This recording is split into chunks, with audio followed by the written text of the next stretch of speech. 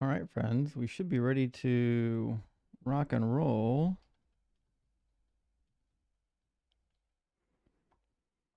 Give me 1 second.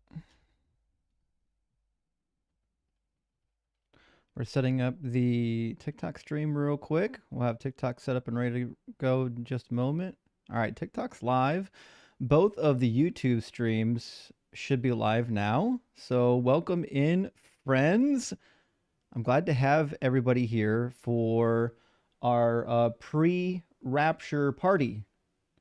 As far as we're aware, according to what we've heard from Christians, it seems that tomorrow's the rapture. Tomorrow's the day, friends. Tomorrow is when Jesus comes back riding the clouds to collect his bride, which ironically isn't entirely of the female persuasion. Apparently, the men are the brides too, which is for Christian theology seems to be a little bit problematic, given what Christians keep telling us that God made Adam and Eve, not Adam and Steve. But what are you gonna do? I mean, we've never once figured out how coherent this exact theology is. So, welcome in, friends. I'm glad to have everyone here tonight. I think Dalton's here with us too. Welcome back, Dalton. Hey, let's see. Do we got the echo today? We're about to find out. I'm curious if the TikTok video echo is still a thing, or if it's been remedied. I did find there's no echo. Good. So I think I did find the reason why after I updated it, it started to do an echo, is because Windows and TikTok can't agree on how to do audio routing, and I have to manually go into Windows and tell it where to route the audio from TikTok within Windows. And when I updated TikTok, what happened was it reset that setting. That setting was no longer active. So that seems to have been the thing. All right, let's grab our. Well, we got a guest already waiting to get in.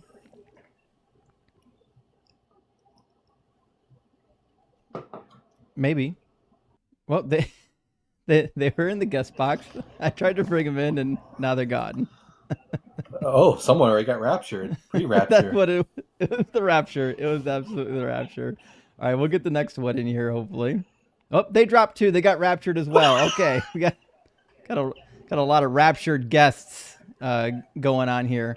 All right, I guess we'll try someone from our YouTube queue. We'll try to get Anka in here. Anka, welcome in. Anka.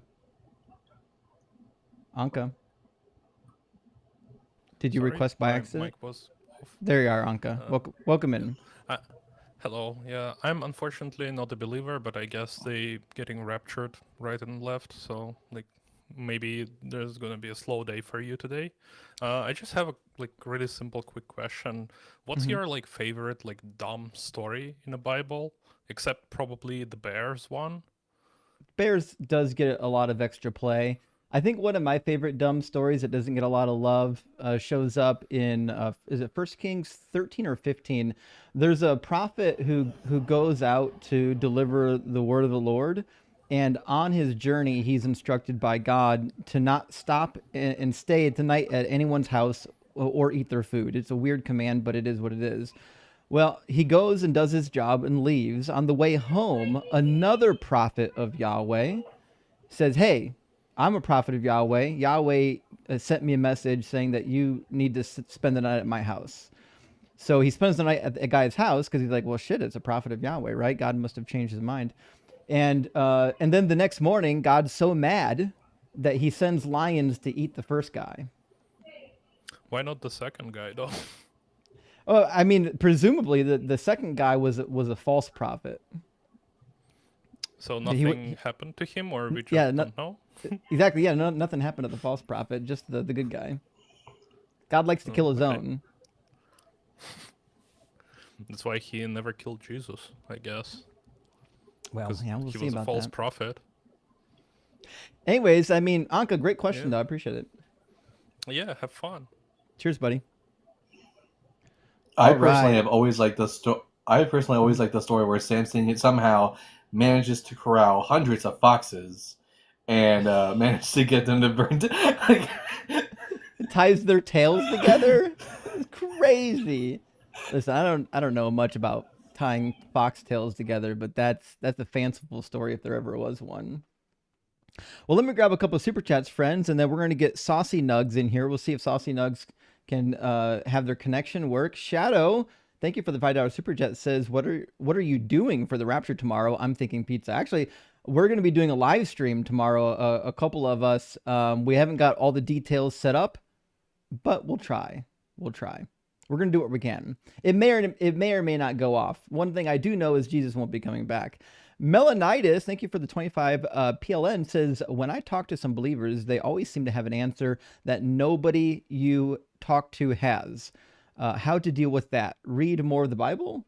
Well, that's the fun thing about apologetics is when apologetics happen, a lot of them are on the spot and they're just kind of making shit up.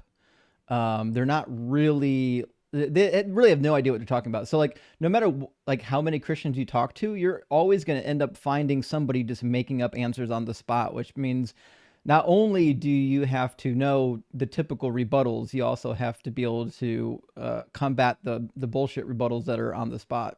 It's a rough one. Yeah, you got to know the Bible very well, though. Carlos, thank you for sending out 20 Deconstruction Zone gifted memberships. Bing, bing. Totally appreciate that, buddy. Got 20 new members in the crew. Those are 20 people that will not be getting raptured tomorrow. And Eric, thank you so much for the $2 super chat. Thanks for all you do. You're amazing. Stay rock hard for Doug. Well, thank you, Eric. I really appreciate that. And we appreciate you supporting the channel. Triumph failed says, I had 2 blade razors last longer than Kimmel's ban. What, did he come back already? Yeah, he was brought back. He's gonna be back tomorrow, I think. That's crazy. Actually, Von Doodle says the same thing. Von Doodle says Jesus isn't returning, but Kimmel is. I did not know that. Well, well, well. That is a turn of events I did not see coming. Wow. Interesting. Okay. Thanks for the news. I appreciate that, friends. And Eris, thank you for the $5 super chat, says it would be funny if only the progressive Christians worldwide get a ticket to heaven. Wouldn't that be hilarious? No. We don't want that at all. No. Leave the progressive Christians here with us atheists. Don't leave those King James only morons. We don't need that. And Space Lord, great to see you tonight. Thank you for the $10 super chat. Says, I used to play poker with Jay Jenkins, author of Left Behind. Oh, I didn't know that. Me and Jerry? He was on the board of the Moody Bible Institute. He was indeed. He tried to get poker unbanned by the school, ended up getting kicked off for abuse of school perks. I believe that, actually. I believe that a lot. His son, Jerry Jenkins' son, is the guy who made The Chosen. Oh, I didn't know that. Unsurprising. Well, what are you going to do, right? What are you going to do? I've got 2 more super chats. We'll get our first guest in here. Bob, thank you so much for the $10 super chat. Bob says, shameless promotion. Check out the new song, In the Name of the Lord, by No Quarter in Baltimore, wherever you stream music. It's a blues-style atheist song. I wrote it. Well, fuck, Bob. You can promote here. I don't care. Guys, make sure you check out this new atheist song called In the Name of the Lord. It sounds tantalizing. Somebody find the song and send me a link on Discord so I can listen to it after this live stream. And last super chat for now from our friend John. Thank you so much, John, for the $20 super chat. John says, yo, Doug spoke in a vision. He's pissed that Yahweh believers used him and his family to unalive stick gatherers. Well, yeah, that's Numbers 15. And demands tithes. On a side note, Matthew 24 makes 0 sense if end of the world, if it's the end of the world, go to the caves because the world is ending. Well, that was the thing, is they believed there needed to be a battle that preceded the ending, right? So this is a reenactment of what happened during the Maccabean revolt. That when Jesus says in Matthew and in Mark, when you see the army surrounding the city, head for the hills, that is a quotation from the Maccabees. That's what Judas Maccabeus called out when they started their guerrilla warfare. Everyone who is zealous for the law, come and join me in the mountains. Come and join me in the wilderness. And so that's why I still am a firm believer that Jesus didn't think that he was fulfilling the prophecy of Daniel in the primary sense, but only in a secondary sense, just like all the other prophecies. Because Jesus knew about the Maccabean revolt because he referenced it in regards to the war. All right, let's get our guest in here.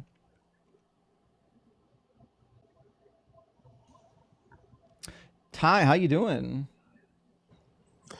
Hey, how are you doing? Good. How are I'm you? doing pretty good. I'm pretty good. I remember being on here a bit ago. I think it was about 2 weeks ago Okay. or 3 weeks ago. And I remember that, I don't know if you remember our discussion. You probably talked to a lot of people. You probably don't remember a whole bunch, A but lot of people. yeah, that makes sense. But I do remember that you mentioned you wanted to talk about the devil, about my views on the devil. But we can start from point A if you want. Well, right now, point A is whether or not you think Jesus is coming back. It'd be even better if you think he's coming back tomorrow. Oh yeah, no, I don't think he's coming back tomorrow. I do think he's coming back eventually, but certainly not tomorrow. Okay. It's When's like he that's coming only back? anytime soon. We have no idea. I don't think anybody who even claims to know they have some sort of idea knows. I think that Revelation is written in a purposefully cryptic manner. There's really no way to figure that out, I don't think. When did Jesus say he's coming back? He said he was coming back soon, but I think that I don't necessarily believe that 100% that's what he said. I think that probably was a statement made by either editors or original writers of the Gospels to encourage a fledgling church that, no, it's okay. Let's all form together. Let's make a group. He's going to come back soon, we promise. And it's sort of a way to, I think, gain momentum. Well, I agree with you there. So are you saying that the Bible authors are saying things that are untrue? Yeah, absolutely. Oh, I think in well, some why would places they we? do. Well, the Bible just can say things that are untrue. Why would I trust it that Jesus is coming back? Well, I think that I covered a lot of this, but I can sort of go over what my belief in the Bible sort of encompasses, if that would be okay, because I think Well, that covers. well, I guess what I'm trying to figure out, like, is just from a logical standpoint, right? If there are some things in the Bible that are simply not true, then what would lead one to believe in the claims of Jesus coming back when we already know that the Bible says some things that aren't true? I think that you have to be careful when reading the Bible, since it is a historical document that has been assembled by a committee that's basically been edited back and forth for thousands of years. And pretty much, in my view, I think I take a lot of the books that are deemed as non-canon. I take those into account too. Like I like to look at Enoch and obviously the Gospel of Timothy and things like that. And I don't think that there's all these books deserved to be sidelined. I think the nature of how we organize the book in general is a little bit arbitrary in some spots. I don't think that everything in that book is 100% trustworthy.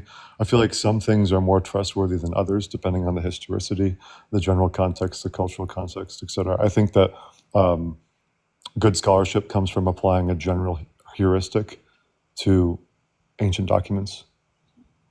Okay, but the Bible itself is the Word of God, right? Or no? It depends on what you mean, because I don't think that makes it perfect. Like to say something is the word of God, it's certainly not the word of God in the way that John describes as the word was with God in that Jesus sense, because that's not what he was talking about at all. And actually, there's no reference to a circular. What would you call it? It's a circular definition when you say that Scripture is inerrant and God breathed, when the Scripture itself that's claiming to be God breathed is what you're reading it from. So that's a circular reasoning. Okay, so In that sense, when no, I it don't says believe in the in that. Bible that all Scripture is God breathed and all that nonsense, what's it Mhm. referring to? It's referring to the logos, I think, and that would be Jesus.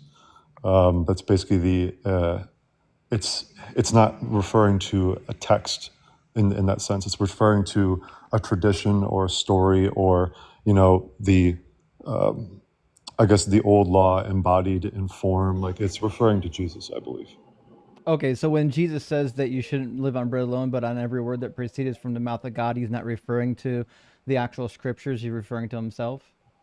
No, I'm not saying that. I'm not saying that he's referring to himself as scripture. I'm saying that when John is talking about it Right, but I just asked in you about Jesus.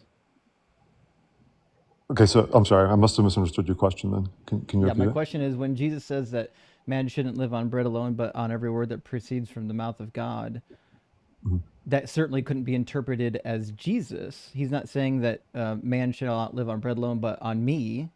He's obviously referring to some sort of words that were uttered from God's mouth, correct?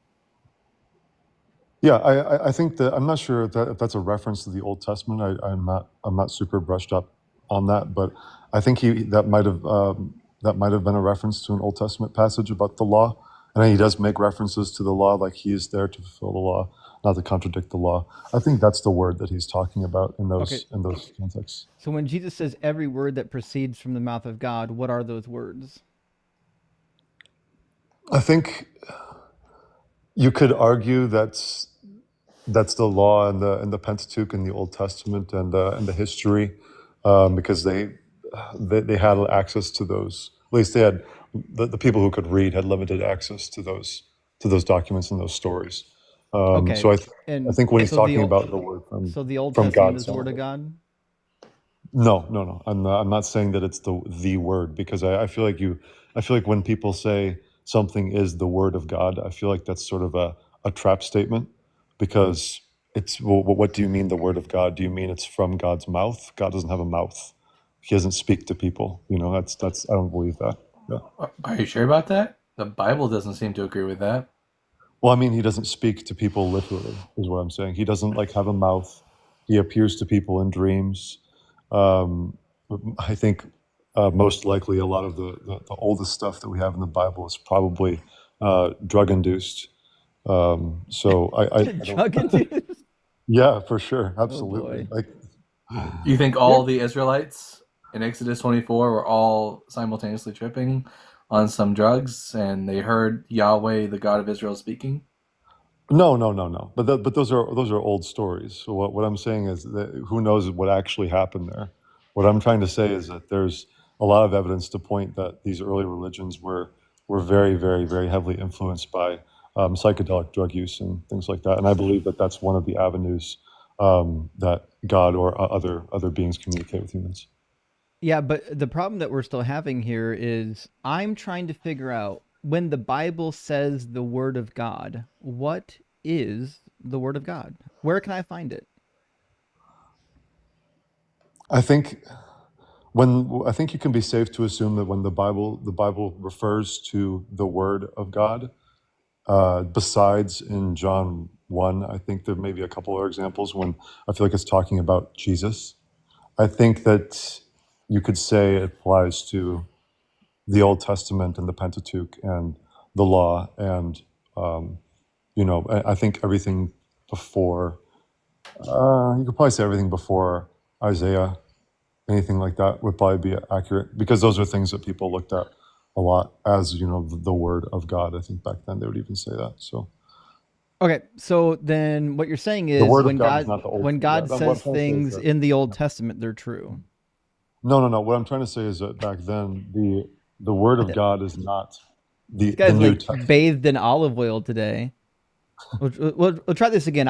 I feel maybe Dalton. Am I going crazy? I feel like I'm asking easy questions. I'm still trying to figure out when we talk about the Word of God, what is it? Where can I find it?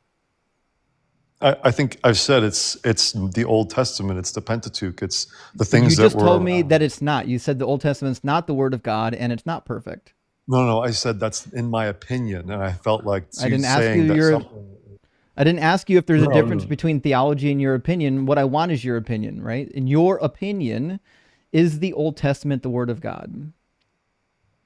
No, not in Okay, my opinion, because does it I contain the Word believe of God?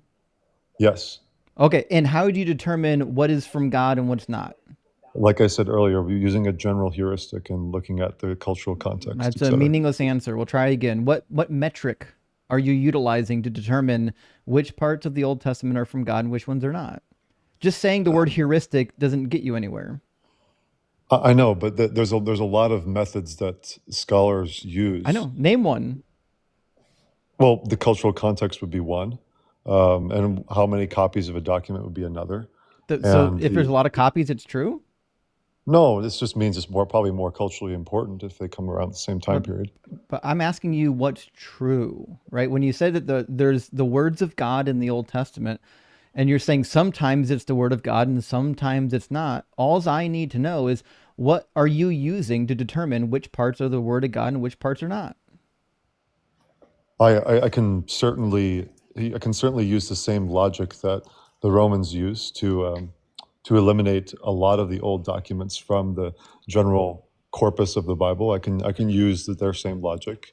You can basically say, oh, was this probably or likely written in a certain style that this person would have used 1,000 years ago, or does it seem like God it was has a written writing style? I don't No, I think don't. that Again, I I don't don't think that God is writing any of these things. Again, I don't think anyone in the council was taken into consideration. Like they weren't critical scholars. Like they didn't like look at the style of the text when determining if an Old Testament text was valid or not.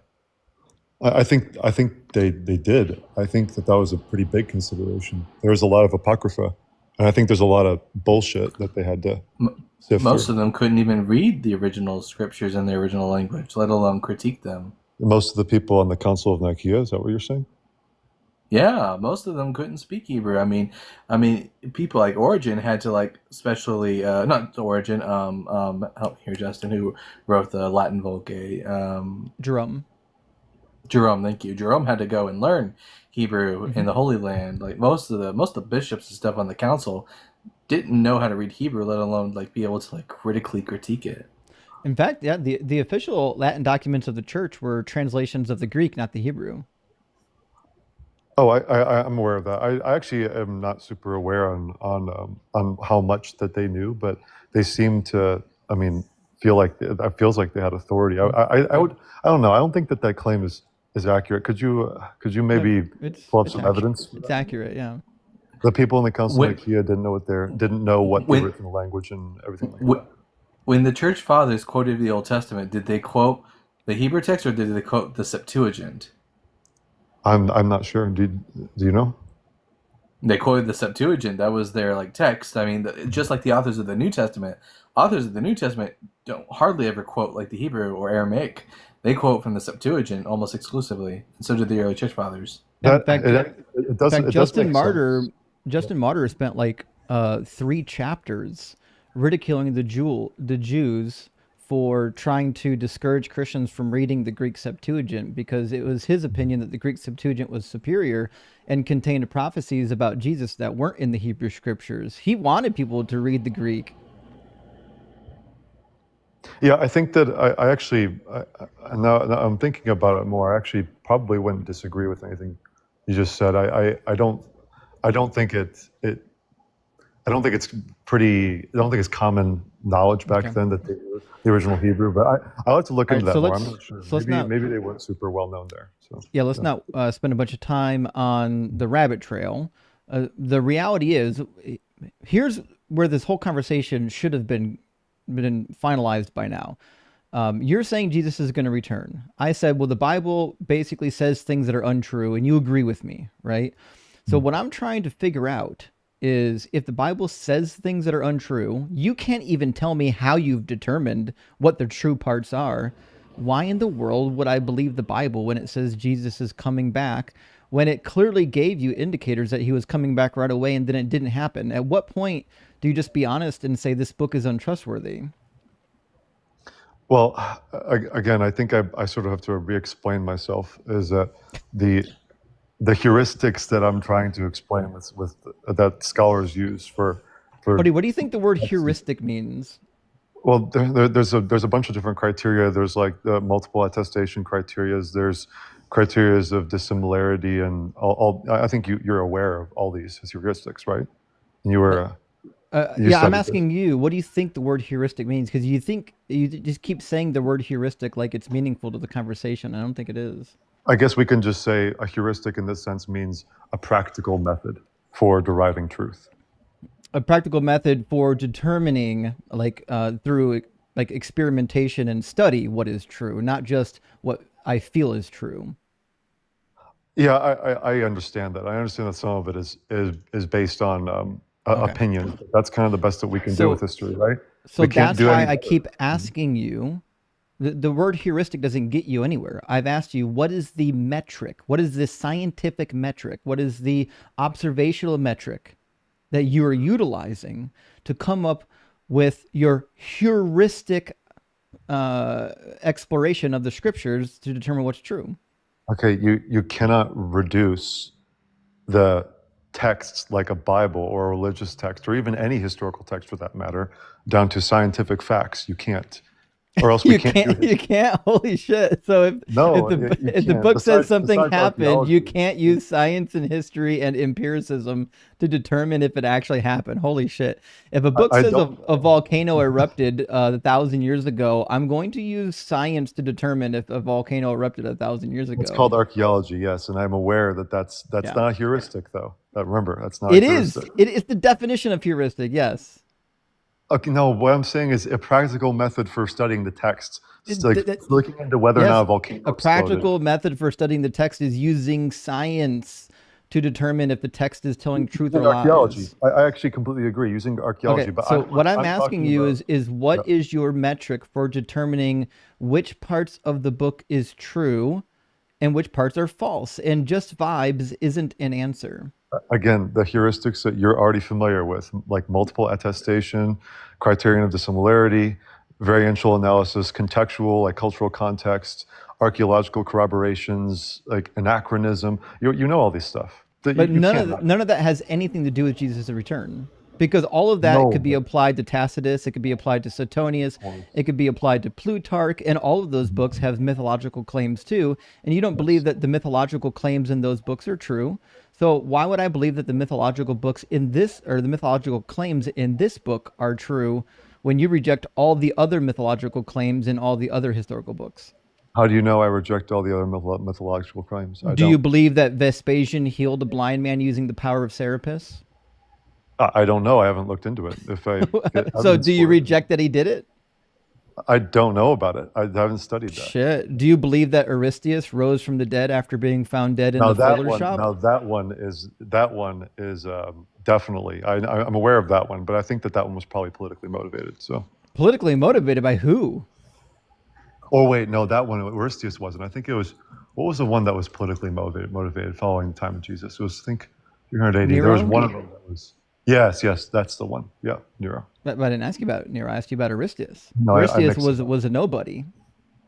I actually don't know too much about Aristeas. I'm talking about Well, Nero. I think Nero was the political one. well, you heard it here. Praise Aristeas, the god who arose from the dead.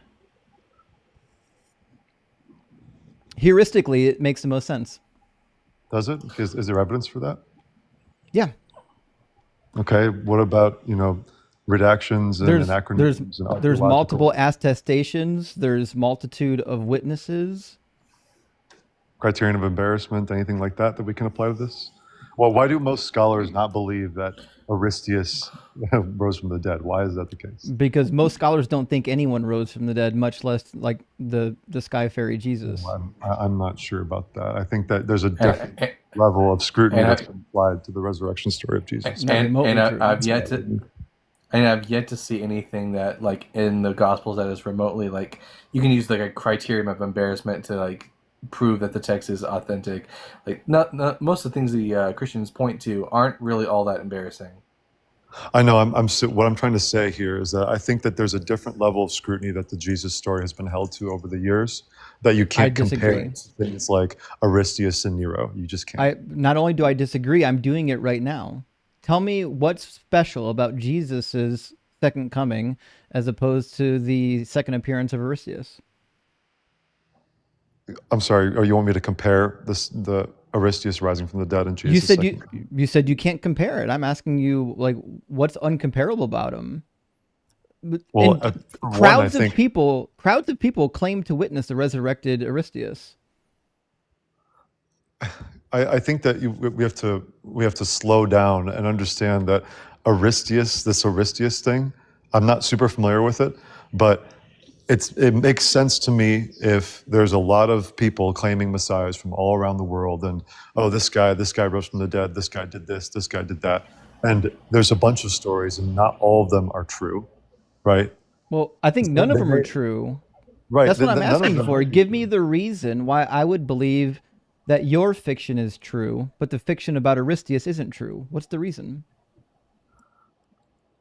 I haven't looked too much into Aristeas. So what are some of the evidences that we have that I kind of heard you about saying there's multiple attestations. I'd like to hear more about that. Is that something that's well documented about Aristeas's life? Yep, Herodotus documented it in Book 4 of Histories. Pliny the Elder wrote about it in Natural History.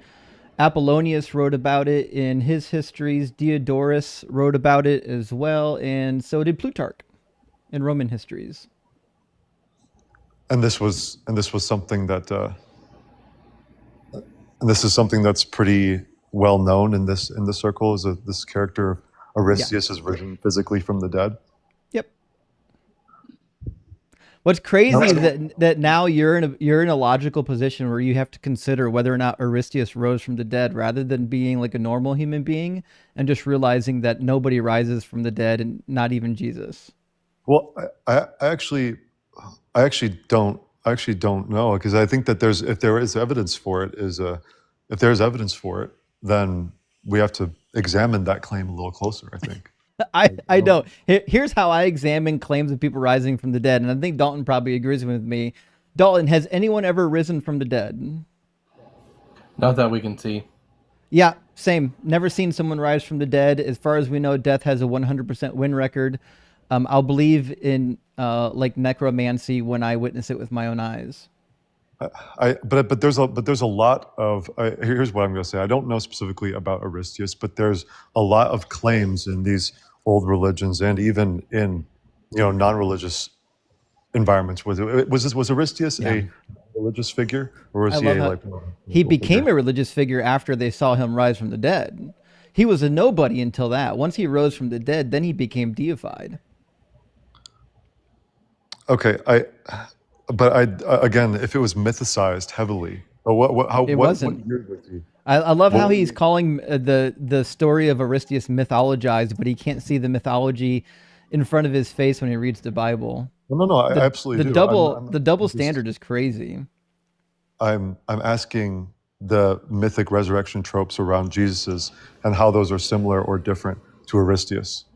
I want to know more about this. That's what I'm asking. They're similar in that there is an individual who resurrected from the dead, appeared to multiple people after his resurrection, and then became a deity after people recognized that he was resurrected.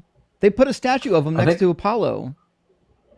I think a really good parallel would be, like, for example, the stories of the resurrection of Romulus, who was killed in a conspiratorial, a conspiracy by the Senate, and then appeared to some of his followers as they were making their way towards the city of Rome.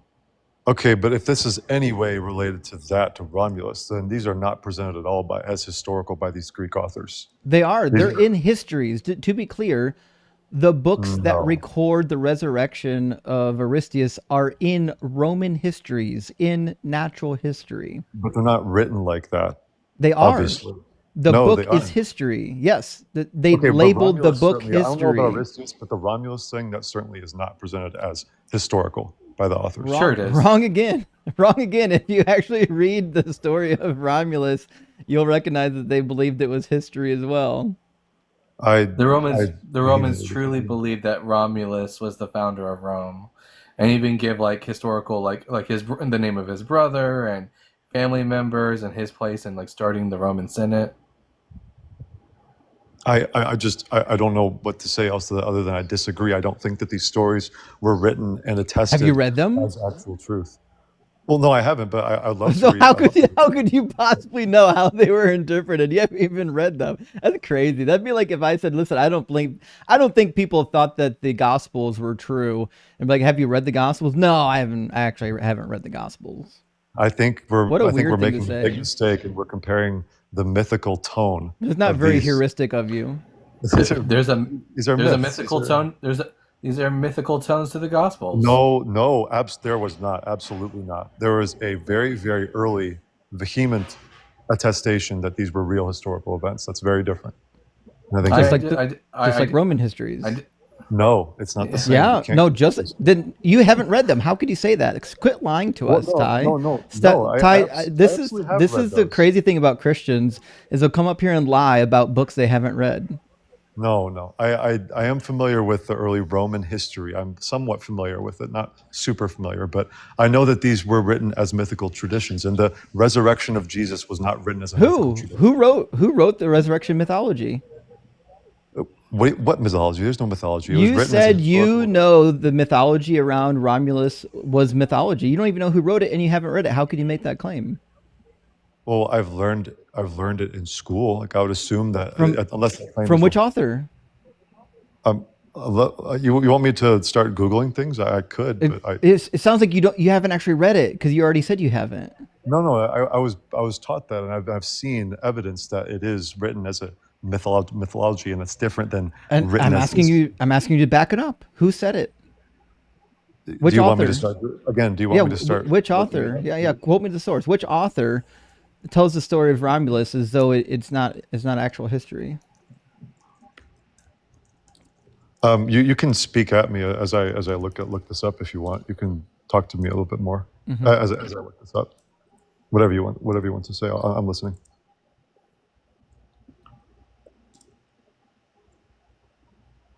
Yeah, by the way, Livy, Plutarch, and Dionysius did write about Romulus as if it were a national history and biography of Romulus.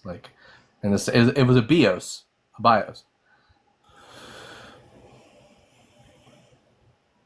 fact, we can pull it up. Yeah, you could. Yeah. In the founding of Rome, Romulus and the founding of Rome, Livy, literally fucking chapter 1. To begin with, it is generally admitted that after the capture of Troy, whilst the rest of the Trojans were massacred, against two of them, Aeneas and Antenor, and so it literally starts with the Trojan War, or with Troy. What I'm seeing, at least when I look this up, is pretty much close to what I said. Plutarch includes Romulus in Parallel Lives, a biographical series comparing Greek and Roman figures. Yeah, but he biographical. But you know that he Plutarch treats also Romulus included as a semi-mythical figure and discusses multiple versions of his disappearance. You know, in that same book, Plutarch includes Alexander the Great and Caesar. I'm just looking up what I just Googled, like how you asked me, and it says, Do you think Alexander the Great was? Well, again, it's kind of funny about Alexander. And to be clear, Ty, we're not asking you for a Google AI overview. We're asking you to quote the text. No, I know. But we can Google too. We know how Google AI works as well. We're asking you to quote the text. I know, but you asked me to do this, and I'm reading Livy right now. And literally in the text of Livy, he's telling the story. Romulus successfully defended himself, but Remus was taken prisoner and brought before Amelius, his captor, imputedly accusing them of their own crimes. The story of Romulus and Remus are recorded as history in the writings of Livy. No, it actually doesn't say that. It says a national myth history. It's not the same. It doesn't say myth. No, that's the overview that I'm seeing. The AI overview isn't a text. Quit relying on AI nonsense. I'm quoting you the text. Well, but then why do people say it's a myth history and not a history? Because they're experiencing cognitive dissonance, like you. Because you've got Jesus blood goggles on. AI is not intelligent. I don't know why you keep defending AI. AI is intelligent. It has no idea what it's doing. It's copying shit from Reddit. It has no idea what's happening. You're experiencing cognitive dissonance because you're realizing that your story reads just like every other mythological story. The difference between you and us is that we're reading all of these mythological stories as mythology, and you're coping for your special mythology. No, I'm trying to understand where you're coming from because it doesn't seem. I don't think you are. Your claims are being backed up from what I'm looking at. I read you the text. Read me the text that says that Romulus was a mythological figure. Okay, I'm just going to look up, is Livy writing a history or a myth? And I'd like read me a text. I don't care what Google AI says about the text. Okay. Oh, where do you want me to go? Maybe you could pull it up in your live because that would be Read easier. a text from an actual ancient source that treats it like mythology. Don't tell me what Google AI says. No one cares what Google AI says. If I wanted like Reddit tier apologetics, I would go to Reddit. How do I find the actual text so I can read it? Just type in the text, the complete works of Livy PDF. Okay, complete. So, If you want the history of Livy, you can just do Livy history PDF. well, I think I found it. Yeah.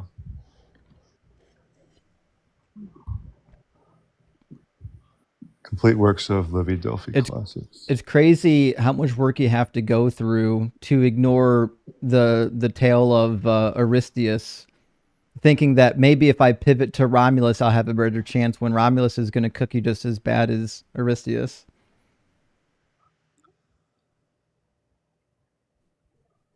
Okay. I see. It says, I understand what you're talking about more because it's written, it says a history of Rome, book 1, book 2. Yeah, what about that? Yeah, it's almost like it's a history. Shit, what about that? Well, why do you think so many people who study this attribute this as a myth history and not actually as history? Because it's anytime you have mythological claims in a book, we know now that it's mythology. They didn't know it then. We know now that the New Testament is mythology, right? So I don't know if you know this, but people who aren't Christians all think of the New Testament as mythology the same way you think of the Quran or these histories as mythologies, right? So the difference is you're special pleading for your mythology the same way a Muslim would special plead for their mythology, the same way someone who practiced Hellenism would special plead for their mythology. It's just it's all mythology around the board. The question is who's going to special plead for what?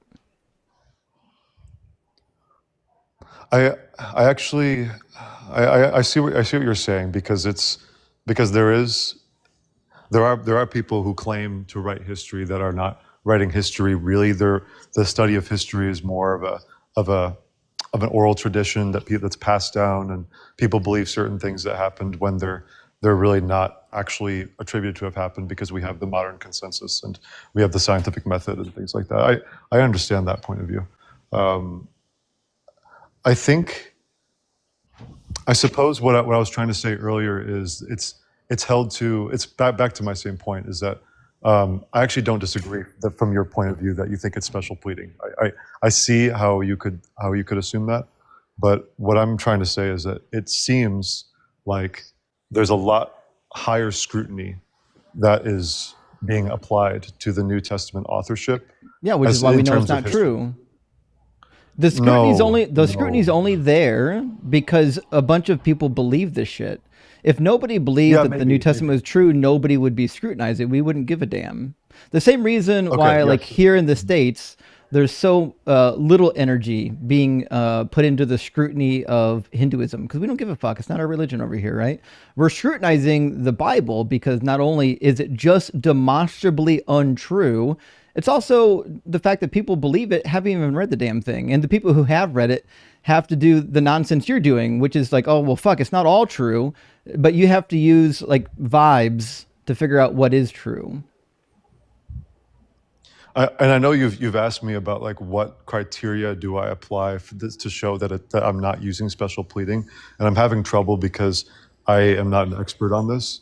But I think that you know that I'm not trying to apply a selective rule to favor my conclusion here. I'm really trying to be open to all sorts of mythic accounts, like the Romulus and Aristeas. I'm just saying that the books in the New Testament are not written in the same genre of the Greco-Roman. They're identical. They're identical. They're actually trying to tell a biographical history, and they mix in a sprinkling of mythology. They're identical. But they focus on like public events, and they focus on historical figures like Pilate and Herod. So do the Roman histories. But so I does don't think you can Josephus. apply Was Josephus writing history? I think we're stuck because you can't be honest. You keep lying about Roman histories. You haven't read them. No. I'm just trying to say I don't think I'll never understand why somebody can go to Plutarch histories and say Plutarch wasn't writing history. The fucking name of his book is called Histories. He called it Histories. Same with Diodorus of Sicily. The names of most of these works are history. Livy, we just read from, is called Histories. These people were writing history. They were mixing in mythology on top of it. The exact same thing the New Testament's doing. They're writing their version of history mixed in to reinforce their mythology. And I understand that argument. I'm just saying I think that it's treated at a much higher level than the Greco-Roman myths are. And that No, they're it's basically not. because like you said- It's not Well, no, textual. I This actually is a agree lie, with you. Ty. You have no idea what you're talking about. Do you know textual criticism literally developed in studying of the classics? Like the criticisms that we use against the Bible started in the classics department, trying to determine the reconstruction of the text of Plato and the other histories, Pliny, so on and so forth. These disciplines, these methods of criticisms were first applied to non-biblical texts, only later than applied to the biblical text. We've been scrutinizing these other non-biblical texts for centuries. Well, like with Romulus and things, these are legends that they've evolved over centuries. With Jesus, Fucking it's so like did one Jesus. person. No, it's with Yeah, Jesus. no. It's Yeah, one for person, a written testimony, a for- single for generation example- of claimed eyewitnesses. That's different. That's Wrong different. again. I No, think we you know. don't There's it's- not a we don't- single we- eyewitness. We don't know. Yeah, we don't know anyone who wrote the Gospels. I'm trying to say something, Gary. It just seems like it's not landing. I'm trying to say that Because with you're saying Romulus, things that are even- untrue. Like you can keep saying it over and over again. It's untrue every time. Like it doesn't matter how many times you lie to us. It's still a lie. Okay, do you think the ancients were gullible when Herodotus they're not gullible when they express like doubt and Plutarch gives like many different contradictory versions of all sorts of different things. I'm still in the PDF, by the way. This stuff is self-contradictory. So does Yeah, the that's Bible. one of the ways that we. Of one of course, the ways I that know. we That's what I'm identify. trying to say. One of the. Oh, you go ahead, Justin. To be clear, you can't criticize Plutarch for contradicting itself or saying things that are untrue when you started this conversation by admitting the Bible contradicts itself and says things that are untrue. Like now, like you're biting the hand that feeds you. That's not a criticism that you're allowed to use. Sorry for interrupting you there, Dalton. Oh, you're good. I was just going to say that, in actual history books, like the Josephus works, Josephus will talk about how he'll express doubt about whether or not a certain event took place, and he'll talk about alternative possibilities for what actually happened. That's what you would expect to find in an actual history book, but in the Gospels, you don't have that. They just say things very matter-of-factly without ever expressing doubt, which is exactly what you would expect of a mythology. I know, but what I'm trying to say is that these are not stories that evolved over centuries. I'm making the argument that They have these early evolved. sources. We have I'm no trying early to make the sources. argument. We don't have them. You're lying. That's- We don't have early sources or eyewitnesses. We have sources that go back to what, 60, 80 AD? No. That's pretty early. They're not sources, they're accounts. We don't know who wrote them. Well, I think that we don't know who wrote them, but they're certainly absolutely attested as historical by the earliest writers. but Except for they that doesn't mean contradict anything. history. Yeah, they contradict history, they get details wrong, they contradict each other. Jesus can't be born during the reign of Herod the Great and then also born during the census of Quirinius. They're 10 years apart. Well, what was that detail that you added? Jesus was born during different time periods? Jesus cannot have been born during the reign of King Herod the Great, as it says in Matthew, and then also be born, according to Luke, during the census of Quirinius. They are 10 years apart. Oh, yeah, I don't think Luke is very trustworthy, first of all. But Okay, that's a different. so again, we're back at where we're going. You're criticizing these other ancient historians because they get details wrong. And then when we go to the Bible and say it gets details wrong, you're like, well, fuck, it's okay because it's my special book. This is the special pleading not and at all. dishonesty that we're talking about, Ty. I hope you listen to this that's back. not I hope you listen to this sometime later and realize what you're doing. No, seriously, trust what Matt- I'm trying you to say trust- is there's- you trust Matthew over Luke, but we know that Matthew also allows twisting any sort of historical event that could have possibly took place, because unlike Mark, who describes Jesus as riding into Jerusalem on a single donkey. The author of Matthew, mistakenly reading the passage of Zechariah wrong, makes Jesus riding into Jerusalem on two donkeys. So we see that even he's like introducing not non-true history into his work. Back to Yeah. what I was trying to say one thing. There's a big difference back to the Romulus and Aristeas and that discussion. I think that you guys know there's a difference between centuries of developed myth and then someone writing that and weaving that into history versus early sources from one person When do who you claims. think? What do you think Herodotus wrote? You realize that Herodotus, Josephus, Plutarch, Diodorus, a lot of these people wrote about events happening in their lifetime. It's not like they're all recording ancient history from a long time ago. They And are. even when They're they weaving it are, into their history. well, even when they are, Plutarch, for example, writes about the life of Alexander the Great. He gets his information from Ptolemy Soter the First, who was one of Alexander's generals. That's an actual eyewitness that we have named, unlike the Gospels. Yeah, like I know, like- but I'm just trying to say a See- simple thing. It's with Jesus, there's a written testimony about what single generation. That's no, there's- different than again. than Romulus. Not only is there not, it's not unique. I don't know why you keep bringing Romulus back into this.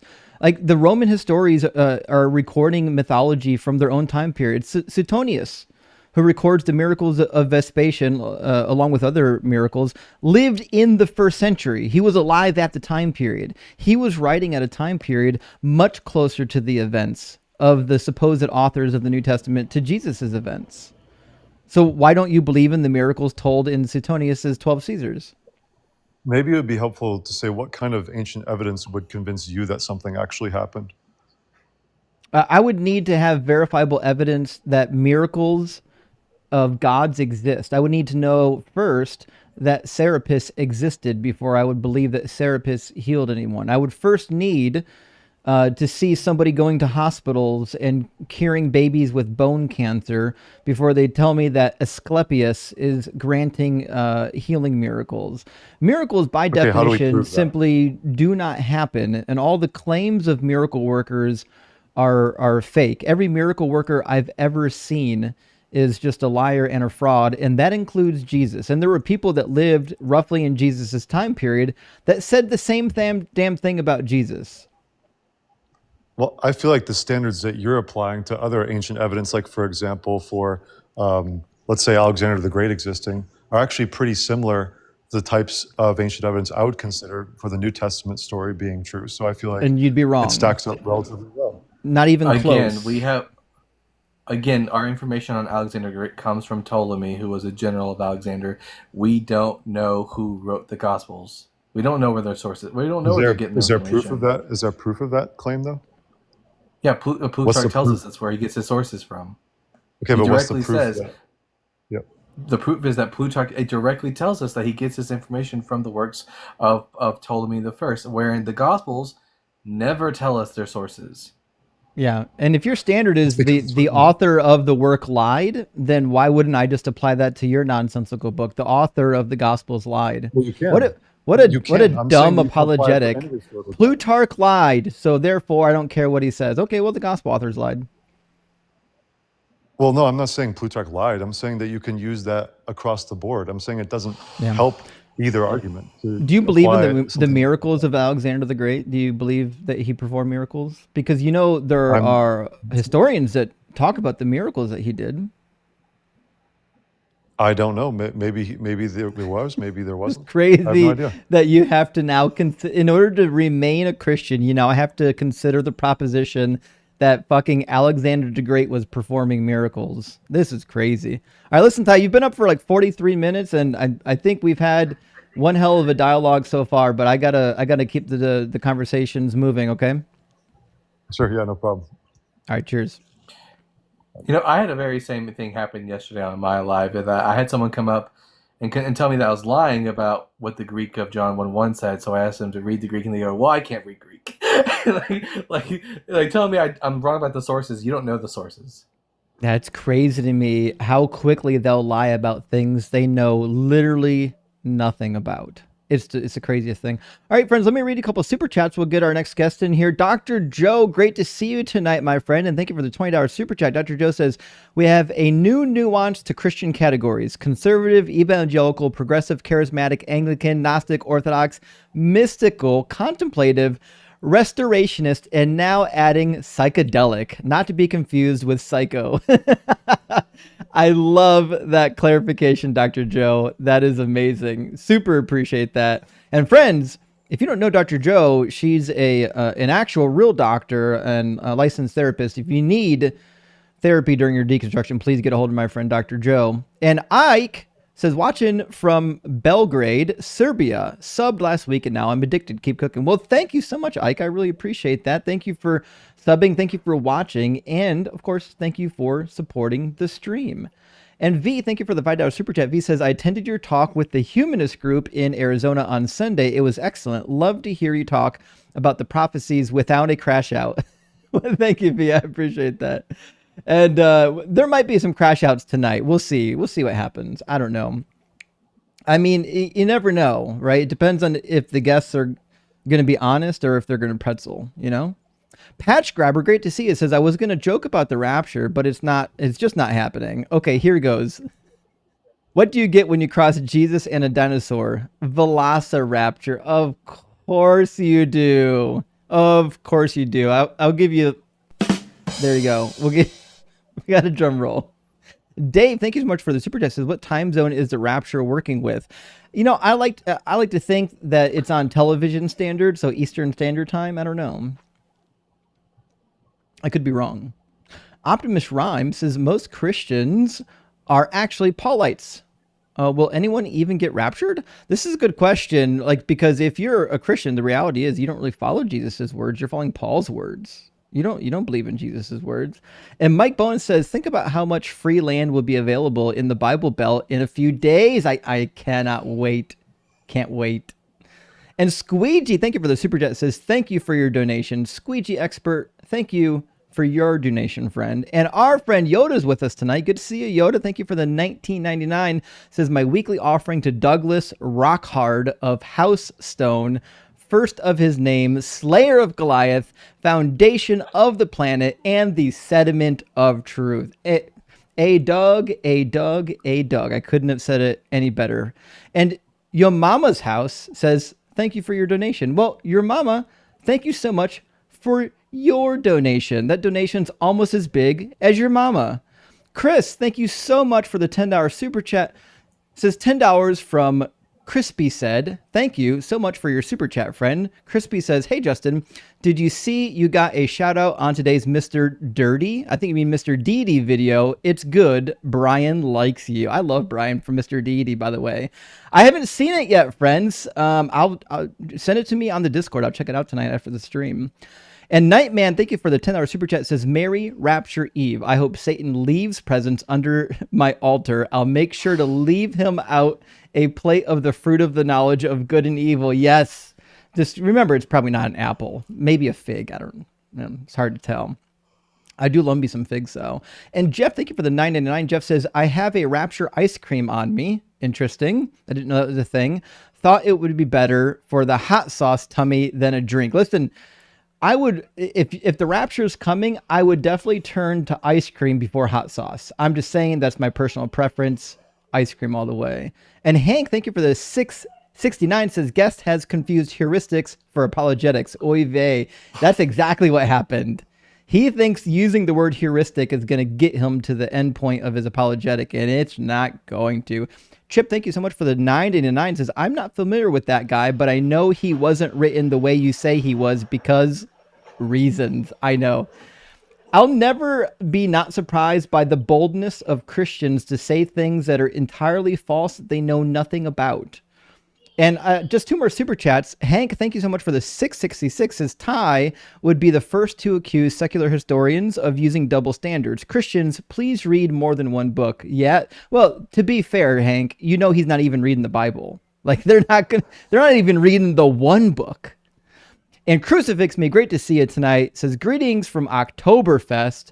Pretzels everywhere. I didn't know Oktoberfest was already upon us, but I got to be honest, October is maybe my favorite month. It's such a good fucking month, friends. It's such a good month. All right. Well, thank you for being here. Friends, if you're watching this on TikTok, there's a link, button on the bottom bar. You can join the conversation if you think Jesus is coming back and why we should believe it too. Hit the guest request. We don't have a lot of people waiting on TikTok. If you're watching on YouTube, there's a link on the screen, tinycc/DZ guest. There's a clickable link in the description of the video if you don't want to type it in.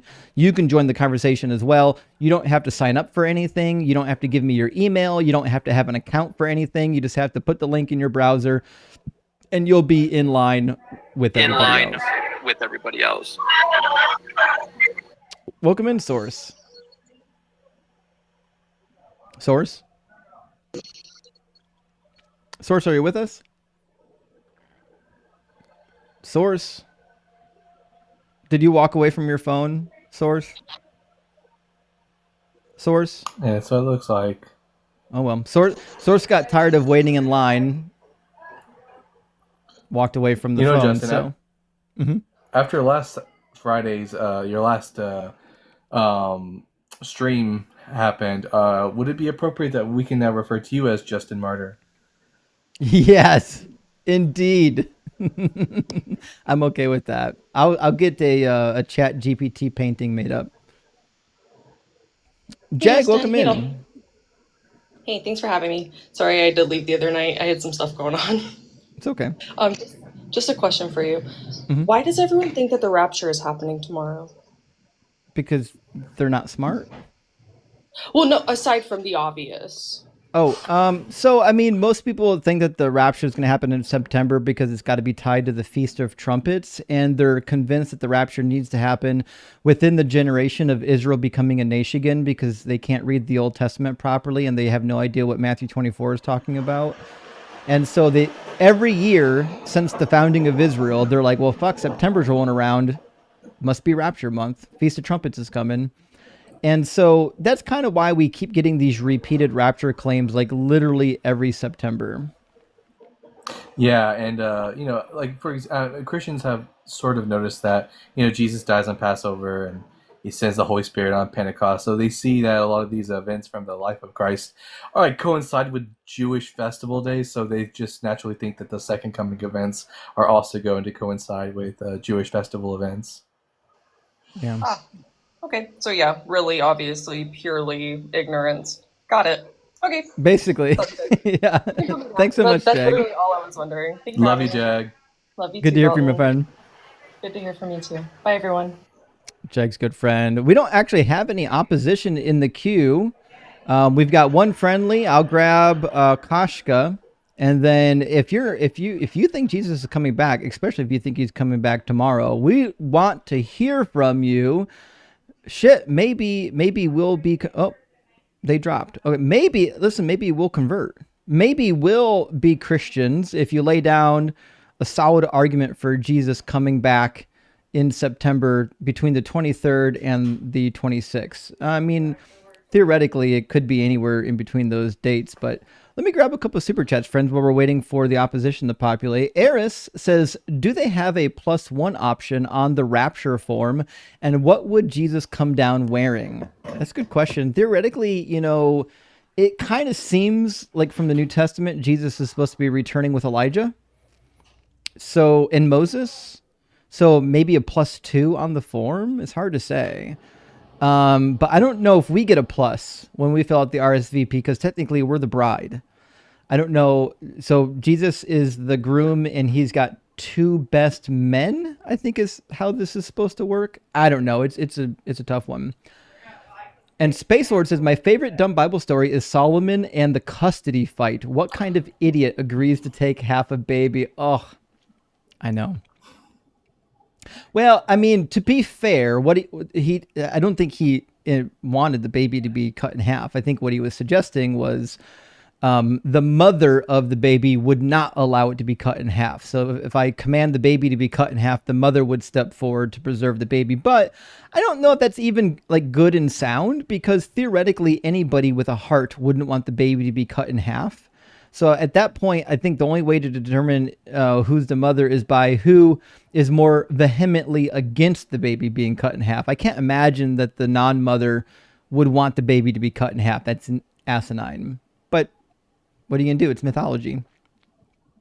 All right, let's bring in Emily to the conversation. Real quick, Justin, I'm just going to head out for just a second so I can go walk my dogs, and I'll be back in a second. Sure. Yeah. Welcome in, Emily. Oh, hi. Emily, are you at least 18? Oh, yes, I am. Awesome. Yeah, we can't talk to kids on TikTok. Okay. And do you believe that Jesus is coming back? You know, just like. Oh, you're breaking up on us, friend. Oh.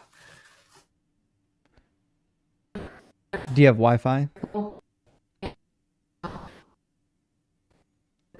Hello? Hold on.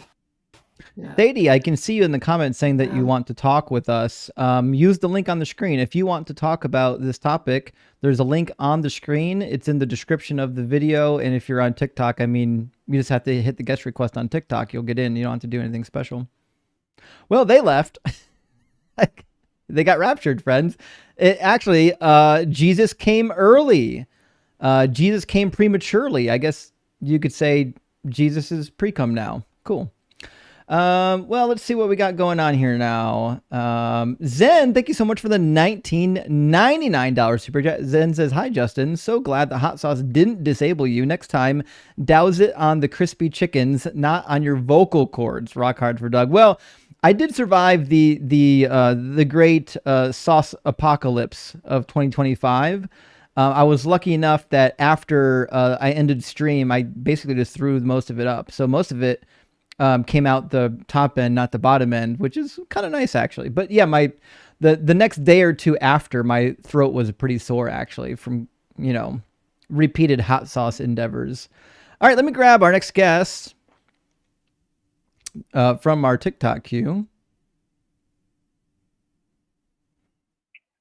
Welcome in, Fioric. Oh, or not. They're raptured. That didn't take very long. For some reason, God's connection is very weak today. A lot of guests getting up into the guest box and dropping nearly immediately.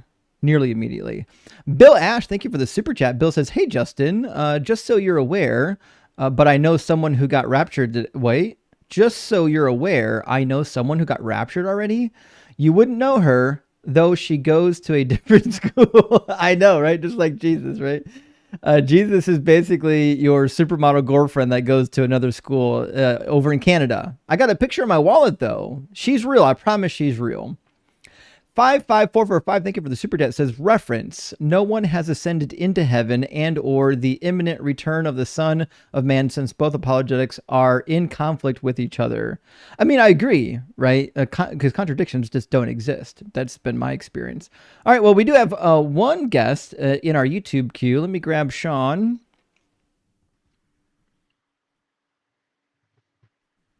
Sean, welcome in. Hey, how's it going? Doing well. Thank you for asking. Sean, are you at least 18? Yeah. Cool. And do you think Jesus is coming back? No, absolutely not. Oh, well, big fucking W there. Okay. Well, I I guess we don't have nothing to debate about. Yeah, sorry, I didn't want to, I know you're always looking for someone to hash it out with, but I was curious, like around what age did you start to deconstruct? The beginning of my deconstruction was about the summer I turned 22, right before I went into Bible college.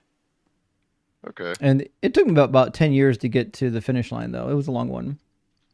Yeah, it's definitely a process. I was raised Catholic, went to Catholic school most of my younger years, and it was around 11 or 12 that I started to kind of go, wait a minute, why are all these little, inconsistencies here? Why won't God reveal himself to me? I would pray and say, show yourself to me. And my pastor or whoever would say, oh, well, God doesn't work that way. And you can't, just invoke him. And as a young child, I thought to myself, wow, that's really dumb. Doesn't really kind of make much sense. And then as I got older, a lot of the stuff just kind of fell apart for me, and I realized that most of the things that people preach about the Bible are absolutely achievable without any kind of scripture connected to the teachings and yada yada yada. Yeah, well, I agree with you there. Well, we're glad, Sean, that you're on the right side of reality and common sense. Appreciate you watching the stream. Yeah, absolutely. Thanks for talking. All right, cheers, friend. Cheers. Big W for thinking logically. We do have one guest waiting to get on TikTok. We'll grab them in a second. Joshua says, Houston, we have a problem. I don't think he's coming back. No, he's been trying to come back for 2,000 years and hasn't been able to do it. I can only assume because he's already been like fertilized into the ground and turned into like a tree or a plant that some deer has already eaten like the leaves of and then pooped them out elsewhere in the forest. Eris says, Doug approves Tylenol usage. I don't know if that is the case. I don't think Doug makes prescriptions or recommendations on medications.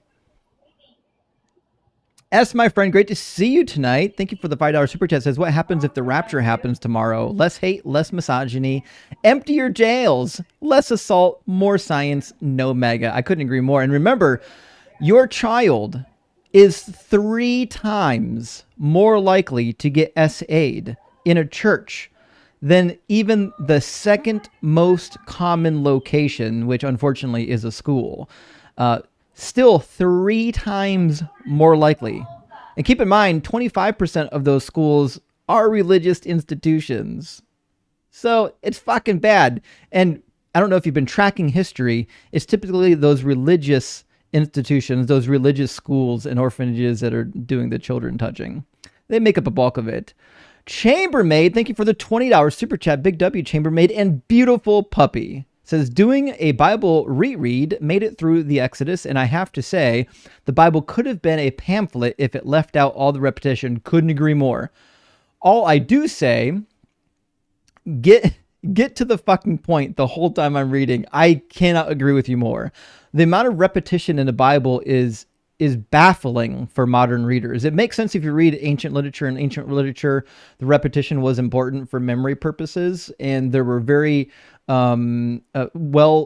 well-known writing structures to help people to aid in the memorization. So if you read some of the more ancient cuneiform literature, you'll find a lot of synonymous parallelism. You'll find a lot of chiastic structures. You'll find a lot of things that are repetitious in order to aid the memory of telling the story, because they're assuming it's going to be passed orally.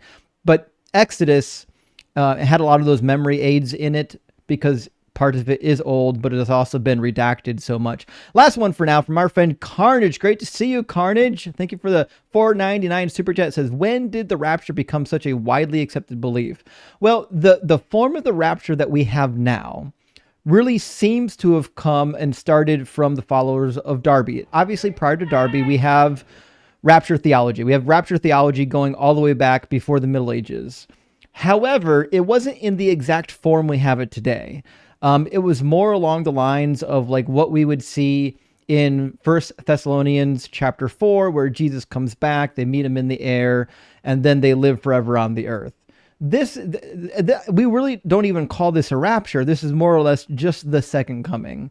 Prior to Darby, there's only one other guy prior to Darby that had this view that Jesus is going to come back, or that he's going to take people away and then come back another time.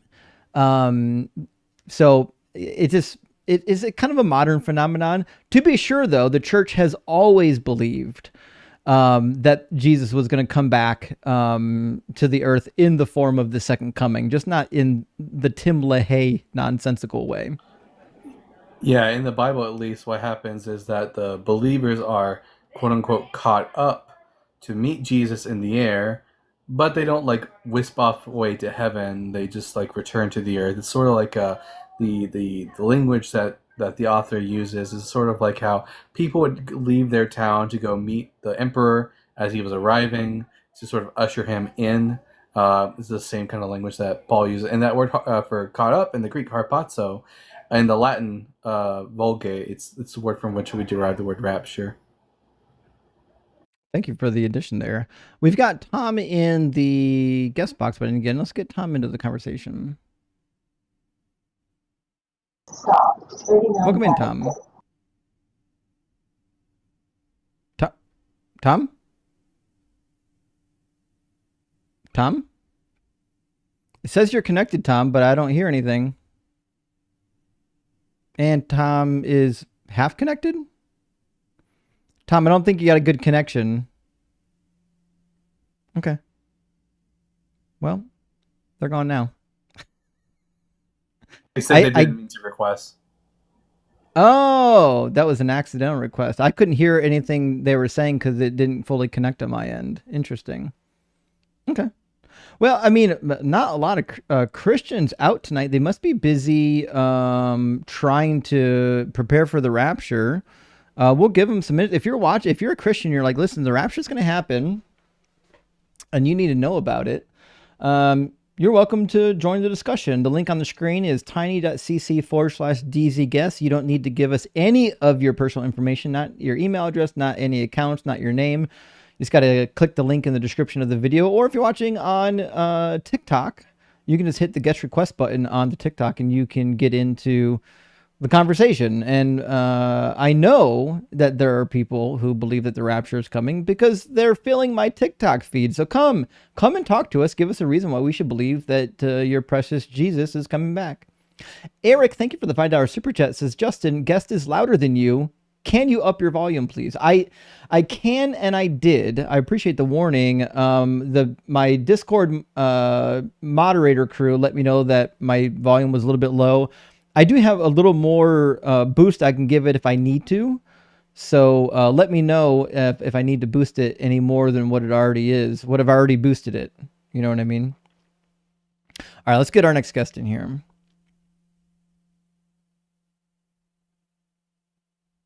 Try to get Yaya into the conversation. How you doing, Yaya? Oh, I'm sorry, love. I didn't mean to request. Oh, it's okay. We'll drop you down. Thanks for tapping. I think most people that accidentally request, it happens because you're tapping on the screen. And sometimes if you tap in the wrong spot, it'll just pull you up. Or it'll pull up the dialogue to ask you if you want to join as a guest. And it just is one of those things that happens sometimes. Robin, thank you for the super chat. Says Jesus as lost as last year's Easter eggs and probably just as smelly. He's been rotten and bloating for at least 2,000 years. Thank goodness he's underground. Peter says, Justin, have you considered reading it carefully? That's the problem, Peter. I failed to read it carefully, and fuck, I should have been outside looking at the trees when I was doing it. I don't know what I was thinking. I gotta go out to the woods. Squeegee Expert, thank you for the $5 super chat. Says, I goofed on my first super chat. What's the difference between divine hiddenness and God not existing? Honest question, Hell Nero. Oh, we've pointed this out before, right? So this is usually something we use against like the deistic God concepts when people come up to debate them, which is like, if there's no distinction whatsoever, like in our reality between your God existing and your God not existing, then based on Occam's razor, it's just more logical, more parsimonious to assume that the God doesn't exist. That just seems to be the best inference from the data. And last one for now from our friend Jennifer. Jennifer said, God breathes fire and sulfur, breath from his mouth in Isaiah. Jesus wasn't always the Logos. Actually, that's a good point. Unless Jesus is fire and sulfur. Although I've got questions. If God is breathing fire and sulfur, then he certainly must be within space and time. But I know what they're going to say. God enters space and time whenever he wants to. Or it's all allegorical language. It's all allegorical. It is. Welcome in, Luis. Hi. So I'm agnostic. I think I might even be an atheist. But I wanted to ask you a question on a rabbit hole that I've been going down, which is, and I'll like phrase this carefully for TikTok, that around the time of early Christians and when the Bible was written, a lot of archaeologists have found evidence of a lot of happy plants and happy wine in the early Christian vats. And they assume that, like, within the culture at the time, a lot of that was taken, and that would possibly be an explanation to things like burning bushes and hallucinations, and a lot of the stuff written in the Bible that is like not factually reliable, put it that way, like men living for 600 years and talking snakes and all that kind of thing. And I kind of wanted to know what your opinion is on that. Yeah, so archaeology has been has kind of known for years that certain sects of Christianity had like spiked wine, if you could call it that. It's unclear how common the practice was, and there have been a lot of archaeological musings about whether or not the magic mushrooms that are on Patmos were there at the time when John the Revelator would have been there. There's a lot of loose connections, but we do know this. We know that this was a common practice within Greek and Roman society. It was widely believed that in Delphi, the oracle in Delphi was most likely kind of out of her mind when she was giving oracles. The same has been said of the Sibylline oracles that were given under the influence. And we know at the Temple of Arad, it's a early Iron Age temple near Jerusalem. There are 2 standing stones in the altar, one female, one male, and there are 2 incense burners for each individual deity. And on the incense burners are the remnants of resin, which is what happens when you burn particular substances. It forms a resin, which seems to be there's probably a long-running tradition in most of these ancient religions where they were using substances to encourage religious phenomenon. Yeah, and that's what I'm like gathering as well. And I was looking at Pompeii. They found in a lot of the vats there as well, like different types of happy plants and stuff like that.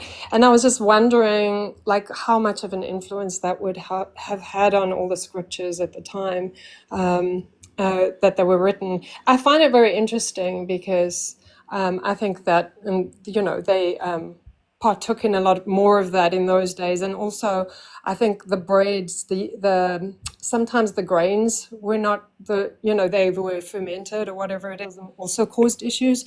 So so I was just wondering on that, but I found it fascinating, and I think that was one of the reasons why I take the Bible with a grain of salt, is that, like, a lot of it doesn't make any sense to me, and so. Yeah, well, I mean, when you look at like the mystical books of the Bible and compare them to other books where we know that they had utilized psychedelics in their religion, it's weird how similar they read. Exactly. And this isn't a fringe conspiracy. Like this is not something that like New Age atheists made up about like the biblical authors. Something that's been known for quite some time. In fact, there was an article I thought that was, I forget where I heard it first. I think it was on PBS radio back in like 2016 that turned me onto this rabbit trail. Somebody, I forget who, literally wrote a PhD dissertation on it. Like, so this is, there's legitimate, like academic prowess going into this particular field. Yeah. Well, I just wanted to give my 2 cents worth, and I love your TikTok, and I've got to run to work. But thank you so much for everything that you do. Hey, thank you so much, Luis. I appreciate it. Have a good time at work. You too. Thank you. Justin, even it wasn't even absolutely necessary that there be direct drug involvement, as it's suspected that many of the individuals who were members of the New Testament organization could have been schizotypical individuals, which doesn't mean that they're schizophrenic. Like they're not having hallucinations to the point where it's harming their ability to like function in society, but more of the fact that they can just through certain rituals like chanting and rhythmic prayer and fasting can induce these episodes. Indeed. Yeah, indeed. And the book I was looking for indeed was published around 2016. It's called The Psychedelic Gospels, The Secret History of Hallucinogens in Christianity, by Jerry Brown, PhD, and Julie M. Brown, Masters. It's available on Amazon. It's only $18 for the paperback, $9.99 for the Kindle. And this is certainly would be an interesting, if you're interested in the topic, it would be a good place to start. They do have both those two authors do have like available free purchasable or free non-purchasable articles on the internet. If you search their names, you'll find articles that they wrote that you can acquire without paying for their book. But for $18, support the work and just buy the book. I don't think it's all that much for a good piece of literature. But with that, we had two guests pop into the YouTube queue, and then they popped out as quickly as Jesus was a king, which is for about 3 seconds maybe. And so we're still waiting for opposition. It's weird that all the Christians in the chat are too afraid to come up. I've seen a lot of Christians in the chat saying Jesus is coming back, Jesus is coming back, yet they can't actually pinpoint why Jesus is coming back. Weird. I don't know why you would say it if you can't actually prove it.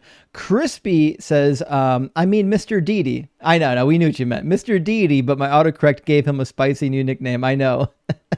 Mr. Dirty. I might call him Mr. Dirty and just see how he reacts to it. David Burke, my friend, great to see you tonight. Thank you for the $9.99. David Burke says, drop in a line to say hi and help keep you doing God's work. LMAO. Well, thank you, David. I appreciate that. I hope you're doing well, and we're going to be here doing the work. That's what we do, day in and day out. Varen says, as a cephalopod enthusiast, I'd like to contribute to the Kraken Fund. Well, thank you so much, Varen. I appreciate that. And the Doug approves. Thank you so much. In fact, I'm actually out of Kraken right now. I haven't restocked. I need to restock my Kraken and get it going. All right, we've got a guest waiting to get in on TikTok. We're going to bring in our guest right after Adam's super chat. Adam, thank you so much for the super chat. Adam says, I think the second coming of John F. Kennedy is politically motivated. I base this on my heuristic. Listen, if you use enough fancy words, you can obfuscate your point so well that nobody knows what you're talking about. Dalton knows about this. There's a phrase that you'll hear thrown out there called baffle them with bullshit. Yeah. If you don't have a good argument, point. You can baffle them with bullshit. Welcome in, Chab. Yeah, everyone. Yeah, my name is Chabs. I'm calling in from the UK. I'm 25. Chabs. And yeah, I'm single. So yeah, hey guys. Shit. Okay, all right. Well, Chabs, are you at least 18, and do you believe Jesus is coming back? Yeah, I'm 25. Jesus is coming back. Sure, when? So I'm sure you know the verse. Nobody knows, nor the angels, nor the Son. Only the Father knows. Okay, so why would somebody like myself believe that Jesus is coming back? And tell me about you. Are you an atheist? Mm-hmm. Sorry to hear that, man. Yeah, so it's like, hey, laughing. If you're an atheist, you don't need to worry if he's coming back or not. I'm not worried. I'm asking you why I would believe he's coming back. Do you believe he's coming back? No, I'm an atheist. But you believe he's coming back, and I'm asking you why. Why do you believe he's coming back? Because the Bible's true. All of it's true? Yes. Why would you say that? Have you read all of it? Yes, I have. Okay, so there's not a single false thing in the Bible? Can you... What's false in the Bible, please? Please show me. Okay. We can start at, like, the very beginning. You want to start Mark chapter 1? Okay. Come on, then. It's the earliest thing about Jesus, Mark chapter 1. I'll just show you.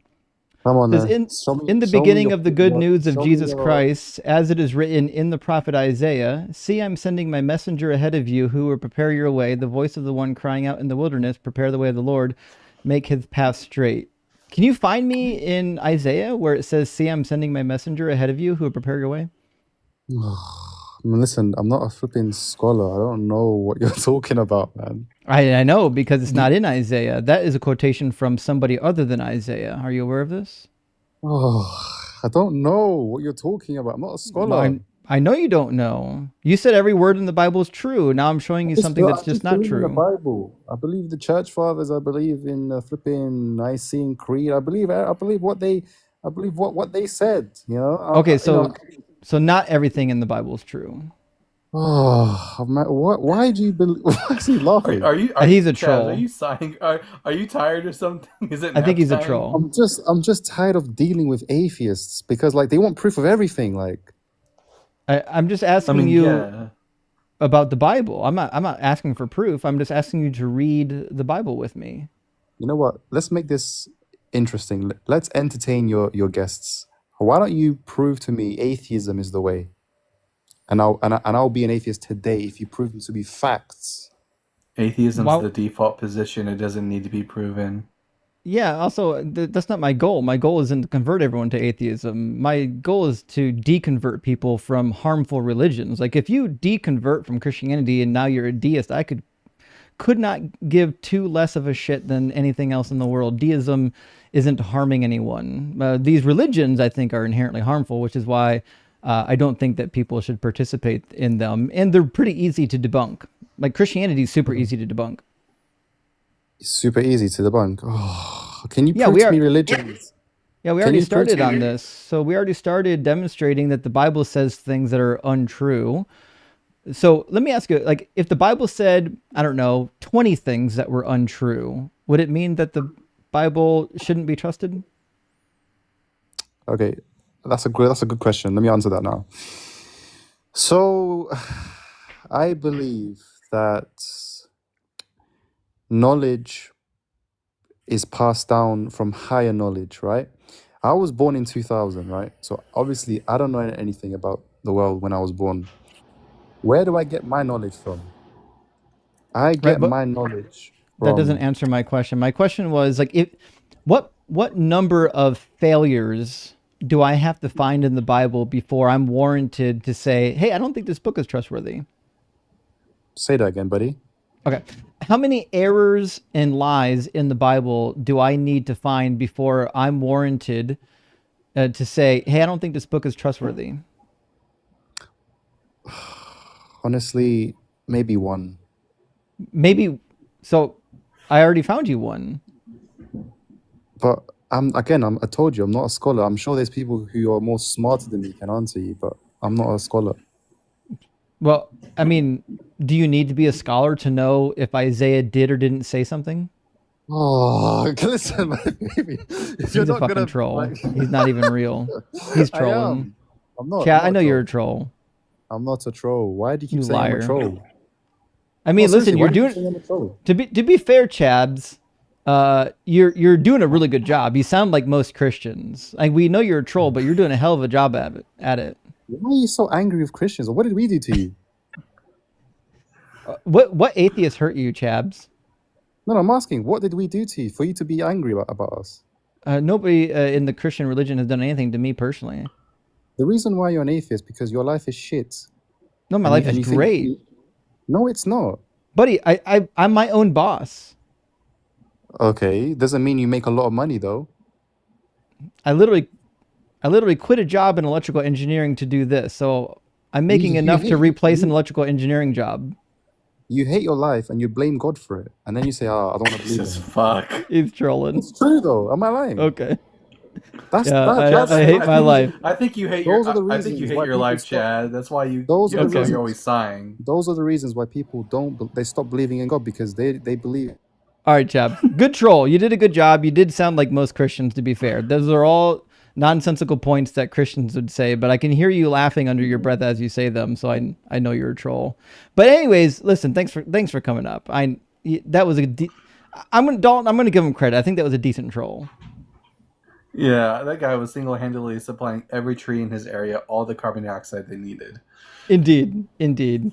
Noah's lions ate dead babies on the ark. Great to see you tonight. Thank you for the super chat. Says a dead person squeezed my hand once. Well, I believe that. Corpses will do some things. That's a real thing that can happen. Actually, it'll really fuck you up too. You touch a corpse, and you think that it's completely inanimate, isn't going to move again, and then it gets that last little electrical pulse through it. Mino, thank you for the $5 super chat, says, I have a ridiculous remedy for hiccups that actually works every time for me. Eat a heaping teaspoon of sugar with a minimum of chewing. Good luck. Well, I appreciate the advice. It certainly won't work for me, as nothing does work for me, but I do appreciate the advice. Steven says, primary sources or get the fuck out. That's where I'm at. I don't care about your Google AI overviews. We deal with the primary text here. And House says, thank you for your donation. Well, House, thank you for your donation.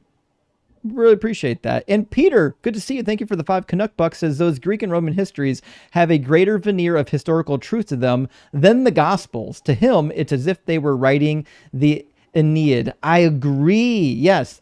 He doesn't know the difference between the Greek and Roman histories and like the writings of Homer. He thinks that they're legitimately the same thing. And to be sure, though, there were a lot of Greeks and Romans who thought Homer was real history, too. Retired Bomb, I'm going to get 2 more super chats. Retired Bomb Tech, thank you so much for the $20 super chat. Says, my wife is looking online for cheap Rapture deals.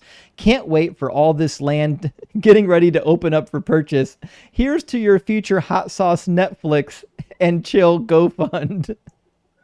I'm sorry, Netflix and Chill Fund. Get you some. Well, thank you so much. I appreciate that, Retired Bomb Tech. And yes, soon forthcoming, a new edition of Spicy Ones. I don't want to use the other name because it's probably a copyrighted name. And last one from our friend Rock Hard. Great to see you, Rock Hard, for Doug. I appreciate the $20 super chat. Says, I want to learn more Babylonian mythology, reading Reversing Herman and the possibility of Genesis 6, 1-4 passage, as well as the first Enoch Watchers potentially being a polemic for the Apkallu is super interesting. Hail, Marduk. And Nicotine, I saw you in my guest box for 5 seconds. Get your butt back in my guest box, Nicotine. You're not going to run from me. Get back in my guest box. You haven't been here for a year and a half. You got some splaining to do, buddy. Don't run from me. Rock Hard, here's where I would start. I would get a copy of the Ancient Near Eastern Literature relating to the Old Testament by James Pritchard. If you want something free, then you can get Cuneiform Parallels to the Old Testament by Samuel Driver. A lot of what you'll find in James Pritchard's works was already published by Samuel Driver in his prior works, which is available on PDF on the internet at the archive website. Also, if you have money to spend, if you got a couple $100 to spend, just go buy the complete 4-volume set of the Context of Scripture, and you'll never run out of literature. I would also suggest everyone check out this really great YouTube channel called The Ancient Near East. Yes, exactly. I have a channel that I add readings to from these volumes called The Ancient Near East. It may or may not be in my link tree. I don't know if I added it yet, but I'll be adding more readings to it. Hopefully this week. I've already got 1 or 2 that I've started. Who asked you to talk? Welcome in. Hi. Hi. What should we call you? Just call me Layla. Layla, are you at least 18? Yeah, I'm 19. Sure. Yeah. And do you believe Jesus is coming back? I don't believe Jesus is coming back. I think God is. Do you think Jesus is God? No. So who is God? God is the father of Jesus. So Jesus isn't coming back, but his father is. Yeah. I'm sorry, what's your religion? Christian. Are you Marcionite?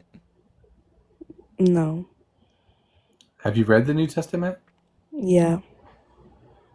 Do you think that who does the New? Do you think that Jesus is speaking of the Father when he says he's coming back? No. Where are you getting the idea that Yahweh is coming back, but not Jesus? Oh, they gone. They might be a troll. Could be a troll. Randy, thank you for gifting out 10 Deconstruction Zone memberships. That is huge, my friend. 10 more people marked safe from the rapture. Those are 10 more people not getting raptured tomorrow. We really appreciate that for saving the sisterin and the brethren from the rapture. All right, let's get Shadow from the YouTube queue. Shadow's been waiting here for a minute to get into the discussion, so we're going to get Shadow pulled in, and we'll see what we can do here. How you doing, Shadow? Hi. I'm super nervous. Sorry. That's okay. Hello. You'll be all right. Shadow, are you at least 18? Because we can't talk to children. Oh, I am 37 years old on this planet. Dope. And do you believe that Jesus is coming back? Nope. Just a friendly. Just wanted to give you some good vibes. Really like the show, and don't want to take up too much of your time. Well, I appreciate the vibes, Shadow. Big W for living within the actual reality. Yeah, I have a Rapture rap actually. Oh? Yeah, because I figure it's appropriate for the Rapture to have a rap about the Rapture. Tell me more. Okay. Is it titled The All right. Rapture? Yes. All right, here we go. Mm-hmm. Hey there, friends. I'm here to say the end of the world might be today. They said it would happen in 2012, but we're still here. Can't you tell? They said in 2000 the computers reset, but nobody wanted to take that bet. Don't worry when they say such things. Have fun and enjoy what the future brings. And the day after the rapture, to believers you can say, thanks for playing, it was fun. Try being an atheist today. I love it. When you gonna have the vinyls printed? Bro, like tomorrow. No, I don't know. All right, we're on it. We're on it. Well, thank you, Shadow. I appreciate that. Thanks. Hey, have a good one. Later. Cheers. You do the same. All right, Shadow bringing in the beats. We appreciate it. I want to grab just 2 or 3 super chats, and then we're going to get JQ into the conversation from the YouTube queue. Arvin, thank you for the super chat, says, world would be better if some of these callers' mothers practiced their oral tradition a bit more diligently. And to that, I would say absolutely. Absolutely. And Josh, thank you for the super chat. It says, these other mythologies developed over centuries. Cough, cough, Trinity. Yeah, dude, the nonsense of the Trinity is crazy. It's crazy. Texas Panhandler, thank you for the $9.99 super chat. Says, Justin, please give me hope. Please tell me Christians are getting raptured tomorrow. Here's the thing. I want the rapture to happen. We got to get these people out of here. Like the play is getting worse, like by the year. Crazy Robots, thank you for the $6.99 Canadian chat. Says, Doug, bless you for all you do. Heuristic, your lives are worth the wait. I appreciate that heuristic word. I really do. I mean, such kindness. And House 70 says, mythology versus mythology, they can't all be true. The only true one is rock hard for Doug. Y'all submit to the truth. And no, this isn't special pleading. Of course not. We don't special plead for Doug. Doug is rock hard. You've seen Doug with your own 2 eyes. I don't know if anyone's paying attention. Your own 2 eyes, you've seen Doug. And Randy Wilson, thank you for saving another 10 people from the rapture tomorrow by sending out 10 Deconstruction Zone gifted memberships. Thank you so much. Those are 10 more people that can aid with our post-rapture pet care business. I really appreciate that. All right, let's get JQ into the conversation. JQ looks like they got headphones on and they're ready to rock and roll. Let me bring them in. At least I got the headphones on. Oh, there I am. Yeah, how you doing, JQ? Good. How are you? Doing good. Thank you for asking. JQ, are you at least 18? Yes, I am. Cool. And do you believe that Jesus is coming back? I believe that if it does happen, I'll be surprised if it does. But So, I really don't know. I can't really say that. I think it's I think it's possible that that I don't know I don't know. I can't answer that question if he's gonna or not. But you think he's coming back eventually, right? He could be coming back eventually. I think you're right when you talk. I watch a lot of your episodes, and a lot of them state that Jesus said in the Bible that he was going to come back during the time of his contemporaries, right? So, really, I'm not sure what's going on with that, but it looks to me like he already came back. Oh, right? What does that Yeah, mean? and I think he came back. He has orange hair, and he's called Donald Trump now. Oh, fuck me. But anyways, I won't take much of your time, but I just want to, I study the Christian religion with all, I've been studying it my whole life. All right. And I just have a few questions I would like to ask you because you have vast knowledge. All right. So my question is about the Dead Sea Scrolls, right? In the Dead Sea Scrolls, they were dated at 100 years BC, right? But basically, there is a range. There's a date range for the individual scrolls are all dated to various time periods. The oldest one possibly going back to the 3rd century BCE, and some of the newer ones actually date to the 1st century CE.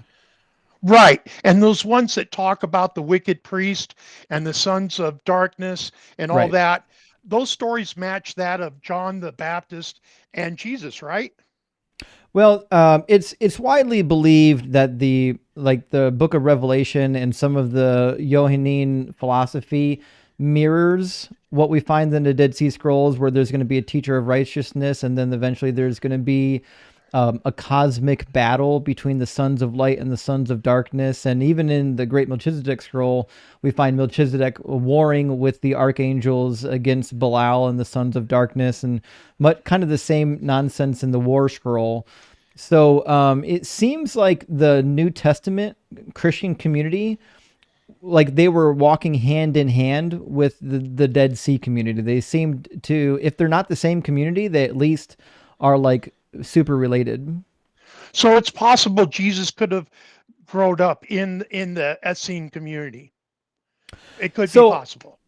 I mean, so personally, I think Jesus probably was an outcast that, like, the historical Jesus probably did actually go into Egypt, and then probably got hooked up with the Essene community when he left Egypt, coming back into Judea before he went up to Galilee. That's my best guess. Okay, because the original scholars were saying that these scriptures were talking about the Maccabean entities, and one of the scholars that brought that up in the beginning admitted that it was speculation and he never thought anybody was going to take it seriously. So those stories really, I think, in my opinion, point towards John the Baptist and the Jesus character. Now, my other question is, I don't see any evidence that the Exodus ever happened. So basically, when the Jews were they were Israelites, right? So they were part of the Canaanite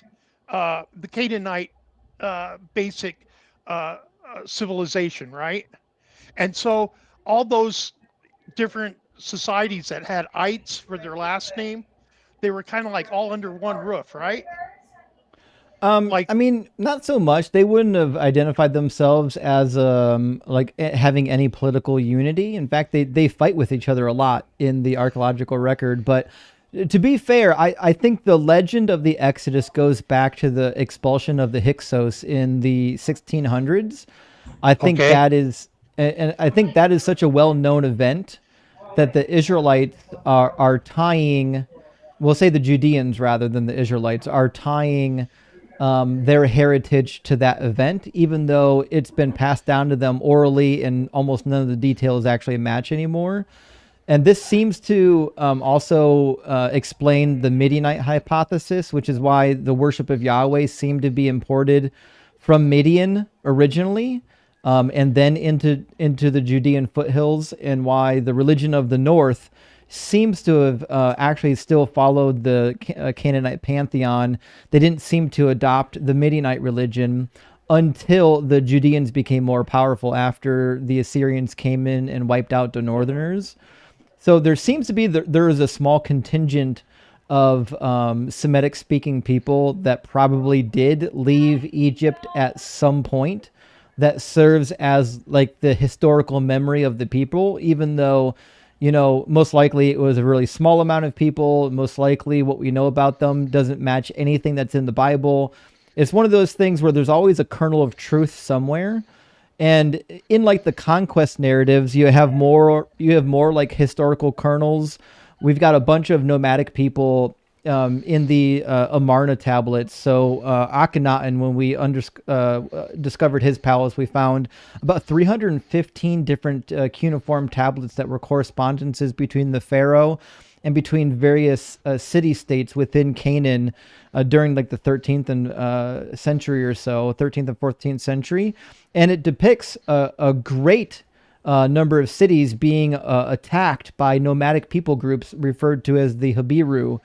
I don't think they're Hebrews, though. I think that the naming is simply not the same. That being said, it seems like we've got these core archaeological histories that are then molded into mythology hundreds of years later to explain people's backstories. Much like I was told stories about my forefathers when they first came to America, and I'm sure most of those stories are nothing close to what actually happened because they're just like oral memories passed down, you know? So a lot of the ites had battled between each other. Did the Israelites become in the end the victorious ones? Are they the ones that were mostly successful? I mean, so yeah, after the Bronze Age collapsed in the 1170s, it seems like the nomadic tribes that probably made up the Judeans and some of what was left of the northern Israelites, because the northern Israelites were already more developed, and some of their territories would have been collapsed during the Bronze Age collapse. It seems like this gave rise to the nomads. The nomads, since they weren't reliant as much on civilization, were able to gain power in the land, and then they eventually became powerful enough that they started to build their own mega cities and became the most dominant people. So that's how most scholars of this time period would suggest that the way that the Judeans got to power was starting with the rise of the nomads during the Bronze Age collapse, culminating in their survival of the onslaught by the Assyrians. Once the Assyrians wiped out all of their cousins to the north, there was nobody left to fill that vacuum but the Judeans. So basically, because the Canaanites were polytheistic, is that why the Christian religion has the 3-in-1 God, that where they have the Father, Son, and Holy Ghost? Was that trying to adapt the polytheistic gods? No. Okay. The Trinitarian doctrine had nothing to do with their polytheistic background. The Trinitarian doctrine was developed because they wanted Jesus to be God, but they didn't want to admit that they were polytheists, which is against what the Hebrew Bible says. The Hebrew Bible says there's only one God. So, but okay. Well, thank you very, very much for taking your time to answer my question. Thanks for coming by, man. I do have my nephew, he's very, very high roller, Jesus, and he's planning to call you with his entire Bible study class and his father to debate you. And I'm trying to get him set up to call you. So hopefully look forward to that call. And I'm going to be standing by listening when he calls you because I want to hear what happens. We'll be looking for him. Oh, he's got his whole Bible class is going to be there backing him up. This ought to be interesting. So I can't wait for that. It doesn't matter if there's 5 or 50 of them. The conversation is going to end the way all of them do. We appreciate that, JQ. Yeah, because they can't hold their arguments. They don't make any sense. I understand. Right. Well, thank you, Justin. I want to just say, I thank you so much for what you were doing. I wish there was a million more people doing what you do. It blows my mind that I walk down the street every day and I have all these people that live in la la land and imagining these things are real. You know, I just can't see how our society functions with not dealing with reality. You know, they sidestep it with this religion, and you know, I lost my religion when I was 12 because I was 12 years old. My 16-year-old uncle died in my arms of a asthma attack. Sorry to And hear at that. that point, you know, I was a Christian. I prayed to God, please save his life, please save his life. And my grandpa got him to the hospital, and 30 minutes later, he passed away. And after that, I thought, well, if there's some guy in the sky that's controlling everything, he let my beautiful angel uncle die, well, then I hate that person. And I said, if it was just nature, and nature just doesn't have a thought one way or the other, it just is and it just does, I was able to accept that. And at that point in time, I realized that Christianity was not true. Right. But I was 12, you know. Well, and that's what it did it for me. And then ever since then, I felt like I've been an outsider and I don't fit into our society. Well, that is the case. Well, JQ, it was great to hear from your friend. Thank you very much, and I appreciate your time. Thank you. Absolutely. Have a good one. Well, WJQ. I gotta say, Justin, 50 Christians versus the two of us seems unfair for them. It seems like they might be a little bit outnumbered. I know that it doesn't matter if you have one person or 50 people. If they're all giving bad arguments based out of cope, it doesn't matter how many people are giving the argument. It's still a bad argument. But at least they can be like Googling feverishly on Google AI to try to find answers in the middle. We'll see what happens. I've never seen a good argument from AI apologetics yet.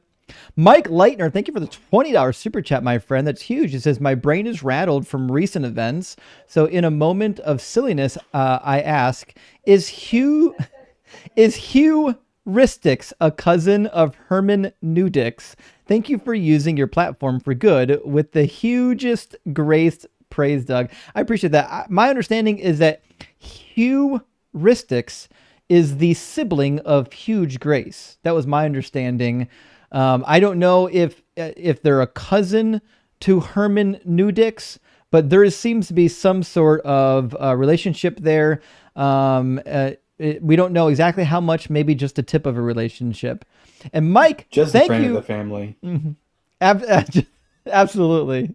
Mike, thank you so much for sending out 10 DZ Debate gifted memberships. I super appreciate that. That's 10 people, 10 more people that are safe from the rapture. Super appreciated. And Hank, thank you for the 777. Says the reason Yahweh breathes sulfur and fire is because he starts with ghost pepper and goes up from there. Indeed, he does. Good questions back tonight. Thank you so much for being here. It says, have you recovered from your spicy sacrifice? I have, my friend. I have, and I'm feeling great. I am feeling great.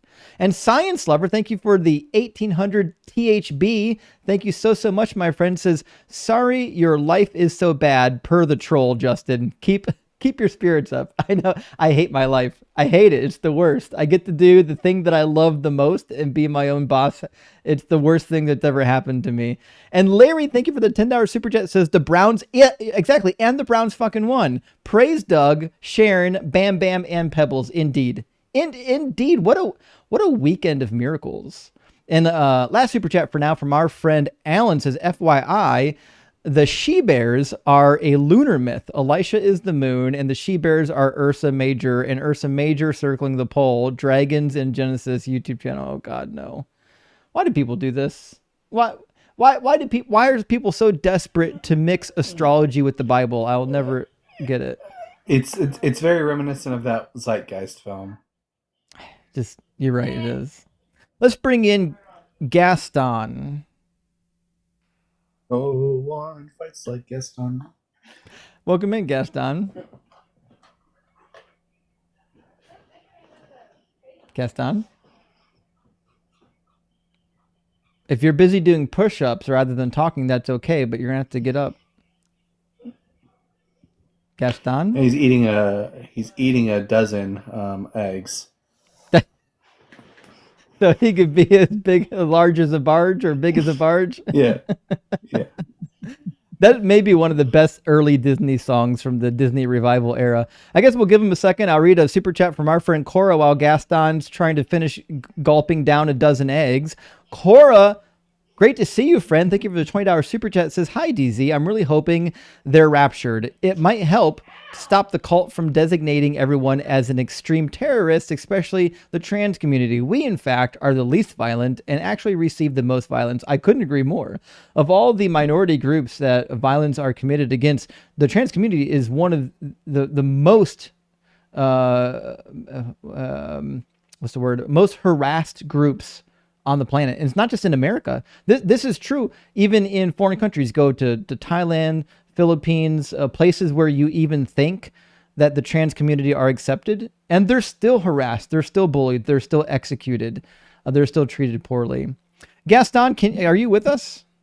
It looks like you're trying to talk, but I can't hear you. Can anyone hear Gaston?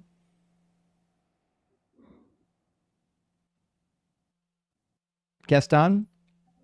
Maybe Gaston, drop and come back, okay? Because like I saw the little bubble around Gaston's G blink, which usually only happens when it detects speech, but I couldn't actually hear anything. So maybe something was wrong with their connection, and it was kind of goofed. I don't know. We had just now, we literally had 2 people pop into the YouTube queue and pop out. So many scared Christians tonight. Weird. A lot of Christians not ready to defend Jesus's second coming. Probably because they were disappointed by his first coming. Robin, thank you so much for the $10 super chat. It says, for it is written, Doug is holy silica quartz, exalted above all others. Where is it written? Please see above. Exactly. I thought Sharon was a weather stone, but she's always hot and wet. Sinfully wet for Sharon. Absolutely. Absolutely. Stay sinfully wet for Sharon, friends. And Jake the Muse, thank you for the 20 New Zealand dollars, says, fun fact, when you ingest too much capsaicin, it leaches into the soft tissue around your stomach, which causes the pain. That soft tissue is the same area where most period cramps occur. You, sir, had period cramps. Shit. I didn't know that. Damn. That's good information. I appreciate that, Jake or Jack. It might be Jack, given there's no E at the end of that name. Well, I'm going to read a couple of super chats because we're literally waiting for opposition at this point. What a weird topic. Everyone thinks that Jesus is coming back, and not a single Christian can give a reason, according to 1 Peter 3:15, for the hope that is within them. It's almost like they know it's all bullshit. Darnell, thank you for the $9.99 super chat, says, what would it take for you to debate Cliff and Stuart Connectley? They go to colleges debating students. I will debate those clowns literally any day of the week. And to be fair, I don't think Stuart's a clown. I think Cliff is a clown. I think Stuart's a decent individual. I watched a lot of their debates, and Stuart seems to be, I mean, he got the same shitty arguments, but he's at least kind of calm and polite and poised. And Cliff is he's a clown. He's a clown of clowns. Yeah, I mean, a lot of people online think that people like Cliff and other online apologists, like they think of them as being like these like top tier professionals, but really, their arguments are not very much better than the people you'll see here in the guest box. Right, I agree. Actually, yeah.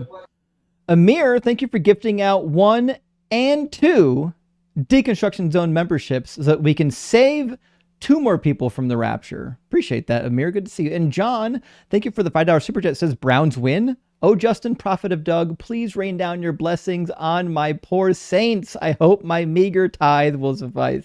I will do what I can, John.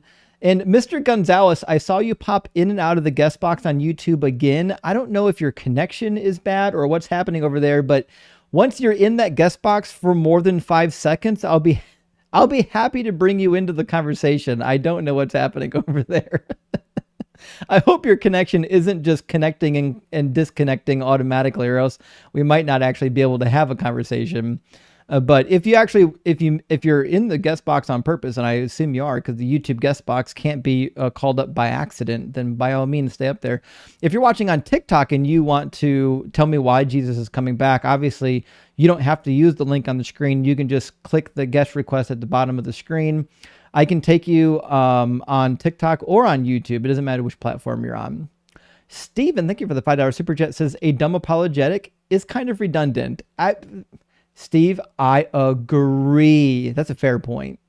And Keith, thank you for the $4.99 super chat. Says instead of the title New Testament, it should read New Testaments, or more accurately, New Anecdotes. Yeah, I could rock with that, Keith. Thank you. And Yoda, my friend, thank you for the super chat. Says, wait, do we put the blood on the doors for this? What's the sign for this one? This is a fair point. In order to not get taken in the rapture, is there something we need to do? Maybe foreskins on the doorpost. I've been saying it this whole time. It is. Yep. Okay. We just like Exodus chapter 4, we need to get rid of those foreskins and rub them on the doorpost. That's going to be that's apparently going to be the thing. This could work out. All right, we've got one guest waiting to get on YouTube by the name Mini Boss. We're going to get Mini Boss into the conversation. How you doing, Boss? Hi, guys. Boss, are you at least are you at least 18?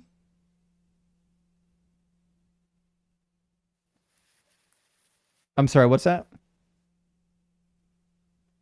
Yeah, I'm 43. Okay, cool. And you're a little bit quiet. I'm going to turn up your microphone. There we go. It should be a little better. Okay. Can you guys hear him now? I can hear him a little bit better. Can you hear me better now? I think so. It's much better. Okay. Mini Boss, do you believe Jesus is coming back? I sure don't. I'm an atheist, just like you guys are. Well, big fucking W. I heard this theory just today on another atheist channel, Deconstructing Christianity, about how he's supposedly going to rapture the church up tomorrow, according to some African preacher that got social media links. I never heard of that until today. What is this all about? I know it's not going to happen, but I was wondering why does everybody think the rapture is happening tomorrow? Well, we're here debating Christians on whether or not Jesus is actually coming back. The reason why they think he's coming back is because they're all brain dead. Yeah, they sure are. Yeah, there's no good reason to believe he's coming back. He was supposed to come back 2,000 years ago before the Israel got attacked by the Romans, but he never did. Christianity should have died off then, but for some reason people kept believing in him and keep believing in him now. And when he doesn't come back in tomorrow, they'll keep making excuses to postpone the date. So yeah, cognitive dissonance is a hell of a drug. That's what I'm saying. Are you Justin from Deconstruction Zone? Yep. Hi, I contacted the Atheist Experience with a question for the old host, Matt Dillahunty. They said they were going to pass it to you because he's no longer there. Okay. And they said they said you know a little bit about the Old Testament. What are the Urim and Tumim? The little thingies? Yeah, the Urim and Thummim are they're stones, and you use them to do the act of casting lots. And casting lots in the ancient Near East is basically akin to rolling the dice and seeing what God says. It's not too far off from doing tarot cards either. The general idea is that you ask God a question, and then they cast the lots to determine the answer to the question. So you might ask, like, will the rapture happen on September? And then you would cast the lots, and the lots would provide you with either a yes or no answer. So you might say, have lot A turn up and lot B turn down when I cast it, if it's a yes. Oh, because one of my rabbis, he was a female. I know they're not allowed to be rabbis in the first place, but which is why I don't serve religion. I don't like misogyny. Anyway, she told me that the Urim and Thummim were the breastplate itself. But my new rabbi, before I became atheist, he told me that there were stones inside of the breastplate. So I was wondering which one they were. Yeah, they went up here on top of the breastplate. So, and they were there for the high priest to divine the will of God. So like in Numbers chapter 15, when they have to figure out what God wants to do with the one caught picking up sticks, and they take them to Moses, the thing that would have happened there is the casting of lots. You can look up the casting of lots in the Old Testament, and you'll discover that the casting of lots is just synonymous with divining God's will by the casting of lots. And the Urim and Thummim were the name for the lots. How would you do that? Would you like throw sticks or something like that? I mean, it's impossible to get a detailed answer or something. Well, there's a lot of theories as to casting. what shape they were and exactly how they were used, but we know they were used essentially like two-sided die. Okay. Yeah. Because they did it in the New Testament. Remember to pick a new disciple. Well, that's not entirely known.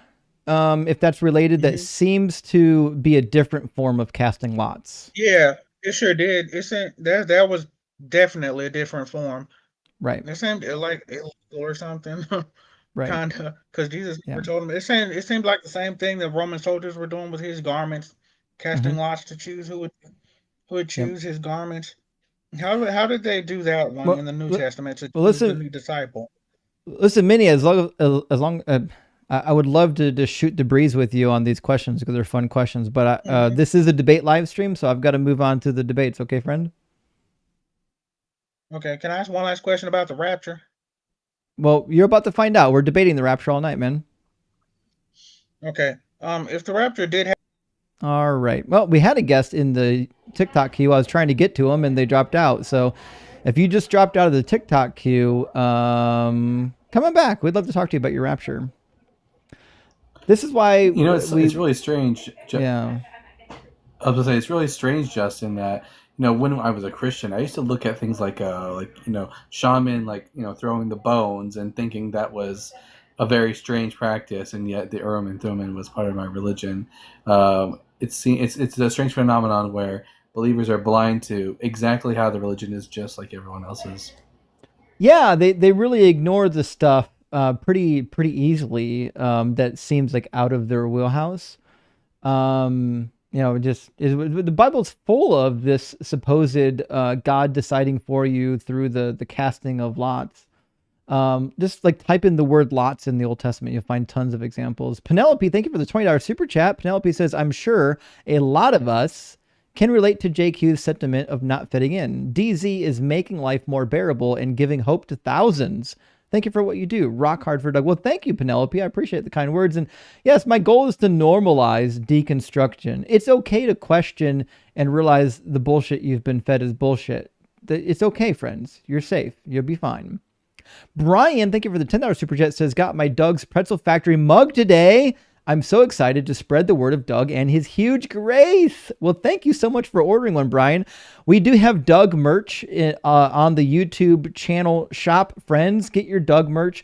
We've got all kinds of fun stuff. And I've got a cheat sheet. It's like a 32-inch desk mat, a keyboard, mouse, desk mat cheat sheet with a lot of the contradictions and errors in the Bible for your computing fun.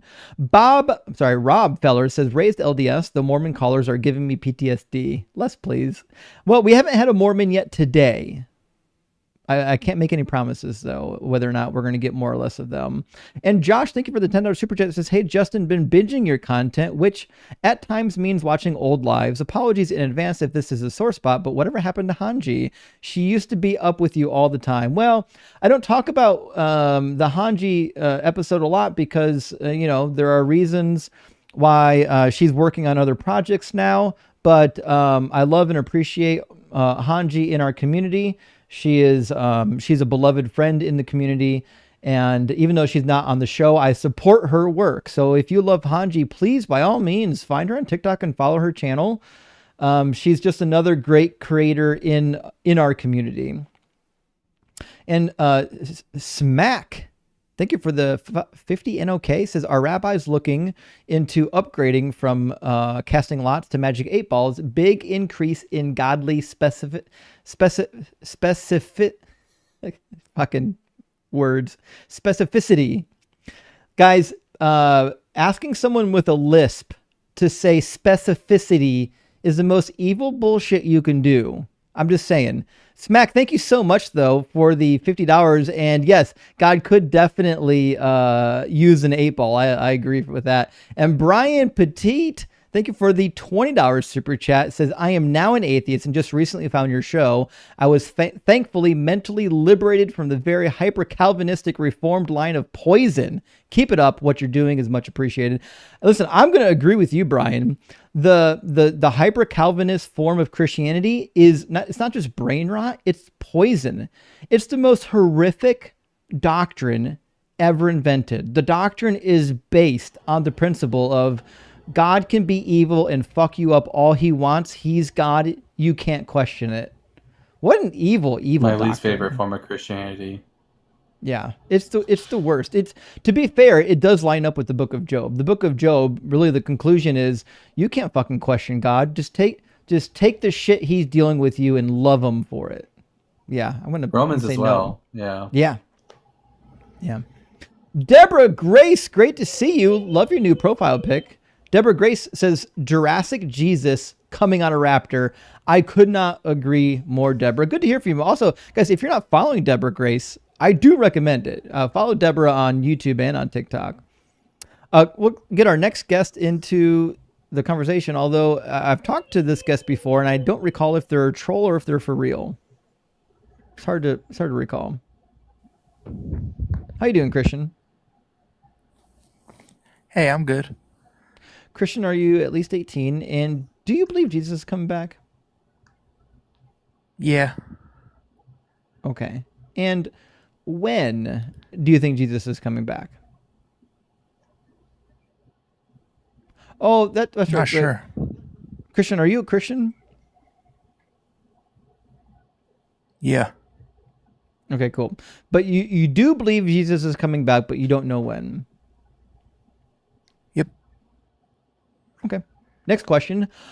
Why do you think Jesus is coming back? I'm Christian. Yeah, I know you're a Christian, and I know that's what Christians believe, but I'm asking for like a solid reason why. Like, why do you believe that Jesus is coming back? Maybe, I don't know, something from the teachings that you believe in. That's pretty much what Christians believe, unless you're a preterist. So I'm aware. Just to be clear, I'm aware of this. I'm asking you, why do you believe Jesus is coming back? Oh, do you want to talk about the book of Job? It sounds like you do. I think it's... Yeah. So you don't want to talk about Jesus coming back? Oh, I do. Yeah. Okay. I think he's coming back, for real. Yeah, I'm sure. But Job, what I'm asking is why, though? Why do you believe he's coming back? Oh, that's our Christian belief that he's coming back. But why? I'm going to drop you because you're a waste of time, okay? We'll get the next one in here. Like pulling teeth. Yeah, I know, Hello? right? How you doing, Righteous?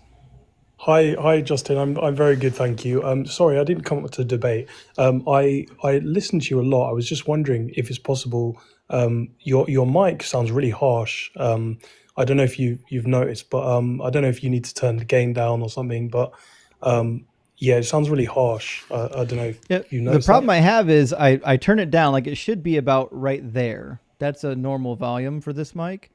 The problem is every time I talk to somebody, people shout in the comments that my mic is too quiet and they can't hear me. So I don't really have too many options other than turn my mic up. Oh, I see. Okay. All right. Fair enough, man. I wasn't trying to kind of tell you what to do. I was just, I listen quite a lot, but it does sound a little bit harsh to me sometimes. But yeah, I guess it is what it is. It's just one of those things where I'm running like 5 different applications at once to bring in the guests and to route the audio. And every time I bring somebody in, they're at like a different volume. And I don't have like a soundboard that anyone's running that can do my volume mixing for me. And so what happens is like I'm like during like literally every guest, I'm basically just up here adjusting the audio one way or another, trying to keep the audience happy. But if the audience doesn't tell me, like if my mic's too quiet or my mic's too loud and the audience doesn't tell me, I don't have a way to know. I can't hear myself talking Of to course, the guests. Yeah. Okay, But no, I I understand. appreciate you letting me know, Well, though. I'll just have to live with it anyway. But yeah, thanks for having me up, and keep up the good work. Hey, thanks. I appreciate that. Big Take W, care. Kafir. Bye. Now, I could also do this. I could leave the volume down and just talk closer to it. That makes it so it doesn't distort, but I'm probably louder if I'm talking really close to it. Is that louder but less distorted? It all sounds the same to me, at least. Yeah. We'll do what we can. It is what it is. You know what? There's going to be people up here that they're like, for one reason or other, their microphones are just blasting, and they're going to be louder than me. It's just one of those weird things. You know what I mean? Just there's not a whole lot of ways around it. What are you gonna do? Dakota, thank you for the $5 super chat. Dakota says, it should go without saying, after Rapture, all the unoccupied land in the U.S. should return to Native American tribes, which they were stolen from. I actually agree with this, Dakota. You won't get any dissent from me. I'll never understand why people are complaining endlessly about illegal aliens while being illegal aliens themselves. As if our ancestors illegally stealing this land makes us better than other people coming into the country right now. David, thank you Preach, so brother. much for the $5 super chat. David says, Browns win. God does perform miracles. Justin, you lied. Doug performs miracles. Make sure we're tracking here. Make sure we're tracking. Yahweh performs no miracles. That's why they end up like stoning people who picked up sticks on the Sabbath, is because they're just out there casting lots to divine the will of God. And the lots just happened to say that day that you have to kill the guy who didn't know he was breaking any laws.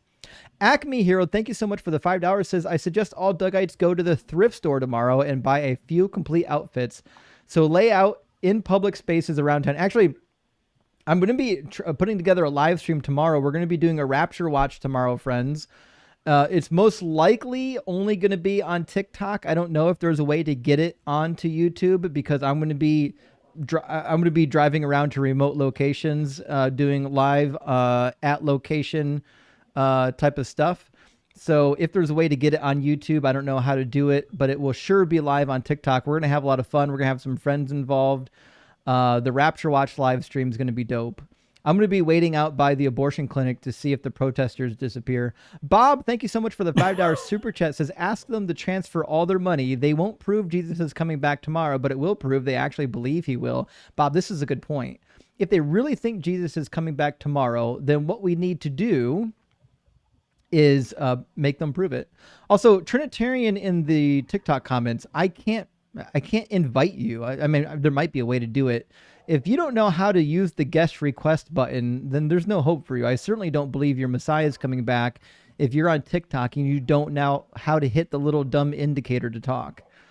Jeff says, saw you and Sarah on AXP. Meant to tell you both, great job. Well, thank you, Jeff. I really appreciate that. And Sarah is incredibly sharp. I couldn't imagine a better debate partner than the ones we have in this community. Like Sarah, nothing, and I mean nothing, gets by Sarah.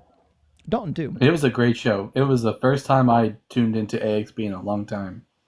I was sad that it's like the beginning of September and it's football season and we didn't actually get any opposition, but I've been working on them so they can integrate TikTok and get guests via TikTok. But you know, September is a tough month. It's literally it's the slowest month on YouTube of all the months. It just is one of those things. Primetime television comes back. If they get TikTok people on AXP, god damn, it's gonna be crazy. I know. We're getting more of them. We're getting more of them. Patty has been waiting in our YouTube queue. We're gonna grab Patty from the YouTube queue. Welcome in, Patty. Hey, how are you? And I apologize. I can barely hear you. I don't know if anybody else is experiencing that. I don't think anyone else is experiencing that. It might be your headphones are turned down. Yeah, let me turn it off and see if I can just. Sure. What about now? Well, now you got the wrong microphone plugged in. Let me grab 1 second.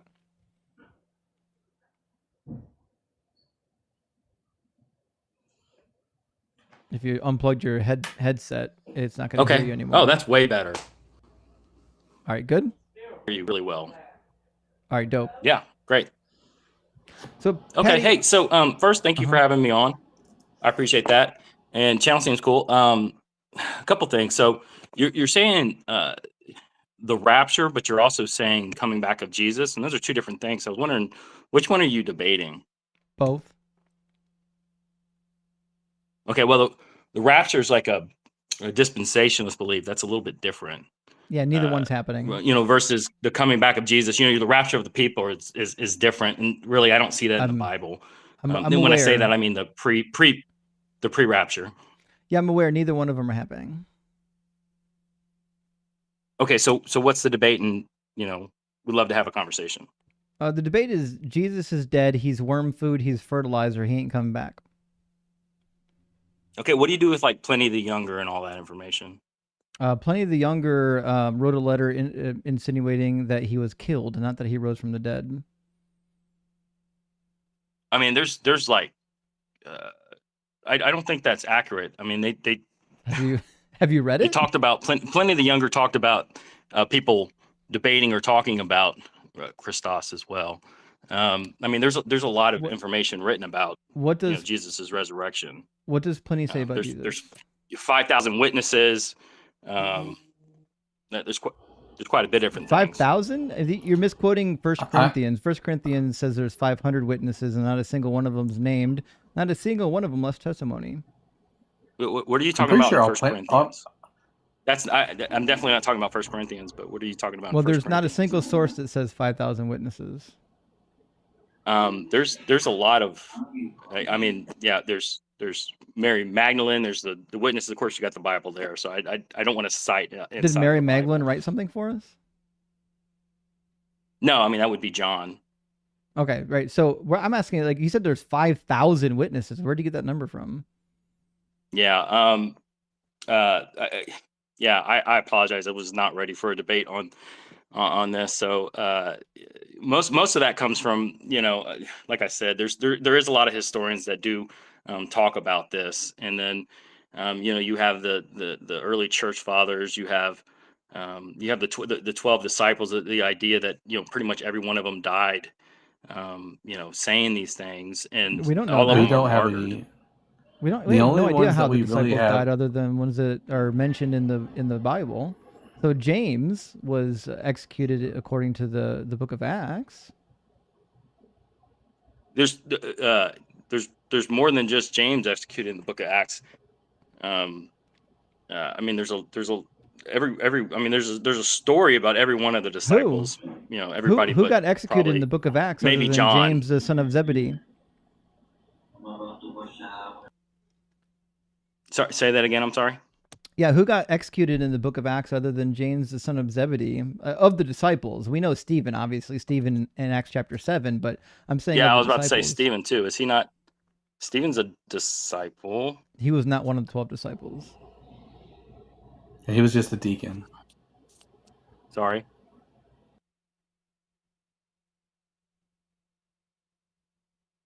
Patty?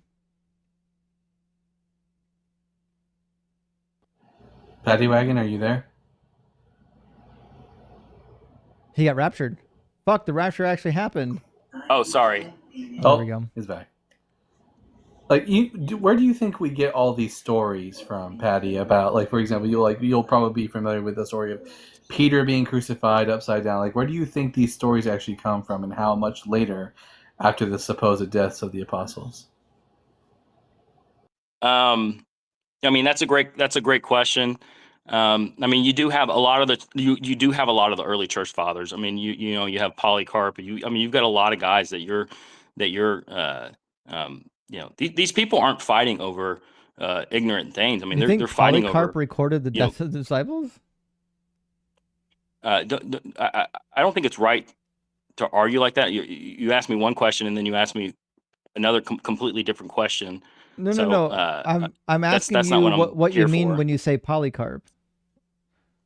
I'm talking about just the early church fathers and the writings, and these people that, I mean, these guys are not ignorant, and to sidecast them as if they're just ignorant drobes is kind of silly. I mean, they're fighting about details. I mean, you talk about Jesus. I mean, I agree with you. There's a lot there when it comes to the question of who is Jesus? I mean, they can't figure this out. I mean, you know this. You know, what do you do with a Trinitarian God? I mean, there's not much you can do. I mean, you've got 100% Do you think we're talking about the 100% Trinity right God and now? 100% man. What does that even mean? I mean, that's very difficult. I mean, we don't Patty, have the ability to absorb that here we need you with the to physical stay abilities. I focused on the apologize, I can't topic hear at you. hand. Yeah, we need you to focus, We need man. you to stay focused. Which I'm not talking topic about the are you? Trinity right now. We're not talking about Trinity right now. Okay, so do you want to swing to the rapture, or I mean, which topic do y'all want to? Y'all went on to. We're talking about the topic that you brought up, Patty, which is the sources about the execution of the disciples. That was your talking point, not mine. No, my talking point is about the rapture. I mean, we were talking about that, and I said that's the rapture silly. I was talking about Right. premillennialism. And then what did you say after that? I asked you, why do you believe Jesus is coming back? And you said what?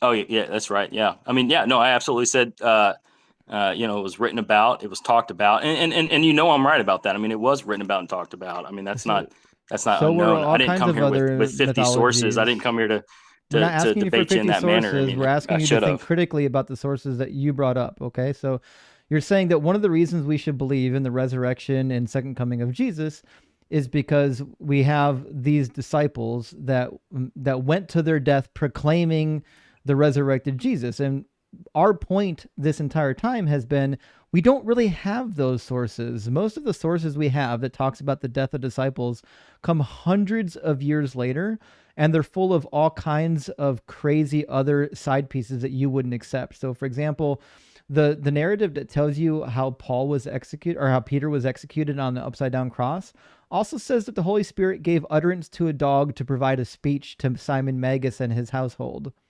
You don't think that happened, do you? What are you reading, by the way?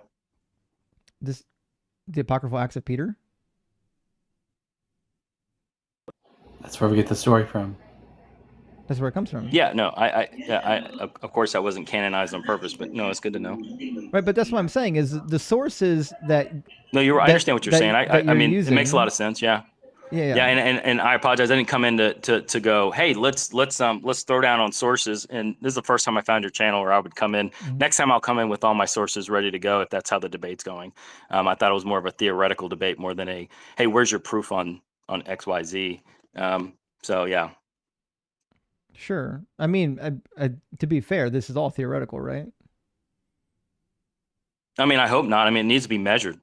I mean, I feel like my study in faith has been a measurement, not like, oh, hope and hope as in a wish, not hope as in faith or expectation to come. When does the Bible say the second coming is going to happen? Say that again. When does the Bible say the second coming is going to happen? I mean, there's no time or place that or there's no time at all. I mean, you have you have the trib before anything. I mean, it's up to what view you're at. Because, me, Patty, I'm a big believer in. Patty, I have a section here from the Gospel of Matthew, chapter 16, verses 27 through 28. It says, "For the Son of Man is to come with his angels in the glory of his Father, and then he will repay everyone for what has been done. Truly I tell you, there are some standing here who will not taste death before they see the Son of Man coming in his kingdom." Yeah. Well, that is true, because he died and he resurrected. Thus, he came into his kingdom. So you're mixing up two different things. That's not like a gotcha phrase. That actually, the verse, actually that is. Absolutely happened. So he's not talking about. What was the verse prior? No, you just said he's going to come. So you have a resurrection. He did come. He came back from the dead. But the resurrection isn't coming from anywhere. Yeah, and literally the immediate context of the verse prior to the one where he said that there are some standing here, he describes the Son of Man is to come with his angels in the glory of the Father. When did that happen? Oh, gotcha. So you're saying the second coming as in the triumph coming. Yeah, that's the context. Yeah. You know what I'll do? I'll do some research and I'll make sure I am prepared when I come talk to you about this. Now that I know the scripture you're going to be using. So Matthew 16:27, and then what else you want to talk about? Matthew 24:29 through 34. The little apocalypse. Matthew 10:23. Revelation chapter 1, I think 13. Philippians 4:5. Revelation 22:7. Okay. We could do more, but it's fine. No, I mean, okay, so that will be the topics I hit up, and I will make sure to call you back. Anything else you want to talk besides that? One of the things was about Calvinism, like that one dad that was talking to the guy that was talking about Calvinism. I agree. Evil. I agree 100%. I studied it. Calvinism, Arminianism, open theism. I never understood how anybody could think that Calvinism would be okay or biblical. By reading the Bible. I mean, it's very clearly in the Bible. I've read the Bible quite a bit. I mean, it's hard for me not to see Jesus as a libertarian or God as a libertarian more than authoritarian. Libertarian. He says, if you don't worship me, I'm going to execute you. What are you quoting and what purposes?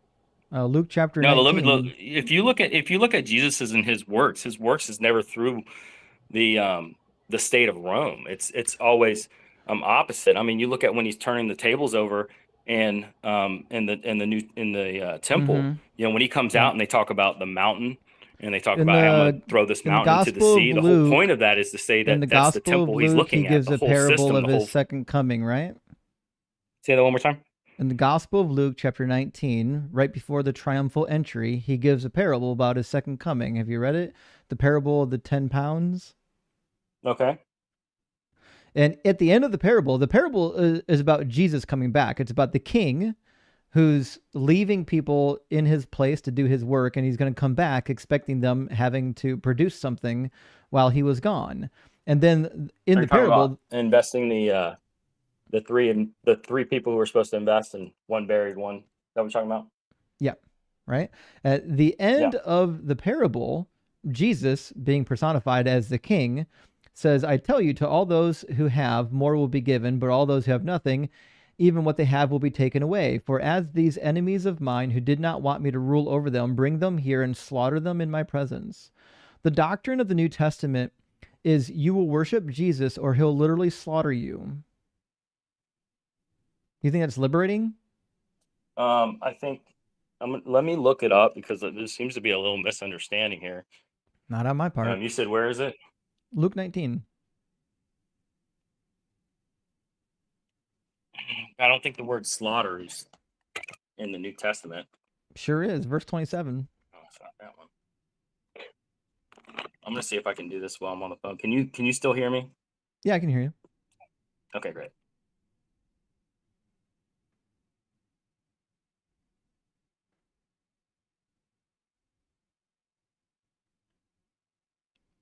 I think your connection froze.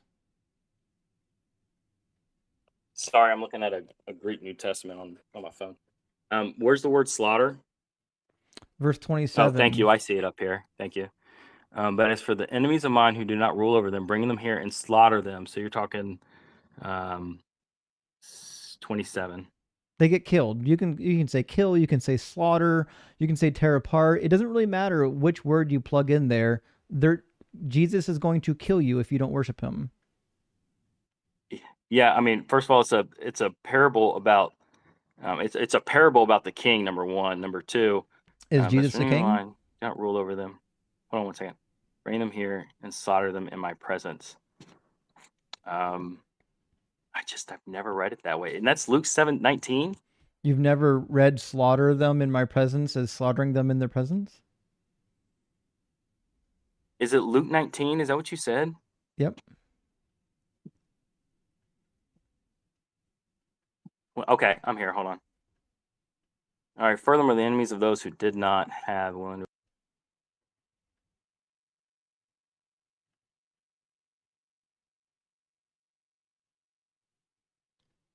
I think his internet connection got slaughtered. He keeps freezing. Or he's swiping away from the app. I don't know. Yeah, I'm sliding away in the app to read it in Greek. I apologize. Do you think the Greek is going to help you? Oh yeah, no, the Greek is way better to read it in. Do you think the guy with the PhD that translated this got the Greek wrong? The guy that translated it with the PhD has got the Greek wrong. No, okay. Let me give you an idea. I think people are translating it in whatever way they feel is the best way for their audience to understand it. I don't think there's any problem with people translating it. But for instance, when you read when Jesus resurrects, just quick, when Jesus resurrects and he goes to Peter and we ask Peter, "Do you love me?" "Yes." "Do you love me?" "Yes." "Do you love me?" And he cries a third time. In English, you're reading it as "Do you love me?" And that's not what's going on. I mean, in Greek, he's saying, "Do you agape love me?" And he's like, "Yeah, I'm philo love you," which is brotherly love. And he's like, "Yeah, I love you more than just that you're God. I love you that you're my brother." And then the last time he ends up asking him, "Do you philo love me? Do you love me as a brother?" And that's when Peter cries. I mean, you don't get that in English. You just get some diatribe about or monologue about, do you love me? And it doesn't make any sense.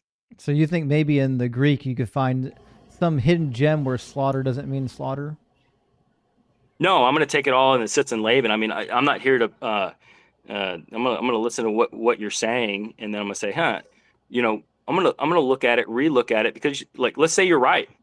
So that's something we have to talk about. So if you're right, I'm gonna go and say, hey, you know what, you interpreted that correctly. I misinterpreted it. Now, if you're not right, I'm gonna come back and say, hey, here's why this says this. So I mean, we can pick out things and battle like that, but it's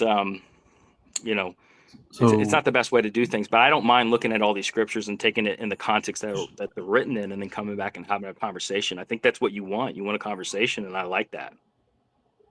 So just be clear, the Greek katispazo is used it's only used once in the New Testament, but the word but the word spazo is used throughout the Old Testament to describe, for example, Abraham when he was about to slay Isaac on the altar, or Joseph's brethren when they killed the goat to dip Joseph's robe in the blood. So it simply just means to kill something. Well, the problem with that is you're going from Greek to Hebrew, and you can't really do that. Now, if you're looking at the Septuagint and you're going, hey, in the Septuagint, it's written, it's that word's used, I can understand that, but you can't do that and go, hey, it's the same word. It's this word in Hebrew. That's fine. It doesn't really work so that way. Perhaps katispazo isn't used, but the word spazo, which is the root, is used throughout the New Testament to refer to the slaughter of individuals or just an individual. For example, the way 1 John 3:12 describes Cain killing his brother Abel. The word for slaughter there is spazo. Yeah, I think you're right in the interpretation. I don't think that's wrong. Looking at it in the Greek, it looked like you were right. But I still got to go look at it and do my research. I'm not going to go, well, that got me. No, I'm going to spend my time and say, hey, so what are these guys talking about? What is it really about? Because I'm not here. If I was here to fake it, that would be a waste of my time and a waste of your time. It's my job to say, okay, well, let me look at the scriptures you have, and then the next time you do a talk, we can go over those and tell you where I'm at on those. Surely, well, you understand that if you don't follow Jesus, you're going to get destroyed, though, right? Like he just says so in Matthew 10. Yeah. So I mean, do not fear the one who can kill the body. It's interesting that we're quoting one thing. It's interesting we're not quoting one thing and looking at Jesus in that light. And I mean, do you have a problem with me quoting Jesus? You have so much going on in the New Testament that you're taking one thing he says and that's why I don't want to go. I don't know if you know this. I can only quote one verse at a time. I mean, if you want me to gish gallop that's a silly comment, but it all correlates through talking points, I'm more than happy to do it. So Jesus says, "Do not fear the one who can kill the body, but fear the one who can kill the body and the soul." Correct? Which means if you don't follow Jesus, what happens to you? That's a different type of fear as well. That's not that's a fear. No one cares what the word fear means. We're asking what happens if you don't follow Jesus. Well, you're getting into kind of a tricky situation. I'm not. In what you're trying to pettifog the conversation. I'm sorry? You're just pettifogging the conversation. No, not at all. Not at all. And I appreciate you having a conversation anyway. No, it doesn't exactly work like. I mean, I think people are so tight and hey, it's this way, you're going to hell, and then the question is, what is hell on top of it, or what is It's a place of that's a whole suffering. nother discussion. But when you have Jesus and you have following Jesus, what does it mean? Because it's really everything really starts with the faithfulness of God. Before anything. And a lot of the people that say they're following Jesus don't even know who Jesus is. I mean, Do come on, atheists man. go to heaven or hell? I mean, you've studied, you know that. People get on here and they don't know, they haven't taken their time to learn, to study. Yeah, we're experiencing it right you look now. So do atheists go to heaven or hell? yeah, okay, that was just a dumb comment. But they really don't. They don't know what Do they atheists don't know go anything. to They've never heaven or studied, hell, never read Patty? anything. Sorry? Do non-believers in your Jesus go to heaven or hell?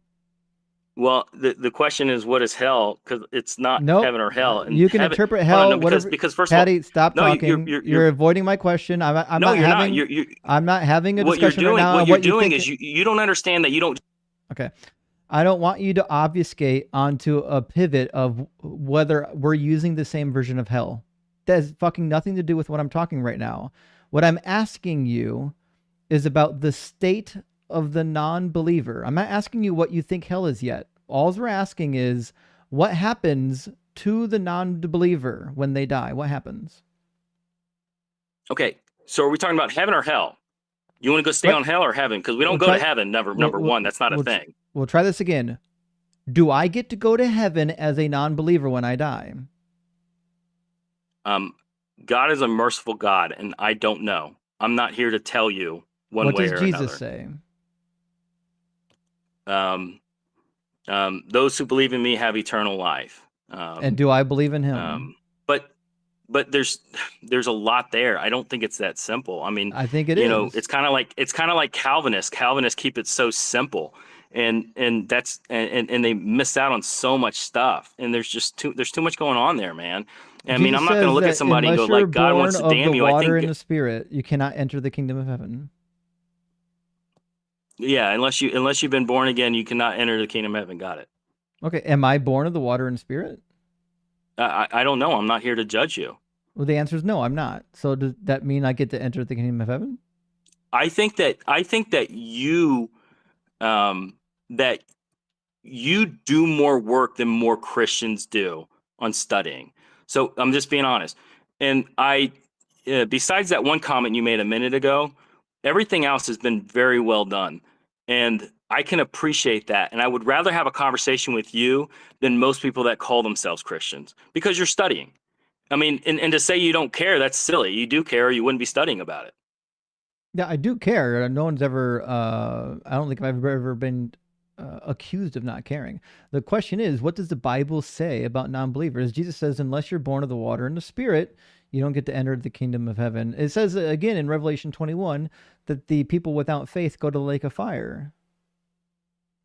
Yeah, the lake of fire is interesting because what you have is the destruction of people in the lake of fire. I mean, if you really read it the whole way. That's what I said earlier. Jesus will destroy you if you don't follow him. It's the second death. It's a second death. Nobody wants a second death. I know. Yeah, but the issue is again, you're proving my point for me. Hold on, if you because don't that's follow important. Jesus according to the Bible, you get destroyed. You get slaughtered. It's difficult because of Romans, right? Like when you look at Romans 1 and you talk about the nature of people being able to see God. And I'm just using this because the first thing that came to my mind, where it's like there's no excuse for everybody. You should know God. And what does that even what does that mean? It's very difficult. And I'm not. And just to be clear, I'm not sidestepping you or anything like that. I just think that God is a lot more merciful than we are as man, and we're so quick to push and prod into and to say, hey, it's this way or not. And most people are inept; they can't even have a conversation.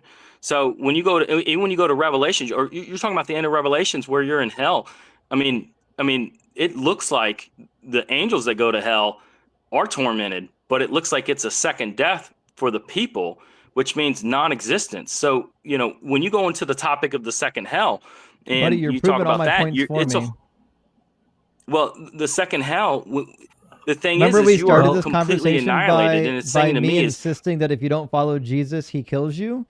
Now you're demonstrating that according to the Bible, if you don't follow Jesus, he kills you. Thank you for proving my okay, point. so let me finish this point. The annihilation part is very important because, you know, if you ask me who goes to hell and who doesn't, it really goes to, do you want to be in God's presence or not? And God's not going to force you to be in his presence. It's really Why? that simple.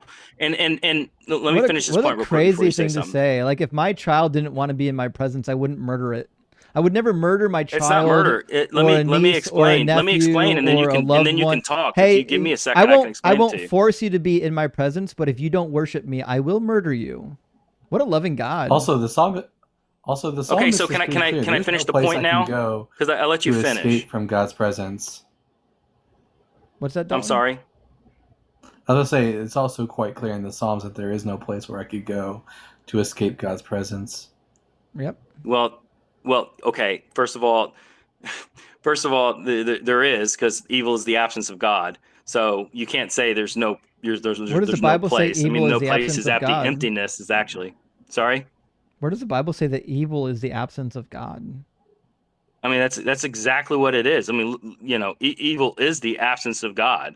You can say it all you want. I'm asking, where in the Bible does it say that? It's more theology more than anything. I mean, it's made up. See, it's not in the Bible. But it really is. I mean, you look at it. Jeremiah I mean, 23:24 says, "Who can hide where's in the secret Trinity places in the Bible? that Let's I go cannot there. see I mean, them?" Says the that's so Lord. silly. Do I not I mean, fill the heaven and the earth? Says the Lord. According to Jeremiah, God fills the heaven and the earth. There's nowhere without him. So there's only physical. There's only this dominion. There's nothing else out there. Is what you're telling me? There's only physical. That No, you can see, what we're touch, saying feel. is you don't know what's in your book. Like, if you think that I know what's in my book. If you I think don't that know it's why problematic you're, like, for y'all don't even get, evil y'all to are the be in ones the jumping presence of everywhere. I Yahweh, didn't but even you get believe through that hell, Yahweh and you is guys are- omnipresent, then you've got a huge contradiction in your theology. Not to mention, the book of Revelation explicitly states that those who burn in the lake of fire will burn before the presence of the Lamb and the angels. Okay, so again, let me start over with hell and start from there. The first of all about hell, like I'd pivot the too. idea that if you're not in God's presence, the absence of God is hell. The absence of God's presence is hell. So when God's not you're omnipresent living then. an eternity in that presence, you're going to have an issue, and it's better just to end it all. There's nothing happy outside of that. So just to be that's clear, the point of it. you Now don't I'll let believe you speak. Revelation 14 then? Yeah, it literally When you says say I don't believe Revelation that 14, what do you mean? Revelation 14. It says that. Yeah, go ahead and read it. It says, "Then another angel, a third, followed them, crying with a loud voice, 'Those who worship the beast and its image and receive the brand on their foreheads or on their hands, they also will drink of the wine of God's wrath poured out unmixed into the cup of his anger, and they will be tormented with fire and sulfur in the presence of the holy angels and in the presence of the Lamb.'" If God's omnipresent, what does there's that have nowhere to do? I don't understand your point. You keep stating that God's not omnipresent by stating that somehow we can't be in his presence. I'm not stating that God is not omnipresent. You did. It's No, logically entailed in the bad argument you're providing. So you're telling me that God is an evil. You're saying God is an evil itself. Not remotely what I'm saying. That's what you're saying. You're saying he's not an even evil. close He's to in what I'm everything. saying. He's an evil. Try to follow along, Patty. What we're saying just did. is that you're not understanding, because you're saying no, he's everywhere. I am and understanding, and you're not listening. So I need you to pay attention to the actual track the conversation for once. Okay. You stated that we can't be in God's presence. The obvious reason is because the absence of God's presence is evil. And we're showing you that according to the Bible, there's no such thing as the absence of God's presence if God's presence is everywhere. You can't be so God's omnipresent. presence is in hell. You can't be omnipresent and then also have an absence of that presence. So you're saying to me God's presence is in hell? Yes, if that's he's what omnipresent. it literally says in the text. It says they will be It doesn't. tormented That's before talking about the the presence ending of the life. of the It's Lamb. not saying he's in hell. It does say in the text. We already read you two other passages that you weren't listening first of all, to we're not that, in hell that anyway. said We're in the lake of fire at that point. Again, and the presence is there of the Lamb. He's making an artificial distinction between hell and the lake of fire. That's not an artificial distinction. That's a It known certainly is distinction. an artificial distinction. Absolutely not. So is God omnipresent or not? Of course, God is omnipresent. Oh, okay, then his presence is in hell. That's what omnipresent means. Yeah, Do you need dictionary help with the word Yeah. omni or no?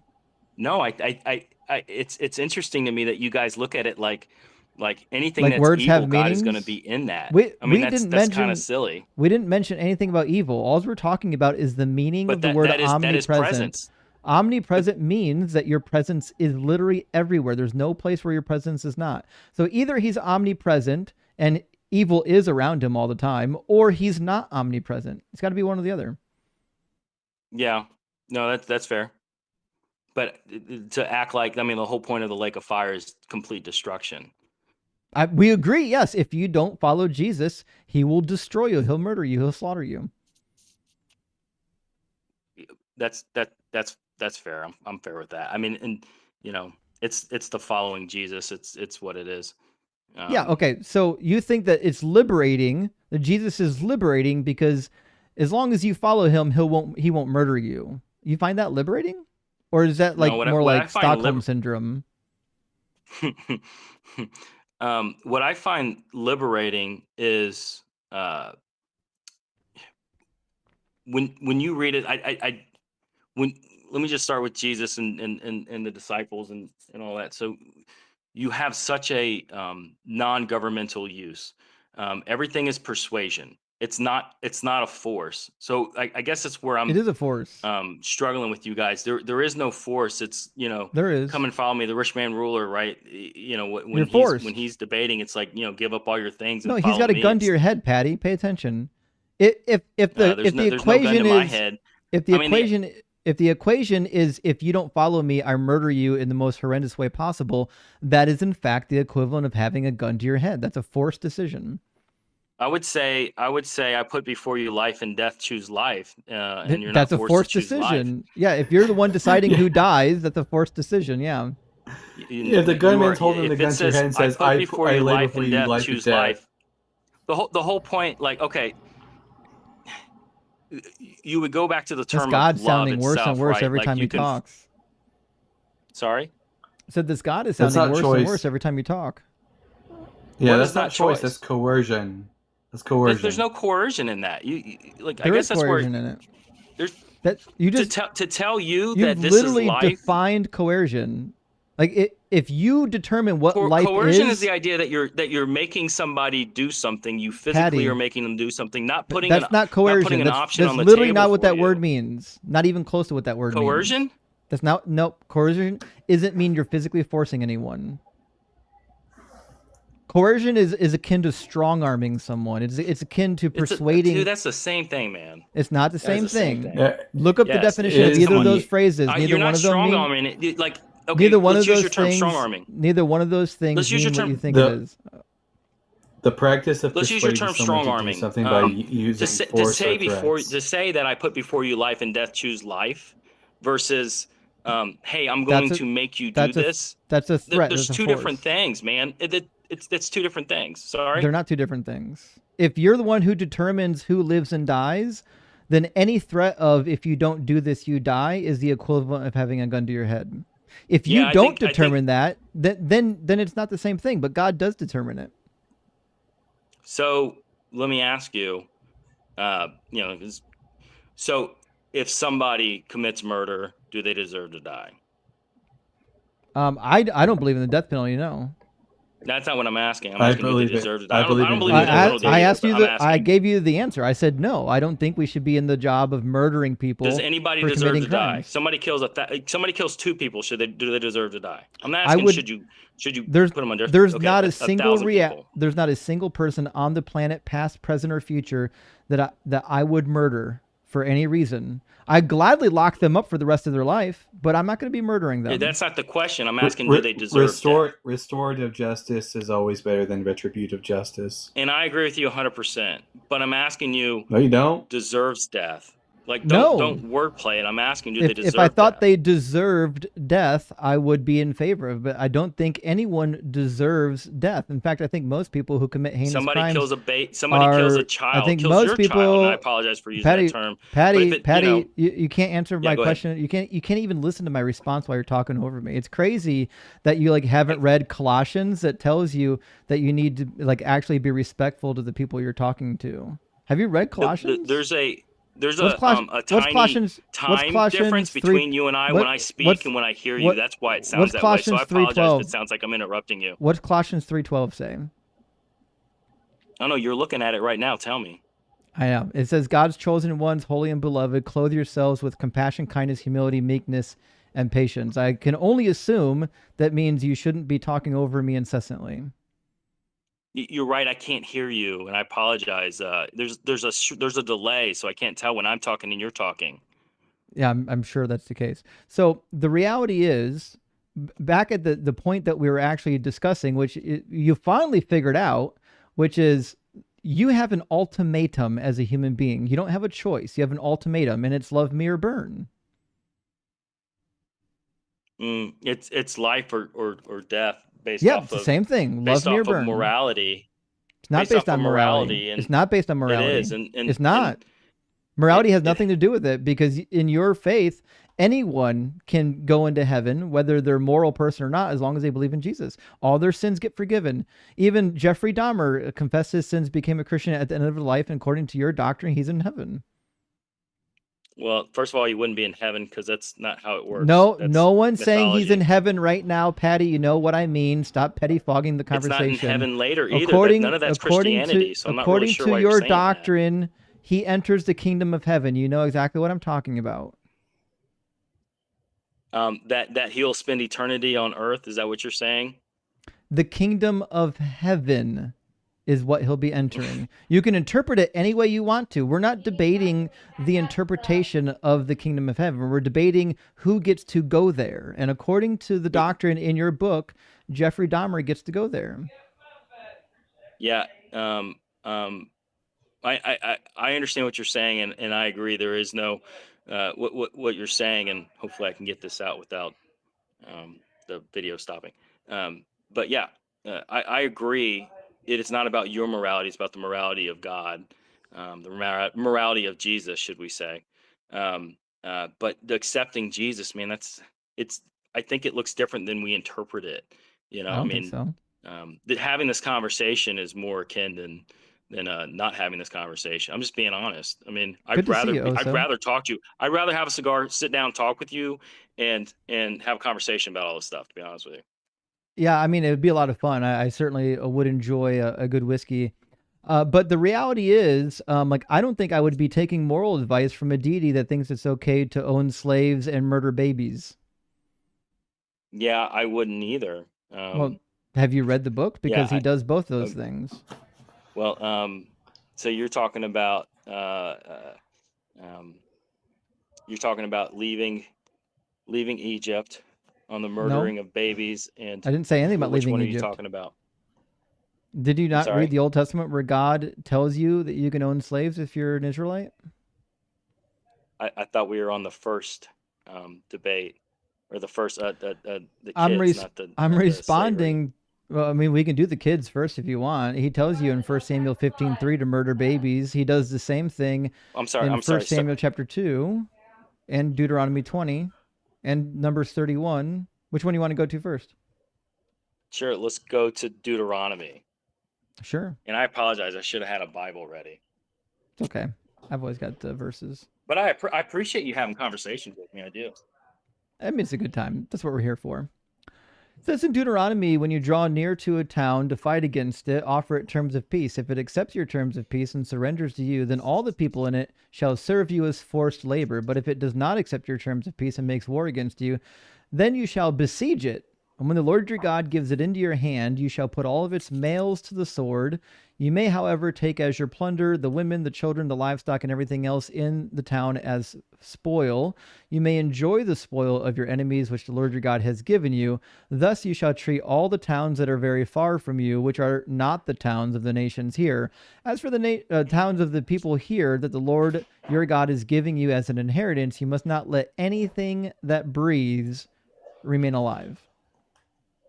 Yeah. So, first of all, you're talking about a love story of, you know, when you look at the Old Testament, love it's really story? written. Hold on. Let me finish, please. So you're talking about a love story. This is written of a love story of the Israelites. It's a whole different Fucking crazy perspective. love And when you read story. the Old Testament, that's what you're reading. You're reading, hey, like you have to go in there, treat them with love. If it doesn't This is work like out, a you 50 got to get Shades rid of of it. Grey love You're going story. to have issues. I'm sorry, I can go ahead. This is not a good love story unless it's like 50 Shades of Yahweh. I mean, right there, when they draw near to you, to your town to fight against them, if they don't offer peace terms. When you draw near to it, when you draw near to a town to fight against it, offer it terms of peace. If it accepts your terms of peace and surrenders to you, then all the people in it shall serve you as forced labor. So he's saying, listen, if these people are willing to serve you as slaves, you don't have to slaughter them. Yeah, they're not the defenders in this situation; they're the aggressors. Yeah, thank you, Libra. I appreciate where are the we? We're Deuteronomy 10.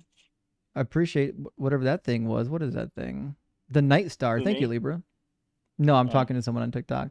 We're in Deuteronomy 20, starting in verse 10, where God tells you you can make war with nations that live very far from you. And then as long as they're not willing to be your slaves, you can make war against them and kidnap their women and children, murder all the males. And that's what you get to do to the people God doesn't hate. The God hates the Canaanites. The Canaanites, you have to murder every last one of them, men, women, and child. Yeah, I mean, the Old Testament is definitely a tough one, that's for sure. For the Lord your God is one who goes with you to fight for you against your enemies.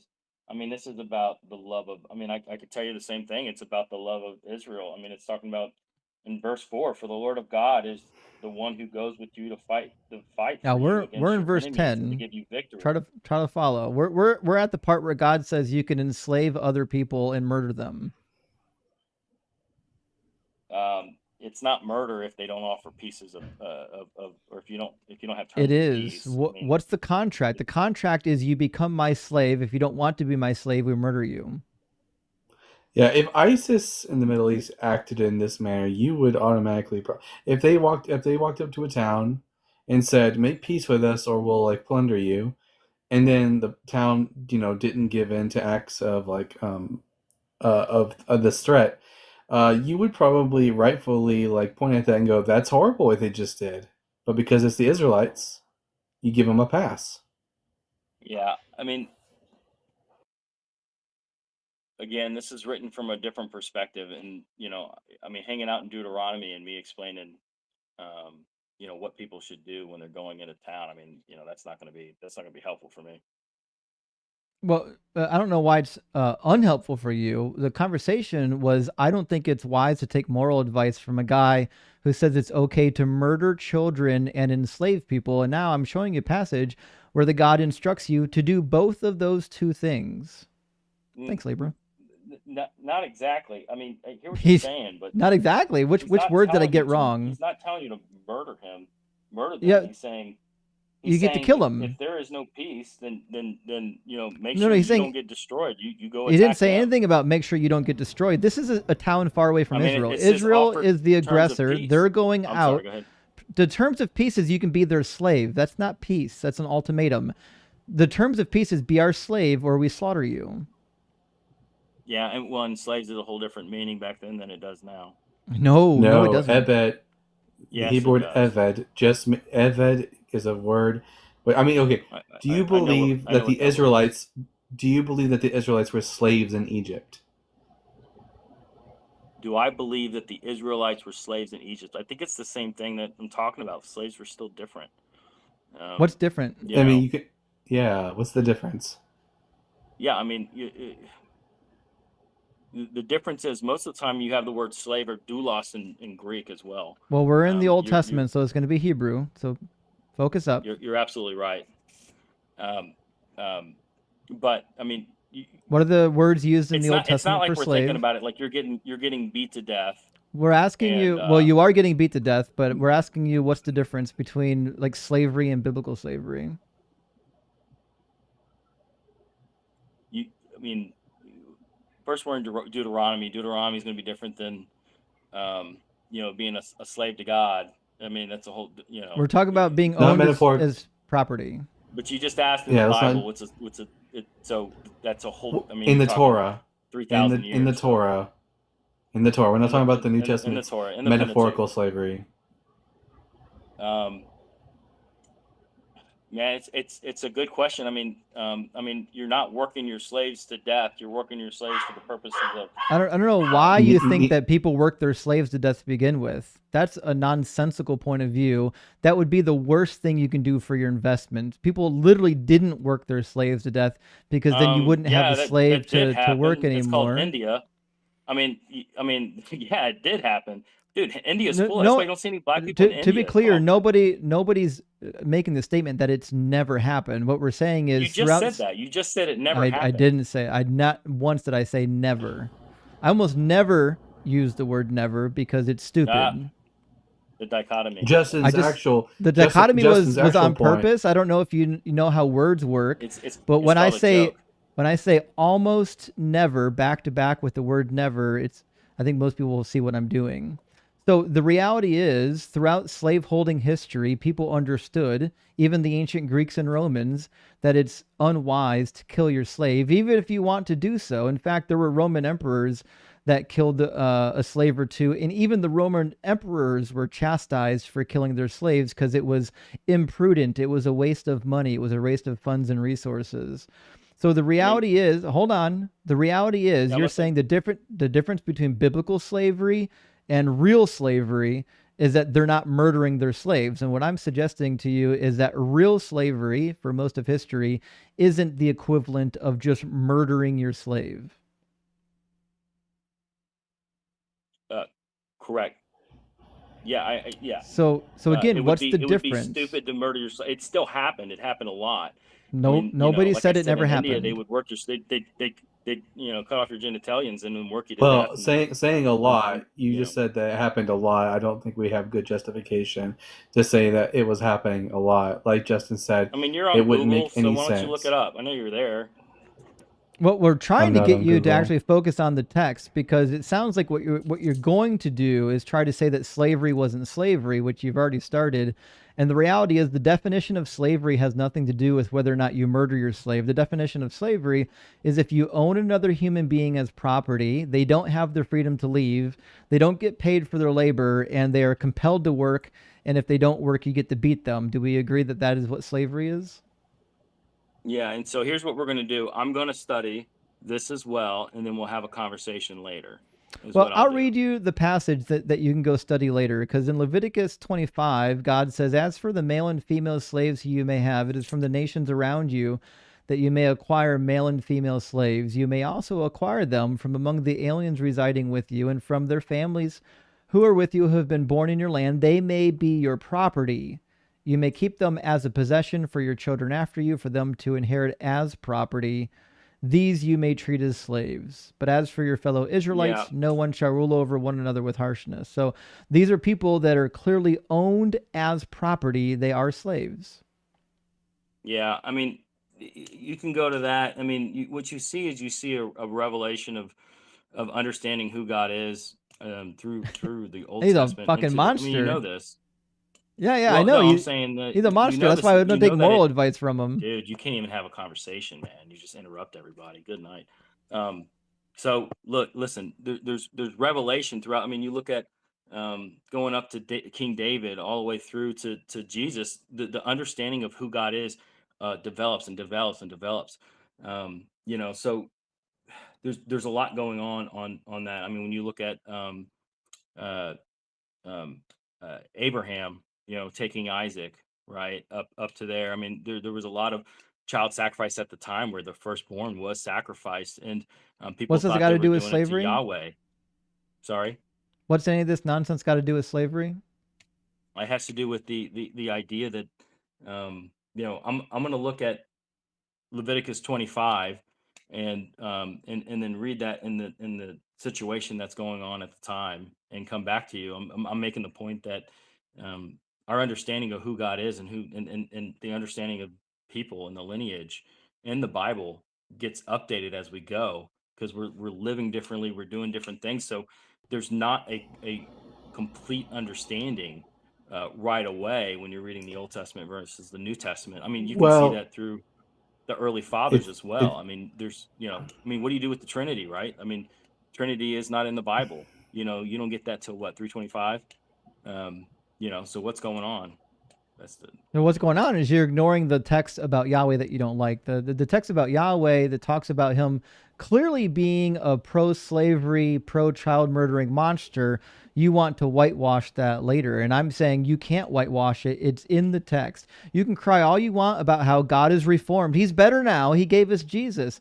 None of that makes the horrific shit that he did any better. If somebody came and wanted to date your mother that had murdered 1,000 people before they found Jesus, you wouldn't be likely to let them date your mother, in the fact that you don't think that people who murder thousands of people are really that trustworthy. So again, I don't care about the Jesus narrative. I don't care that you don't think know my mother. I don't care that you think Jesus got better in the latter stage. The fact that he was ever pro-baby murder and pro-slavery is enough. That's all I need to know. Yeah, if it was, I mean, again, I'm going to read this in the actual situation, what's going on, and not just pick it out and say, hey, it says this right here. This is what it says, and not understanding the context. So I will take a look at that, and I'll take a look at Leviticus 25 as well, Fair enough. and really understand the situation and not go ahead. While you're at it, add Exodus 21 to the list and come on back when you get them all read up, okay? Will do. Hey, it was good talking to you, by the way. Yeah, same with you, Patty. Take care, buddy. Take care. I'm working on something for you over here on the side that I think you're really gonna like when it's done. Good, So I can't wait. That's all I'm gonna say. You'll get it later tonight. We had another person waiting in the TikTok guest box for a while, and they just left. Big country, I don't know what happened to you. I assume you're a Jesus-loving country fella that wants to talk about the rapture or something. Come on back and talk with us. I'm going to grab a couple super chats. We'll get our next guest in here. BC says Jesus can't come back till he's using GPS on a flat earth. Thank you, Hi, for the rabbit ears, or the hamster ears. I appreciate that. Big W. And Chaos Engine's with us tonight. Good to see you, Chaos. He says the rapture is happening on Tuesday. So if it happens early enough in the day, that means more Taco Tuesday tacos for the rest of us. Couldn't agree more. Whatever I can do to double up on Taco Tuesday, you know I'm in for it. And Mike Bowen, thank you for the $9.99, says Jesus keeps trying to come back, but his foothole got caught on a poorly placed asteroid. That's what it is, actually. It wasn't hard. After they launched that rocket up to deter the path of Caucasian space Jesus, he's been hooked for a little bit. It's going to take him a while to get down. He couldn't even get off the cross. You know he's not going to get off that rocket. Lenny, thank you for the $5, says tomorrow is the big day. Remember, we may not know the hour, but we sure as hell know the day, apparently. Please disregard Matthew 24:36.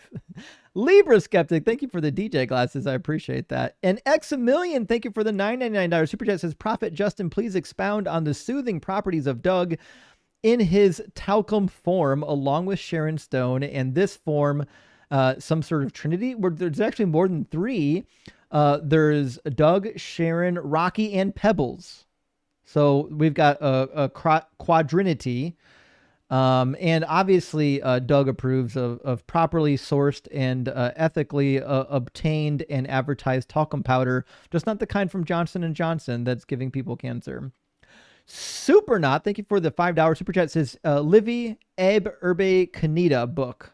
I preface seems to indicate Livy doesn't believe the creation history of Rome. I don't know what any of those words mean, because I assume that they're Latin. But if you think that we should give it another look, I'm more than happy to give it another look. Carrie says, time is running out. Pet Rapture insurance, only $500. DM me now. Absolutely, yes. Guys, if you're worried about your pets after the rapture, don't worry. The atheist community have you covered. We will take care of your pets. We will absolutely take care of your pets. Can Best, great to see you tonight. Thank you for the $139.99 Canadian super chat. Thank you so much. Says believers say they love everyone, but there is one thing they hate: facts. Couldn't agree more. That is a fact. I'll never understand why people will look at the behavior of the God in the book and say he's loving when he says, you will follow me and worship me, or I'll burn you for eternity until I annihilate you. But it's love. It's a loving annihilation. Marduk, great to see you. Great new PFP. Thank you for the super chat. It says, hey, Justin, that guy shouldn't have told you to turn your mic down. It was fine before. It's too low now. Other people in the chat have said the same. Thanks, buddy. Well, I'll turn it back up. And we'll do the volume ring around the rosy again. Good question. Thank you for the $10. Says, is death in the Bible obliteration or supernatural life? In Revelation, second death seems to be existence under torture. So the Bible is notoriously unclear, but I do believe that the most cohesive view of all the biblical texts is to assume that there's like the end is annihilation. And even Jesus said that that the body and the soul can get annihilated in hell. So I'm assuming that means annihilation. Bluebird says, for the rejection of the 50 Shades of Yahweh. Thanks, Justin. Well, thank you, Bluebird. I appreciate that.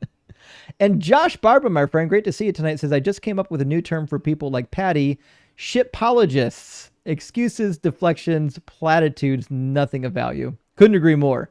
Could not agree more. And last one, and we'll get our guest in here from Brian. Brian, thank you so much for the $10 super chat. Brian says, outstanding podcast.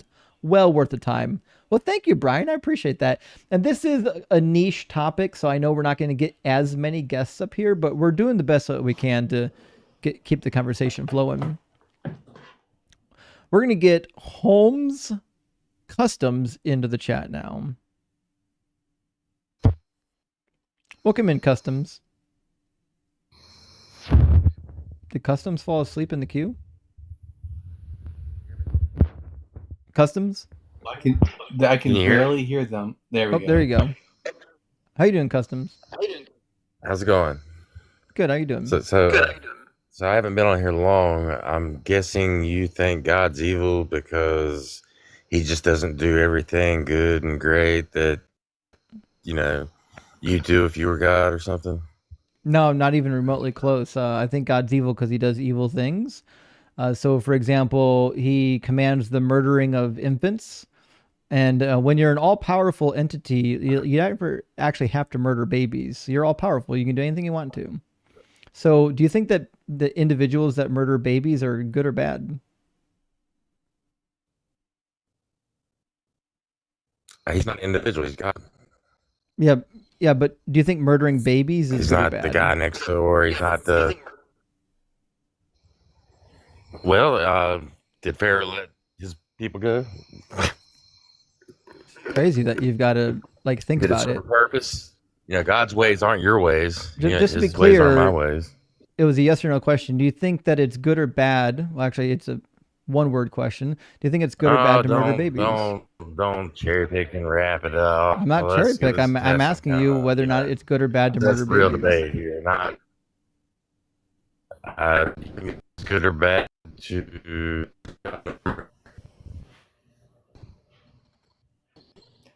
His bars are telling me that Yahweh doesn't want him speaking on his behalf. That's what it looks like. Yeah, his connection's already getting raptured.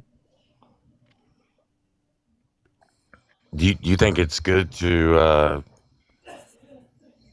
call God a murderer? I don't know.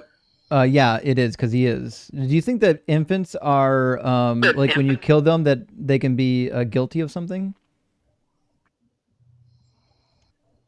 Yeah, everybody's born into sin. Okay, so if an infant gets murdered, it's justified because they're born into sin? Well, it was somebody else's sin. So you can be guilty of somebody else's sin? What a crazy way to do justice. Which is crazy because the Old Testament Well, completely no, it's not. disagrees It's with that not idea. guilty of it. You're not guilty of it. You're. Shit happens. We're given free will. If everything. No, shit if we doesn't were happen. just NPCs. Did God? If we were just did God NPCs, make the God decision just that made us after all Adam and Eve would perfect. sin, that the original sin would spread? What? Who decided the consequences of what happened in the garden? God. Okay. So did God have to decide that after they sinned, all babies would be born into original sin? No, he could have just had them all be NPCs and never sin, and they could just be robotic. That They wasn't could be like that wasn't angels, my question. you know. Not even remotely my question. My question is, after they sinned, did God have to decide that all children would be born into sin?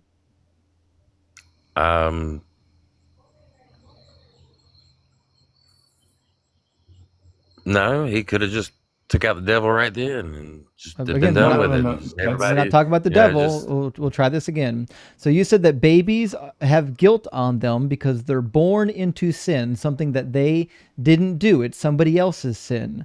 But the idea of sin transference, this original sin, is something that God did. God didn't have to do that, did he? It's not even about sin. Like, good people die all the time, and bad things You happen said to it good was. people. You and said good it was things about happen to sin, bad not people. me.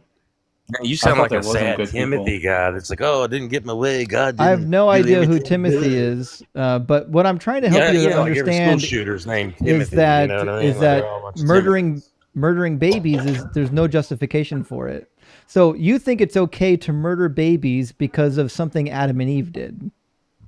It's not okay for me to murder babies, but I it's didn't okay ask for about God to you. murder babies. Okay, so you think it's He okay brought for us into this God? world. He can take us out. Just you to be know? clear, you think it's okay for God to murder innocent babies? Yeah. Okay, just checking. Let me ask you another question. Do you think it's Yeah, he's ever God. He can do what he okay? wants. Yeah, I know. Is it Do you think it's ever okay? When I say ever, I mean ever, at any point in time, by any person. So you're trying to make God a person. You're trying to be over here like, oh, God's like just a guy Well, there in the the sky. Trinity literally says that there's three persons in one. So God is quite I don't literally a believe in the Trinity. person. That's some Babylonian Catholic bullshit. And you should actually look up the definition of person, because God still counts as a person. So the question I'm asking is whether or not it's ever okay. And when he came as a person, he was sinless. Yeah, pay attention. The question person at hand doesn't is just it mean ever human. okay for another entity to punish somebody with being raped for a crime that their husband committed? Oh, so you think that God's over here doing the raping himself? Is that what you're saying? I didn't say that at all. Nope. Okay, well then what are you saying? My question is, do you think it's entity, okay? like God's just some random entity? We'll try this again. So, you're if you commit a equating him with sin, like a person. if you commit a sin, would it be justified for God to have your wife raped as punishment? It could be, what's his name? It He could made be? a deal with God. It could be. What's his name Libra, made a deal thank with you for the God, ship. and he said, I'll slay the first person that walks out of my house if you do whatever. And then his daughter walked out, so he killed her. Jephthah, and that's not what we're talking about. So to try to track, okay? I'm talking about if you commit a sin as a person, as a human being, if you commit a sin and God decides, because you committed this sin, I'm going to have your wife raped, would that be justice? It could be. Fuck, are you married? No. I hope not. That's the most horrific Thank shit on the God. planet. Well, If you were give me married that and shit. if you were married and your wife committed a sin, do you think it'd be okay your if judgment you, is, do you think it'd be do you think self-righteous? do you think it'd be Your judgment is better okay? than God, correct? Yeah, I think my Like, judgment you that we would run the shouldn't universe better, right? needlessly rape women. Yeah, I think that's an easy take. So Customs, if your spouse committed a crime and God said, now Customs, you're going to get raped because your spouse committed a sin, you think that'd be okay? If it's God's judgment. Okay, just checking. Now, it seems to be then that you believe in divine command theory, which means anything God does is just automatically just, no matter what that thing is. Yeah. Okay, so if God instructed you Or to it go, has a reason behind it. I'm sure he does. If God Not instructed everything you, that happens is obviously just in human yeah, eyes. I know. Pay attention, Ladies, Customs. stay If far away God from this told guy. you to go and unalive your neighbor's baby, you'd do it? Or you think that'd be the right thing to do? Yeah. Okay. And if God told you to go unalive the entire family, you think that'd be the right thing to do? Yeah. Okay. If God said, I need you to go to the orphanage and take all the babies in the orphanage and put them through a meat grinder and make baby paste, and then put them in like the dehumidifier or the dehydrator and make like little baby paste fruit by the foot and roll it up and snack on baby paste fruit by the foot every now and then, obedience would be the right thing to do. Yeah. Okay, just checking. Hey, thanks for coming up and showing us just that like your he told everybody to religion, go slay the Canaanite. yeah, that your I hope you religion's never a have red a mental flag, break. and that you people are clearly dangerous and need to be removed from society and placed into a self-snuggie. I hope he never starts hearing voices, because that's the end for everyone near him. I know, crazy. Hey, at least he's honest with his book. We'll give him credit for that. I mean, he's sick in the head, but at least he's honest with what the book says. Duke, I'm going to grab a couple super chats before our next guest. Duke, thank you so much for the $10. Says, I'm in Jerusalem time zone. Your tomorrow is my today. Can't see any fleshly vacated real estate. Freshly vacated real estate. And all the crazy people are still here. I apologize. But Duke, I think what you're realizing is that the rapture is indeed not actually happening. Do keep us informed. Let us know any new developments. And Simple Programmer, good to see you tonight. Mm-hmm. That's a really good point, by the way. A lot of the Christians think that Jesus is going to return on the Feast of Trumpets, a Jewish festival. Why would he not be returning? Why would he be returning on the 23rd in America, but not on Jerusalem time? I know. That's crazy. It doesn't make sense. Simple Programmer says, if you want to avoid being raptured, recommended. I hear you can just avoid jumping too high all day tomorrow. Use Doug, Sharon, and Pebbles to hold you down. Yes, fill your pocket, friends, with Pebbles, Doug's children, and try not to jump. You could do maybe a moonwalk or something if you need to, but don't do any actual jumping. Don't run the risk. You don't want to meet the Lord in the air, I promise. He'll murder you, according to the book. Book says he's going to murder you. And Godwin says, when I was a kid, my older brothers burned incense to hide the smell. I recall the magical scent and how it made me feel on second thought. Astronova, thank you for the hat. I appreciate that. Yes, I too have fond memories. And Dadbot, thank you for the $5 super chat. Says, I started deconstructing after an epiphany in my anthropology and development of world civilization class, realizing everyone just made up their gods. Indeed. The more you study ancient religions and the ancient world, the more it's clear that this is mythology, just like the rest of it. And Nathan, thank you for the $5 Canadian, says, rock hard for Doug, Jesus is coming is just a mistranslation. Original Hebrew says Jesus should pound some out before. I trust this translation, yes. Rufinus, thank you for the $5, says, the clean sheet intelligent designer hid a cancer time bomb in the inaccessible prostate. Biopsies are a nail gun up the bum. Jesus Christ, each pull. Fuck, there's a lot happening there, Rufinus. But you're right. The prostate is a shit design for a designer. Terrible idea.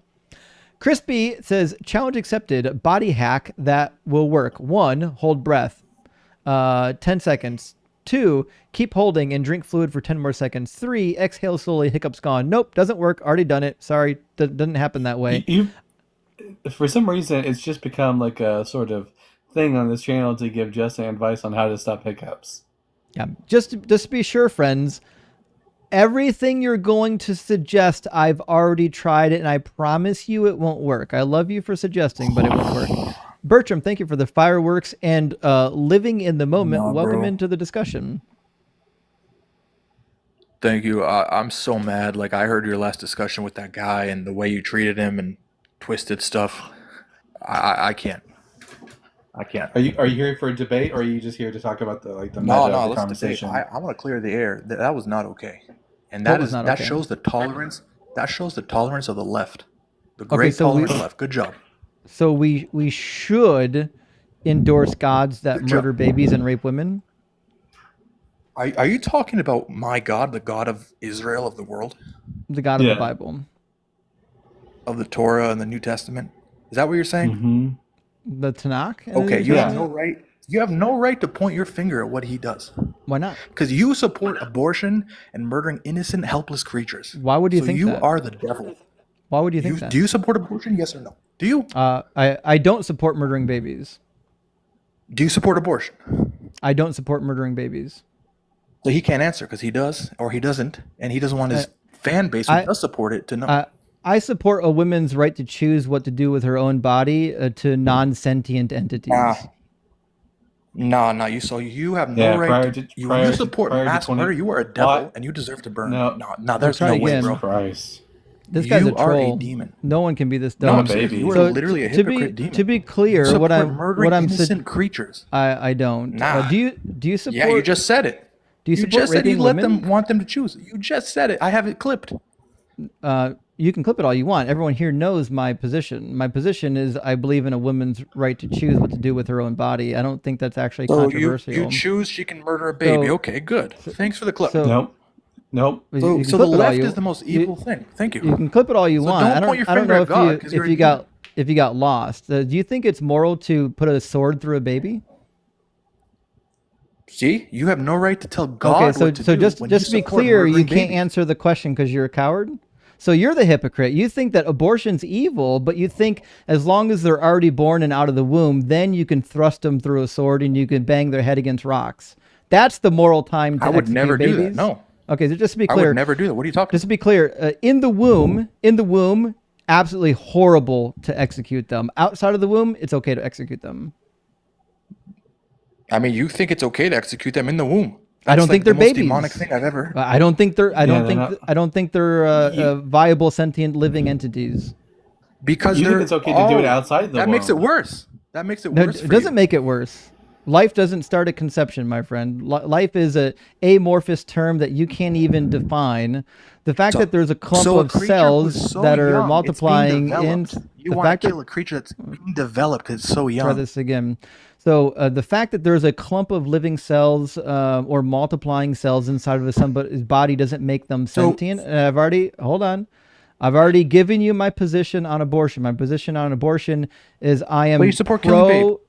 I am pro sentience, and I don't agree that a clump of cells are sentient and they qualify for a baby. Once those clump of cells develop and they can feel pain and they become sentient, then yes, I don't believe that we should be causing harm to that entity. But prior to sentience, Does it have a heartbeat? The heartbeat has nothing to do with I don't care. sentience. So there you go. It's an innocent baby being developed. It's not. It's in the Not a very baby. earliest It's not. stages, and you want So to kill you- it. That's the most okay, evil so thing. do you think it's? you don't care about babies dying. Yeah, That is I the don't most know. care evil about thing that. I've ever. Yeah, I don't know why literally you. have I don't know Satan why you raping keep your brain. evade. I don't know why Satan you is keep raping your brain, bro. I don't know why you keep You evading the deserve point. hell. I don't know why you You keep deserve evading the hell. point. You The point literally is the point that your Bible is okay with murdering babies already born, and your Bible's okay with abortion. You want to see where your Bible's okay with abortion? So you're running. You want me to show you where the Bible No, says you- abortion's okay? Where did God keep- say to kill babies? You I want keep you to go to that. hypocritically pointing fingers at me and Justin, but you don't actually give a shit about whether or not babies get killed. No, Because you give a don't care. damn. Exactly. No, you don't. You don't care. care. You don't care. Oh, I do care. You don't Absolutely. care No, you don't. because you think If- it's okay if for you God were to in- command killing babies. God can do whatever He wants. Living, Yeah, exactly. if So you were don't an care about the You Israelite- have no right. You have no right to Living, dictate if that. you That's were my an Israel, point. just to be clear, if you were an Israelite serving under King Saul and his army, and Saul gave the order, say, to go forth and kill all the men, women, and infants, you would do it, right? Because it's Yahweh's orders. Of course, he's the boss. Okay, then Yeah, don't that's what we're fucking saying. point fingers at us. No, but I'm a human. I can't do it myself. You don't. God can You don't tell get to cry. You don't get to cry about our position on women's right to choose when you think it's okay to go out and No, murder you don't babies. get to and point and fingers at I'm not God for gonna. that. And You I'm don't get to still point never. fingers at I'm God. still not So you gonna let lost. you. I do. First of all, I didn't lose, and still, you're still running from my I prove the you're point. a hypocrite and a demon. You're still running from the point that I was making prior that you'll never be able to address, which is whether or not Go it's ahead. okay for women to be raped for the crimes of their husband. What are you talking about? I'm talking about whether or not it's okay to punish people for the crimes of somebody else. If a husband commits a crime, is it okay as punishment to have the wives raped? No, if I Why? was a king, I could never make that decision. Only God can make that decision. So He's you God. think there's an occasion in which it would be justified for women to be raped for the crimes of their husband? So you and your whole chat just got cooked. All the leftists. I'm asking you to answer the question. Stop running like a coward. God. Would it be okay? I'm not a coward. I cooked you. Would it be justified? You could listen. You can bloviate all you want about your failings here. You can like pontificate about you getting cooked. You can avoid the question, but everyone sees what's happening I'm so here. satisfied now. You can clip anything you want to. I'm still waiting for you to answer the question. Would it be justified what's the answer? for women What's to the be question? raped for the crimes of their husband? Where did that happen in the Bible? Go to the verse. Want me to show you?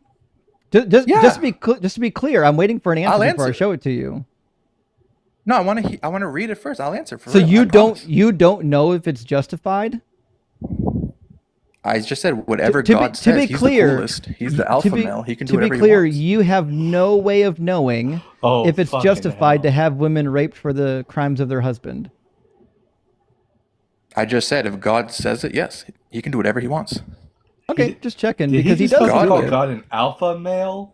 Yeah, I think he's working out. Also, I think he's possibly a troll too. Wait, but it says in 1 Samuel 12. You think God's a male? No, I'm not a leftist, bro. I'm not into men like you. I don't know why people say that like it's an insult. I'll never understand that. Yeah. Also, you also just pretty spoke about gross. how you were satisfied about this whole debate, so I'm pretty sure you're getting your rocks off in this whole scenario. I can't even hear but you. you think God? Do you think God's a male? You said he's an alpha male. You think God's a male? Can you go to the verse? Yeah, evade another question. Yeah, I would. I'd be running away from all the difficult questions as well. The verse is on the screen. I know you weren't looking because you were bent over getting back shots. Obvious question. But the verse says this is the punishment. Wait, what did right? you say? Wait, Justin, what did you say? I said you couldn't Justin, see what the did you verse say? on the screen because you were bent over getting back before that. shots. So the verse on the screen says, "Thus saith the Lord, I will raise up trouble against you from within your own house, and I will take your wives before your eyes and give them to your neighbor." Right? So God's going to give the wives of the neighbor. He will lie with your wives in broad daylight, for you did it secretly, but I will do this thing before Justin, all are you Israel gay then? And a rapist? in broad daylight. And Are you I a know, rapist then? I know addressing the text is really difficult for you because you're about to No, endorse. bro, you just said You're about you're a to. rapist. You're about to atheist and a rapist. endorse. Wow. You're about to endorse. You just said You're about to because I don't endorse. consent to that, Justin. Well, try this I don't again. consent, so you're a Yes, rapist. I know dealing with the actual text is hard for you, but it's on the screen. Do you want to address it? No, Also, so stop- not only are you a gay it's also theist, stop- you're a okay, rapist. So stop what I'll stop do? acting like you give a fuck about that. Yeah. So what I'll do is I'm going to force you to address the passage, or I'll keep muting you. So address the passage. Wait, you just attempted to rape me. You just said. Try this again. You're not here. No Do you one's know there's touching kids you. listening? You're not in danger. All of this fake outrage is a show because you don't want to address the passage, right? You can Kids on the listen, live. You can run like a coward all you want, but the There's passage is kids on the on the screen. live. You can't say that. There shouldn't be kids here. This is 18 only. Okay, so I don't know what you let your kids do, but my kids certainly wouldn't be watching this live stream. Where does it say kids can't If your watch? kids are watching this live stream, then you're There's a no terrible prompt. parent. So what I'm going to do again That's is not an continue excuse. to mute you until you address the passage on the screen. Keep in mind, I'm more stubborn than you, and I will force you to address this passage, or I will continue to mute you. I can do this all day. Yeah, I'll answer. Okay. Okay, so address the passage.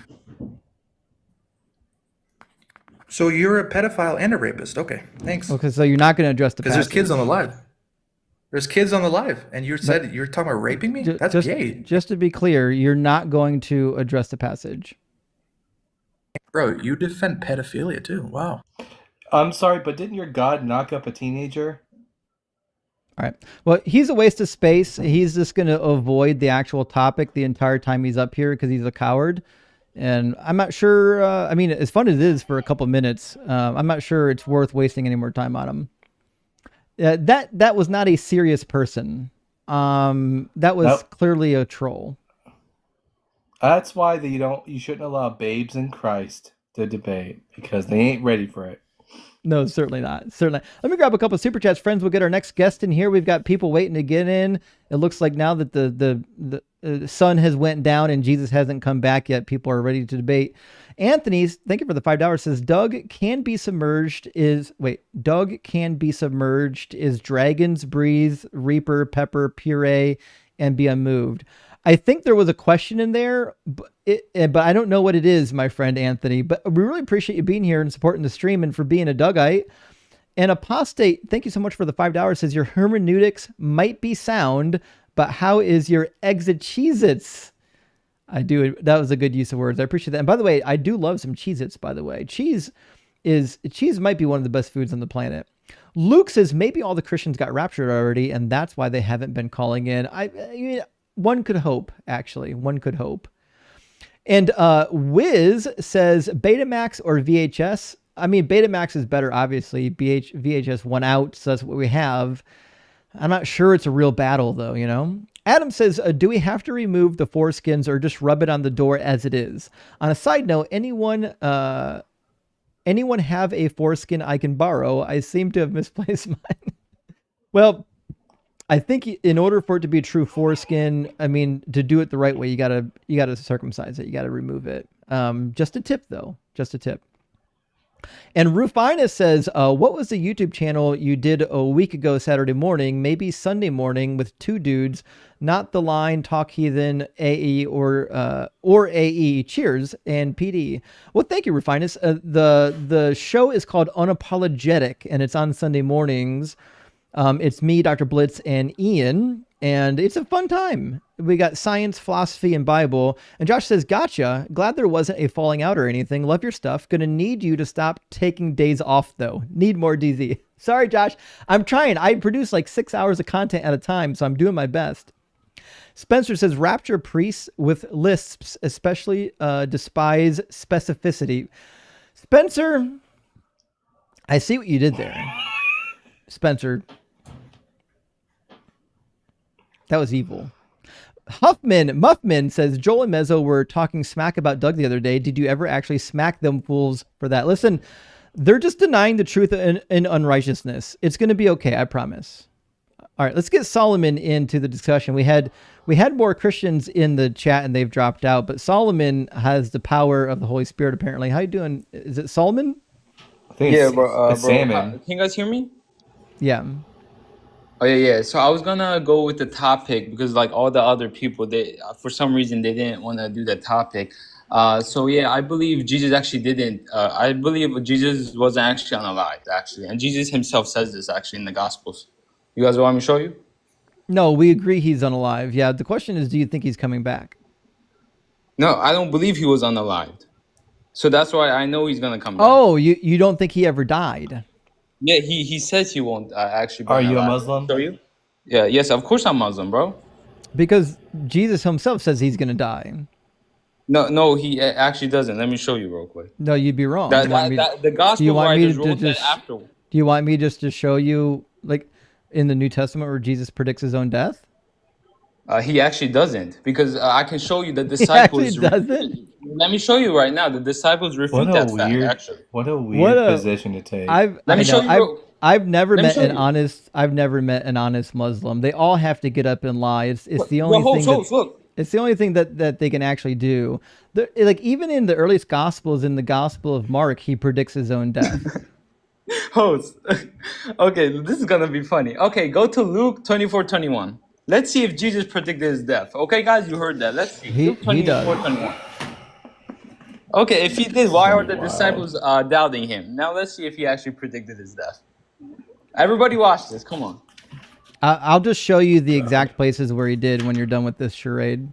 Okay, so Luke... But we had hoped that he was the one to redeem Israel. Yes, and besides all this, it is now the third day since these things have taken place. Yeah, because he's dead. So why are they hoping he was going to redeem Israel if Jesus himself always predicted his death? That means he never talked about his death in the first place. He talked about dying and coming back, dummy.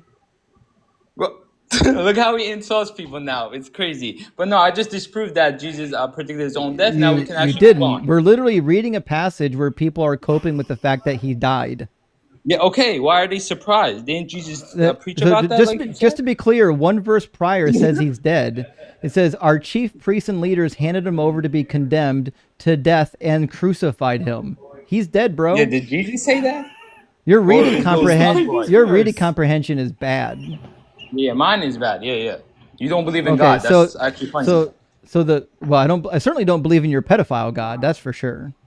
Oh yeah. We don't worship a man. Actually, you don't know about Islam. That's another debate for another day. Your pedophile God. Your God is okay with what Muhammad did to Aisha, right? Yeah, I mean Muhammad was the bravest man in the world. But I'll try this again. Does your God condone child marriage? Don't change that. Look how he's changing the topic. Does your God condone child marriage? Don't change the topic, brother. Does your God condone child marriage? I know you're terrified to talk about the pedophilia within your religion. Does your God condone child marriage? Can we be adults? Like, can we I'm asking you to be an adult and actually own up to what your religion teaches. Does your religion, does your God condone the child marriage? Host got cooked, bro. He got cooked. He can't defend Christianity. Literally, the verse you brought up literally proved you wrong. How is it? It's literally showing people doubt. That means he never predicted his death. It didn't show them doubt that he was dead. Okay, I'll give you that one. I'll give you that one. I'll be nice today. I'll be nice to you today. Let's go to the sign of Jonah. Ignorant at best. The sign of Jonah. The sign of Jonah declares that he's going to be dead 3 days and 3 nights.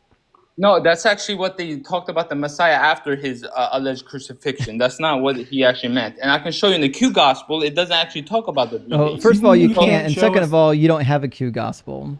We actually have a reconstruction of it by Dr. Q John gospel is no, you don't. The Q gospel is a hypothetical text. You don't hypothetical, but the gospel of Thomas was hypothetical Saints gospel, but the gospel of Thomas actually helps us with the Q gospel because there's Saints gospels in the time the of gospel Jesus, of Thomas isn't actually a part of the Christian canon, so it's useless to you.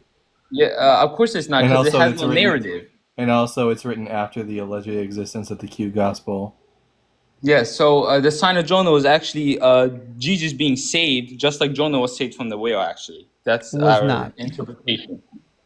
Yes. So I'll just show you Jesus' clear words when he tells you in Mark he's going to die. It says, they went on from there and passed through Galilee. He did not want anyone to know it, for he was watching his disciples, saying to them, the Son of Man is to be betrayed into human hands. They will kill him, and 3 days after being killed, he will rise again.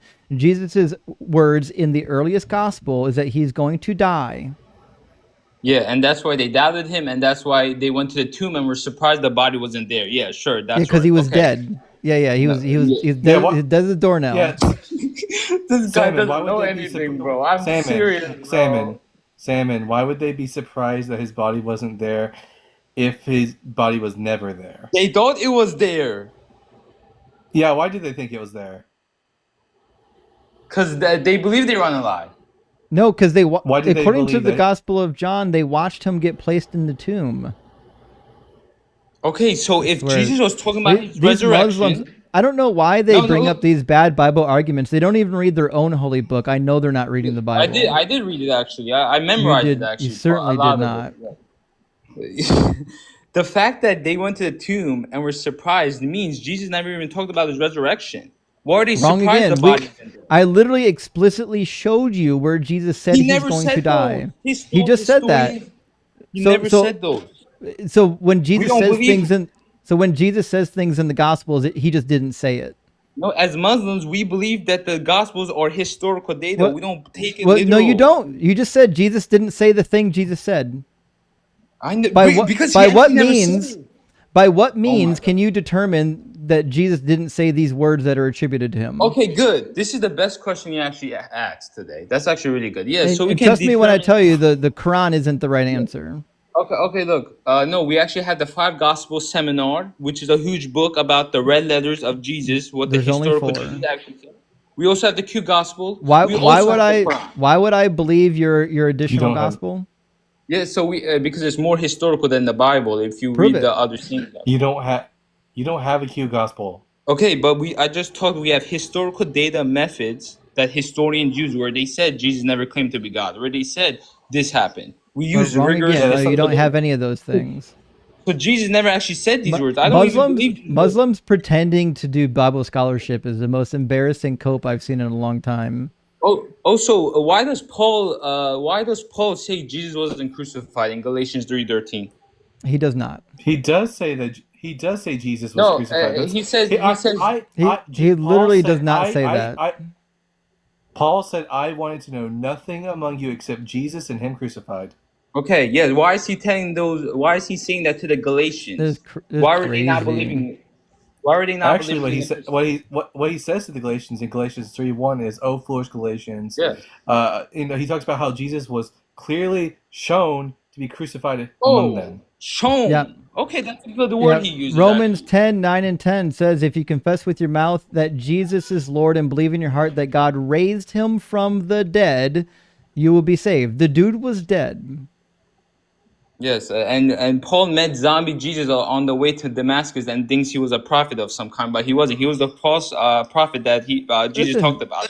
You can make up your own fan fiction about the already written fan fiction all you want, and it's just as crazy as the original fan fiction.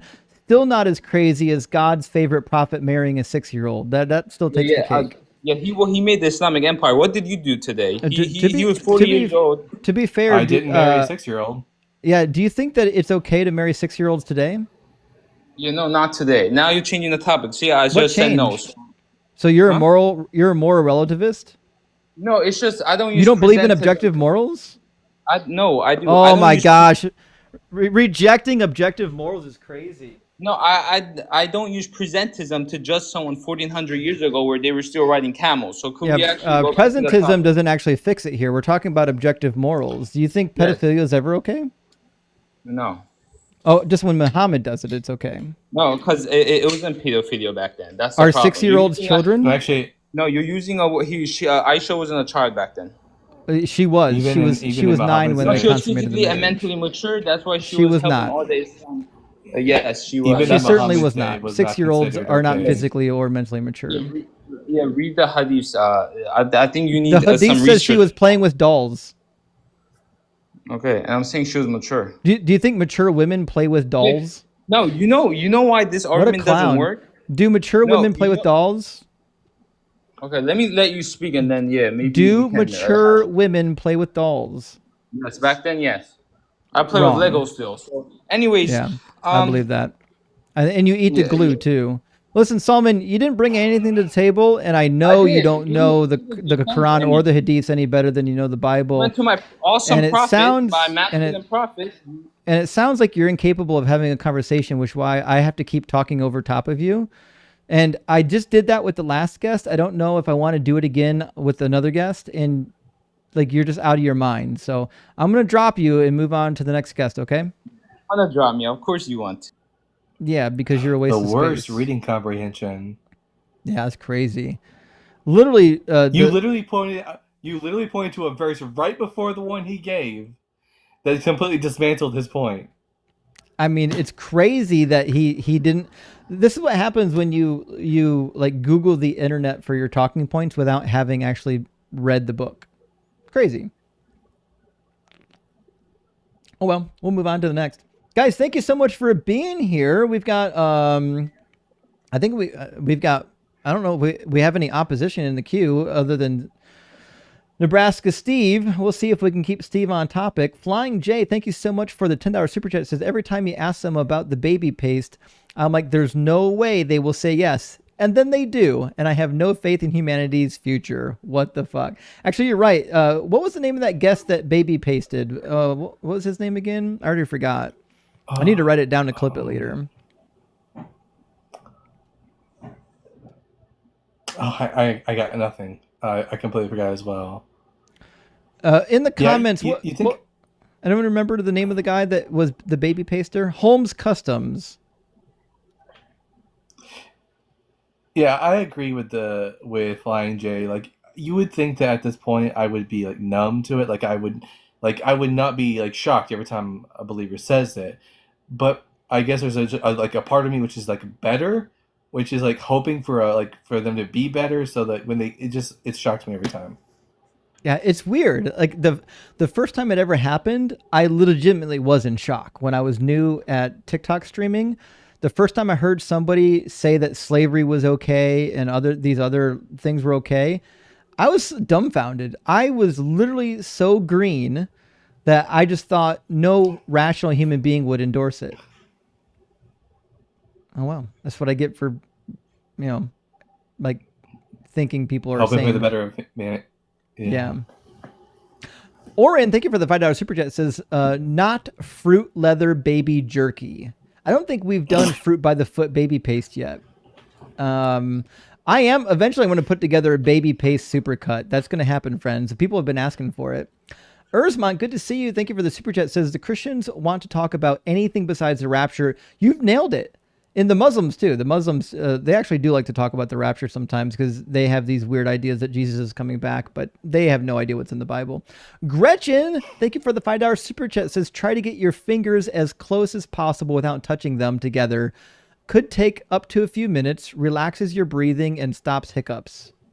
I've never thought about that, Gretchen. It won't work, but I'll try it. I'll try it for you. LLYA Tanvis, thank you for the $10. Says this dude is alpha in the same way an unrealized game is in alpha, unfinished and not ready for the world. I agree. Yes, I absolutely agree. Not even made it to beta testing yet. And Gene, thank you for the $10. Says, can we be adults? I don't know, Salmon. Can the brides? No, they fucking can't. Not in Islam. There's a reason why there are countries that are primarily run by Islam that still allow marrying 9-year-olds. Tutor Ed says the rapture isn't coming September 23rd because Mark 13:9 says Christians will have to be flogged in synagogues first. Yeah, well, all the signs in Mark 13 and Matthew 24 have to come true before the second coming. And obviously they're not going to come true because they were supposed to come true in that generation. The reality is they'll just never come true. Thank you for that, Tutor.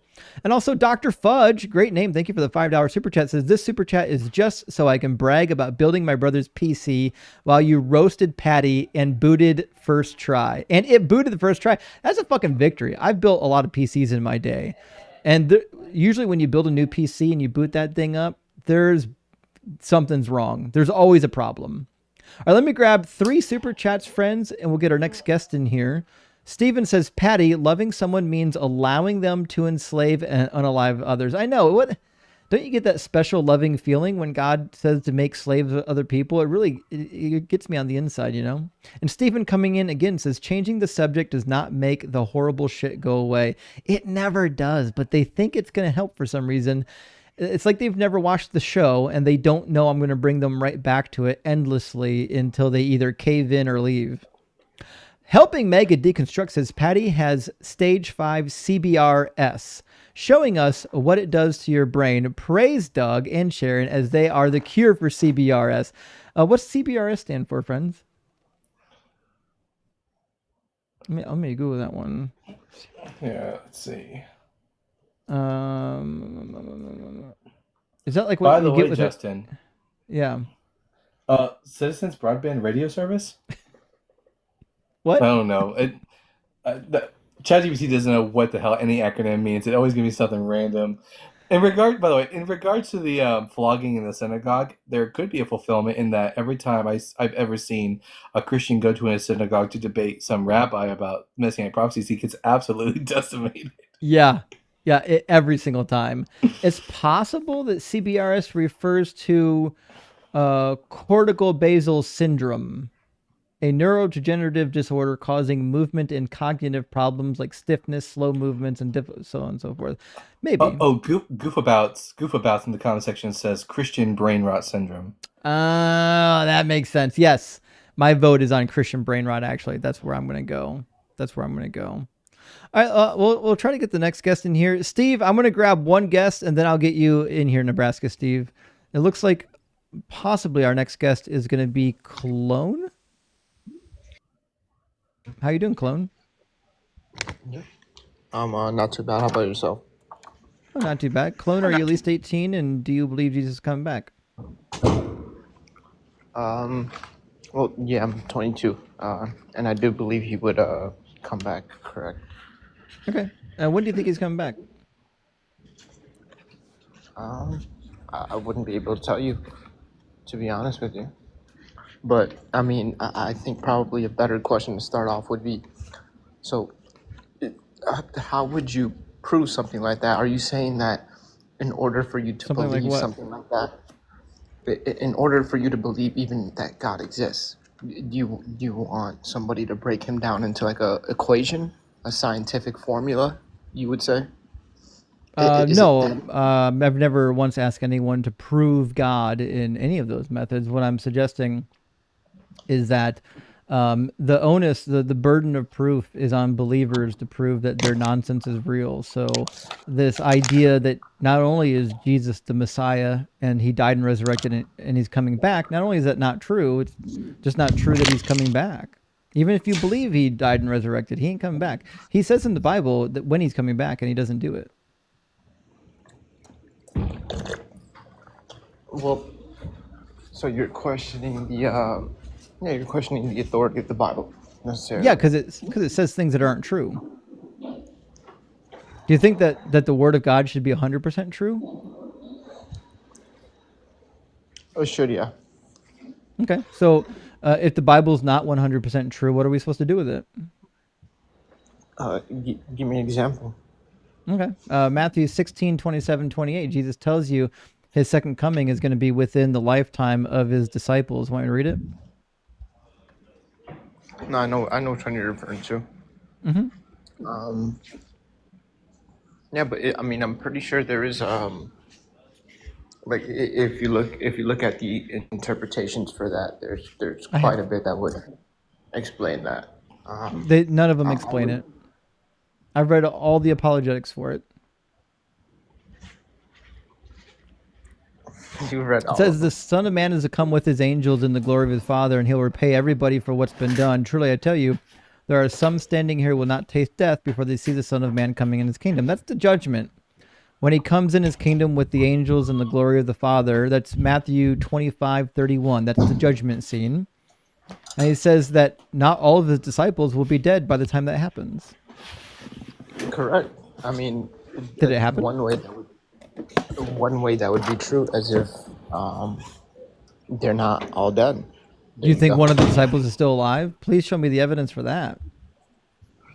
Well, I mean, I just that's a wild claim.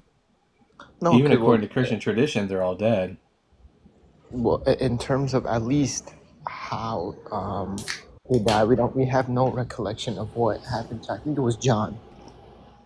I could be mistaken, but it's whoever wrote the book of There Revelation. certainly is a death of John recorded in church history.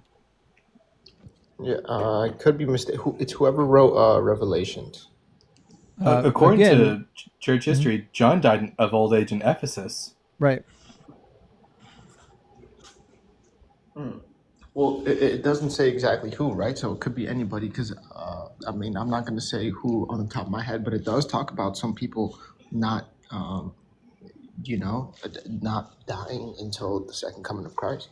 Yeah, but they're all dead. That's the point.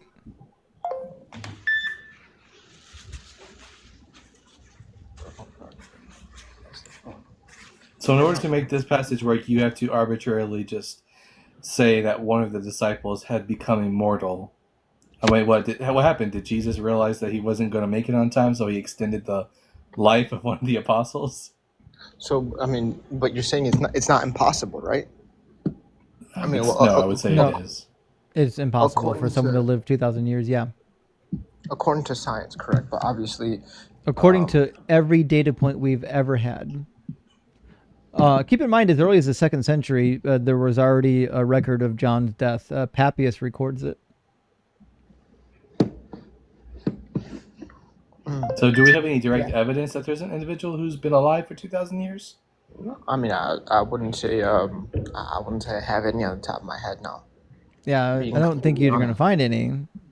The evidence that a person from 2,000 years ago would be alive is if the guy was still alive, telling us about things that only he would know from 2,000 years ago. Mm-hmm. That'd be really good evidence, but we don't have anything like that. Well, I think what it comes down to really is just. Where do you think he is? Well, I don't know. Like I said, it's not really. To be honest with you, it's not something I looked into as much. So it's not like I'm not giving you the, the correct answer necessarily. So I'm kind of refraining from even saying anything other than the fact that there, whatever you say, there already is, scholars who took and dove deep, like spent almost all their lives focusing on that. Because I've heard that argument before, so it's definitely not something new. I would say that they're coping just like you are. To be sure, the latest like consensus of scholarship, it typically is that this was a contingent prophecy that didn't come true, or they'll have some bullshit hermeneutic about how it was somehow two different prophecies rather than the one prophecy, and it was actually fulfilled in the very next chapter during the Transfiguration, which is a pretty bad hermeneutic.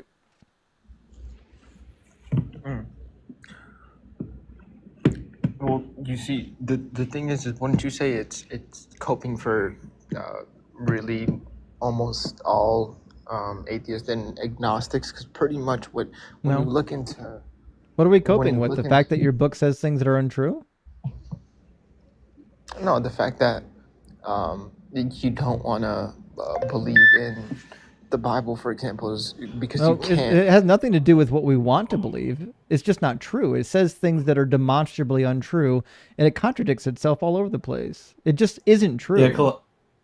Yeah, Cologne, when I left Christianity, I did so reluctantly. I wanted to believe it to be true, but sadly, I've always had this like conviction that I wanted to believe as many true things as possible and as few false things as possible. So I reluctantly had to give up Christianity.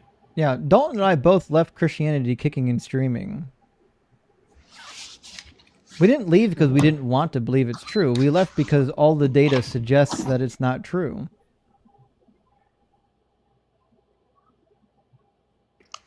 I mean, I would probably argue otherwise, to be honest with you, but that's just me personally. What data could you possibly point to that would suggest that it's true? Jesus himself famously failed his own predictions, and he failed every one of the messianic predictions. Not a single messianic prediction was fulfilled in Jesus. Well, that's just a complete lie. I'm born of Then a virgin. Name one. Name one. There's no passage in the Hebrew Bible that says that the Messiah would be born of a virgin.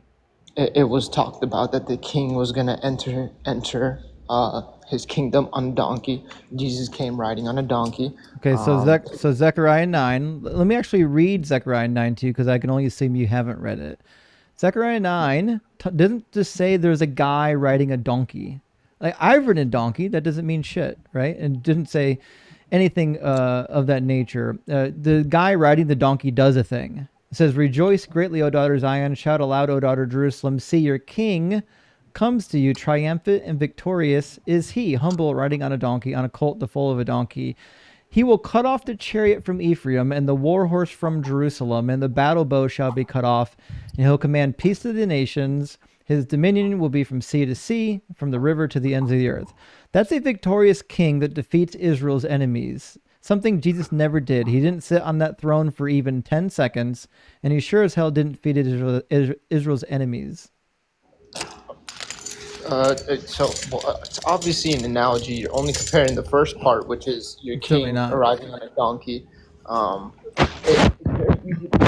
If a prophecy says there's a king riding a donkey that's going to defeat all the enemies, and some guy who's not a king shows up on a donkey and doesn't defeat anyone's enemies, the prophecy didn't come true. He defeated death, quite literally. It didn't say a damn thing about defeating death. Pun intended. It was half-assed. That was good. Double-assed, maybe. Oh my god! Look at this guy. Look, dude, you can't be talking like that, looking the way you do, bro. I'm just putting that out there, but we can get back to it. Tell us the joke went over your head without telling us. My goodness. What are you? Why are you making fun of Dalton's appearance? Put your camera on. Show everyone how handsome you are, Cologne. I'd like to put say your I'm camera pretty on. handsome, actually. I'm pretty handsome. Don't you worry Show about everyone. me, Show everyone how cute you are. man. Don't you worry about me. We are worried about you, You know, now that it's you're obsessing over I don't want Dalton. to. it's completely. You know, it's crazy. It's completely fine because there's not a day that doesn't go by on this app where the Christians who are supposed to love their neighbor as Oh themselves my God, the make victim fun card. of my weight. So The you're victim just like the card. rest of the hypocritical Christians. Yeah, it's crazy. So to be clear, this passage doesn't say a damn thing about defeating death. It says that the implements of war are going to be defeated. So you can add to the prophecy all you want. The prophecy is about a victorious king. In fact, it talks about during the battle, the enemies of Israel are going to be defeated. On that day, the Lord their God will save them, for they are the flock of his people. For like the jewels of a crown, they shall shine in his land. They're going to be restored to the land. Jesus didn't restore them to the land. They got devastated by the Romans. They got driven from the land.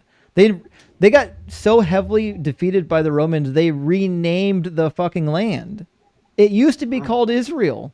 They renamed it to Palestine. So, I mean, it doesn't bother you at all that, your whole time period is based on the life and death of Jesus, right? No, My that's time period's the not. calendar argument.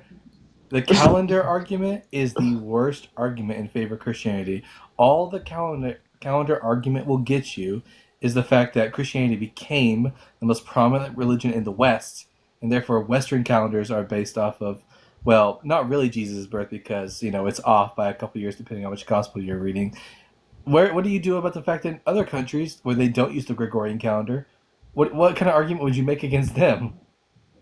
I'm just saying, well, obviously, this applies to you, and it wasn't to make an argument of, that, that's why I believe that it's true or not.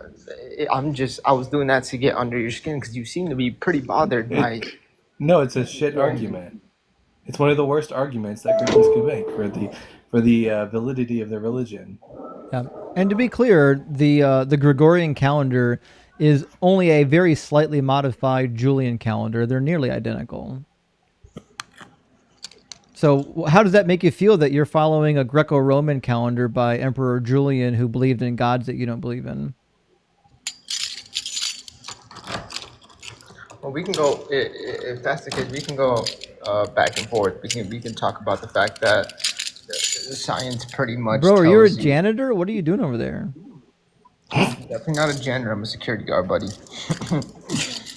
That sucks. Anyways, dude, look what you're doing. What? We're cooking your religion. It's not even hard. It takes more. So next prophecy atheist, right? certainly doesn't. We're demonstrating right now that it takes stupidity to be a Christian. So what's the next prophecy that Jesus fulfilled? He said the Old Testament says that the Messiah would be born of a virgin, even though there's no passage in the entirety of the Old Testament that says that. Yeah, can you show me where it says the Messiah is going to be born of a virgin? Look, you guys are humans, so I love you in humanity, but man, atheists are the dumbest. Somehow I doubt that. Just to be clear, you can't show me where the Bible says the Messiah is going to be born of a virgin? Oh, I can pull it up to you. I got you. Yeah. Even though you're just gonna ramble away about, oh no, this is not what it means. We're just gonna make you read the actual context of it. Oh, so you know what I'm gonna refer to. I know exactly what you're gonna refer to, and you don't. You don't know what you're gonna refer to because you don't even know where it's at. I do. Jewish people have been cooking Christians on this verse for 2,000 years. It's not even hard. It's one of the easiest ones to debunk, really. By the way, while he's looking for that, Justin, have you ever read Chizuk Imunah by Rabbi Abraham Isaac Troki? I'll send you the whole book for free as a PDF. It's a Karaite Jew from the medieval period, and he dismantles step by step all these different Old Testament prophecies. Yeah, send it to me. I'd love to read that. So yeah, I mean, pretty much the best argument that I could say honestly is you don't apply the same belief to your belief. Or sorry, yeah, we do. Yeah, we do. You have no idea what standard we're applying. All we're doing is reading the text, and you're terrified to read the text. Do you want to read the text or not? You know what I'm referring to. You could read it, man. Okay, so Isaiah chapter 7, right? Let me just double check. I got you. It is. It's Isaiah 7. So how you gonna? What's your explanation as to why that is not talking about Christ? For starters, virgin. Yeah, for starters, there's no virgin and there's no Messiah mentioned in the chapter. We'll start with the context. What's the actual context of chapter 7? Do you know what's happening? If you don't, it's on the screen. You can read the screen. It's okay. I'm sure you haven't read it.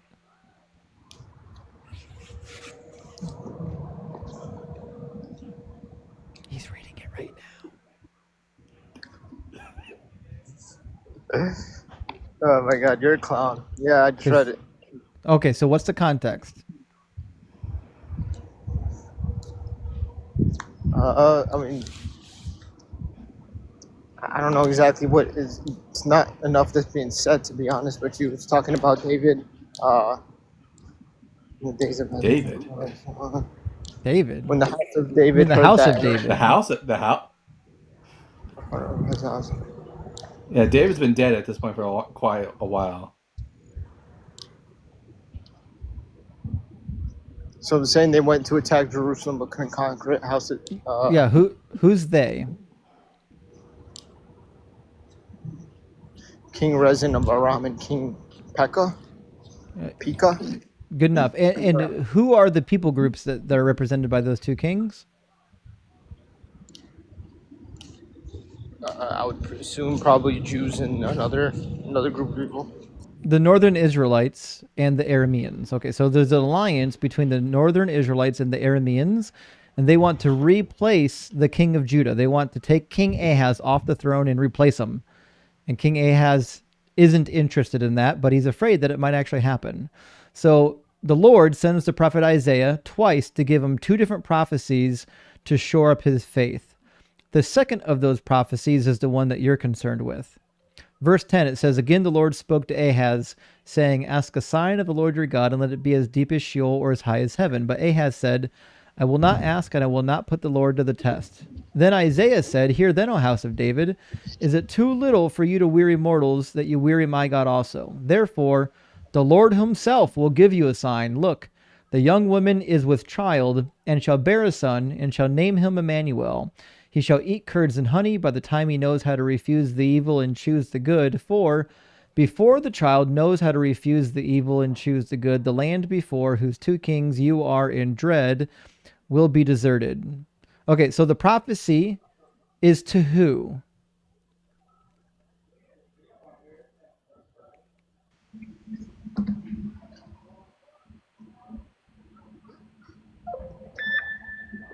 Cologne?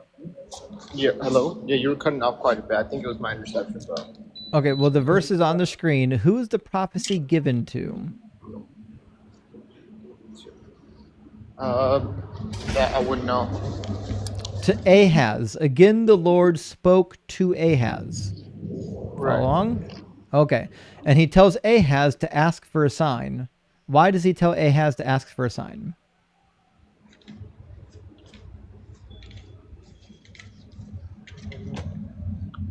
I don't know. You tell me. Because he wants Ahaz to have faith in the middle of the war. It's the last thing he said one verse prior. If you do not stand firm in faith, you shall not stand at all. So God sends the prophet to Ahaz saying, Ask a sign from me. Let it be anything you want. And Ahaz said, Nope, I'm not going to ask. So then the reply from God through Isaiah says, Fine then, I'll give you a sign. And the sign shows up in verse 14. It says, Therefore, the Lord himself will give you a sign. Look, the young woman is with child and shall bear a son and shall name him Emmanuel. And before that child knows to choose right from wrong, it doesn't say virgin. Follow along. You're looking at a different translation. We'll fix the virgin issue next. So it says that before the child knows right from wrong, what's going to happen? Verse 16.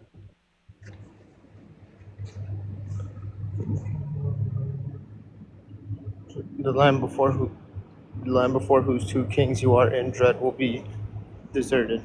That's right. Okay, so the prophecy says there's a child about to be born, and before that child is old enough to know right from wrong, the two kings that are attacking you, their lands are going to be deserted. And then verse 17, how does it happen?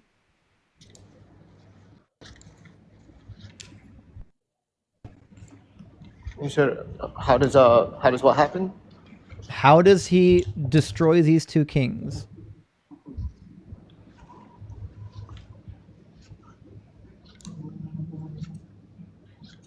It's in verse 17. I'm reading it. The Lord will bring on you and your people and on your ancestral house such as days have not come since the days that Ephraim departed from Judah, the king of Assyria. Yep. So it's referring to what happened with them. He's saying the same thing is going to happen with them. He's saying he's going to bring the king of Assyria down. And that's how the prophecy is going to get fulfilled. The prophecy is fulfilled by the king of Assyria coming down and wiping out those two kingdoms, which does actually come true. This prophecy is about something happening during the time period of King Ahaz that actually did come to pass. Now, on verse 14, what is the word in the Hebrew text that means virgin? He's got to go look it up.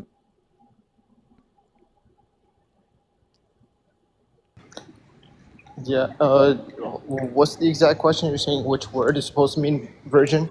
Yeah, you're accusing me of using a translation that is not true to the Hebrew text, but Dalton and I both actually know Hebrew, which is why this translation works. I'm asking you, what word in the Hebrew text would lead us to believe that it's a virgin?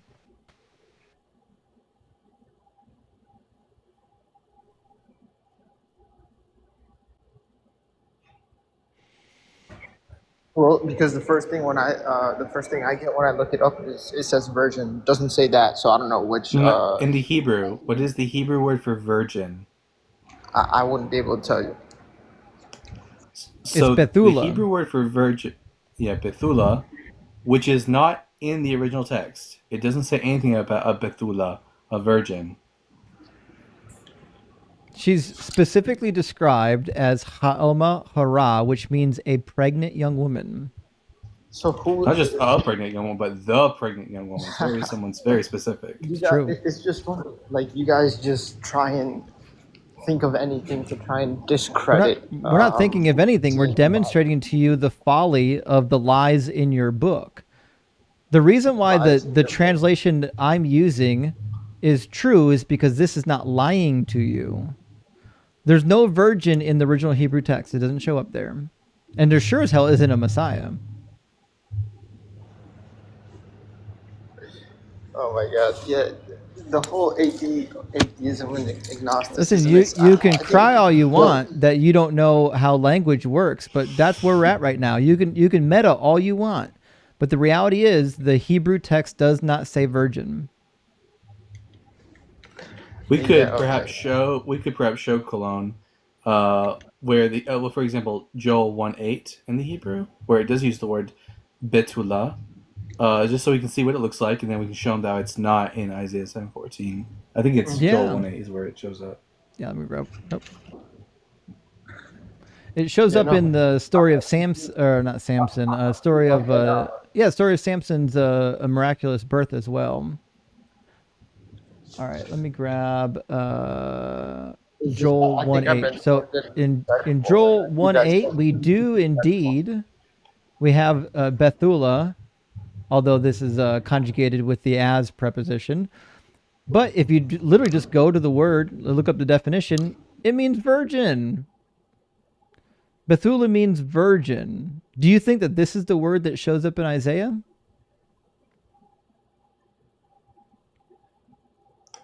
When you leave the screen, Cologne, we cannot hear you. Yeah, hold on. I'm just looking it up real quick. No, look at the screen. It's right here. It's on the screen, bro. Do you see where it says original word in the at the very top? You see these letters, Bet, Tav, Vav, Lamed, Hey. That's the Hebrew word Betula or Bethula, and it means virgin.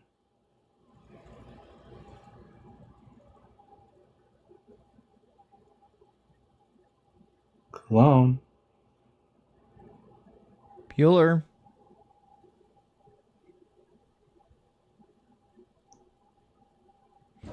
Okay.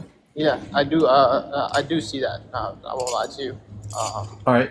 Now Justin's going to show you Isaiah 7:14 in the original Hebrew, and we will see if the Hebrew word Bethulah occurs at all. All right. So we have Lakin iten Adonai, hu lakim otine ha'alma hara v'yoladet ben v'kalat shemo Emmanuel. Did the word Bethulah occur at all in the sentence I just said to you?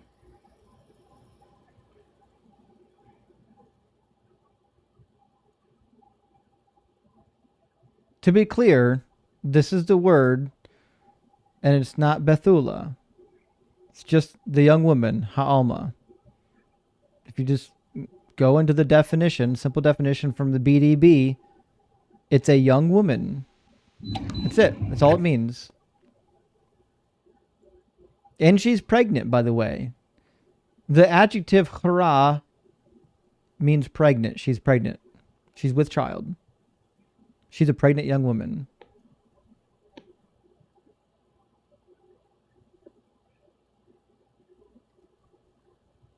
Do you want to know why the New Testament has this nonsensical idea that there is a virgin birth here?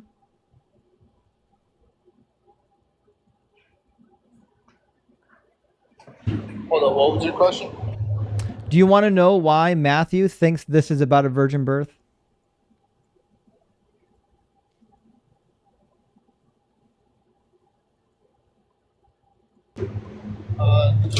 No, I wouldn't be able to tell you. It's probably just translation from Hebrew to English. It comes out like that. No, the problem is that Matthew couldn't read Hebrew. He was reading the Greek Septuagint. That's the Greek version of the Old Testament. And there's a word found in Isaiah 7:14, Parthenos, that at the time Isaiah would have been translated could mean a young woman or virgin. It was used both in a pretty wide semantic range. But by the time of the New Testament writing, it took on a more narrow focus. It was generally more used to refer to an actual virgin. So Matthew misunderstood what the text was actually saying and thought it was about a virgin birth. The reality is, it's not about a virgin birth. In Greek or in Hebrew, Matthew is just a dullard. If he had bothered to read the context of the prophecy is about a child who's already conceived. He's about to be born during the reign of King Ahaz. And before that child is old enough to know right from wrong, Ahaz will see his two enemies defeated. And it comes true in the next fucking chapter. Just turn one page and you can watch the prophecy come true. This nonsense that 725 years later it came true with Jesus is a crazy cope. I think what's even, bro, you can't say that, and yet your whole belief is founded on one miracle. Science says forget everything that religion tells you. I don't believe in miracles. We don't believe in miracles. You believe in a miracle, man. We don't believe in any definitely miracles. What miracle do we believe in? If you don't believe in the Big Bang, then I'll take it back. If you believe in the Big Bang, bro, you believe. Certainly not a miracle.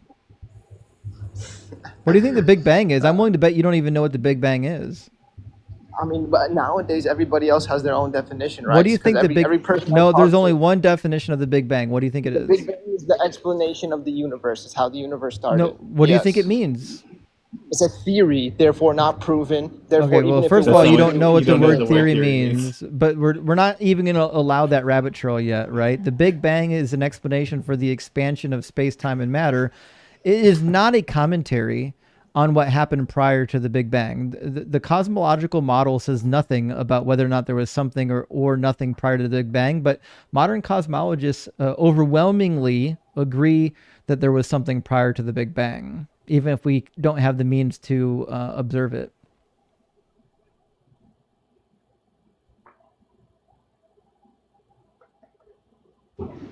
Yeah, no, I mean, even the way it,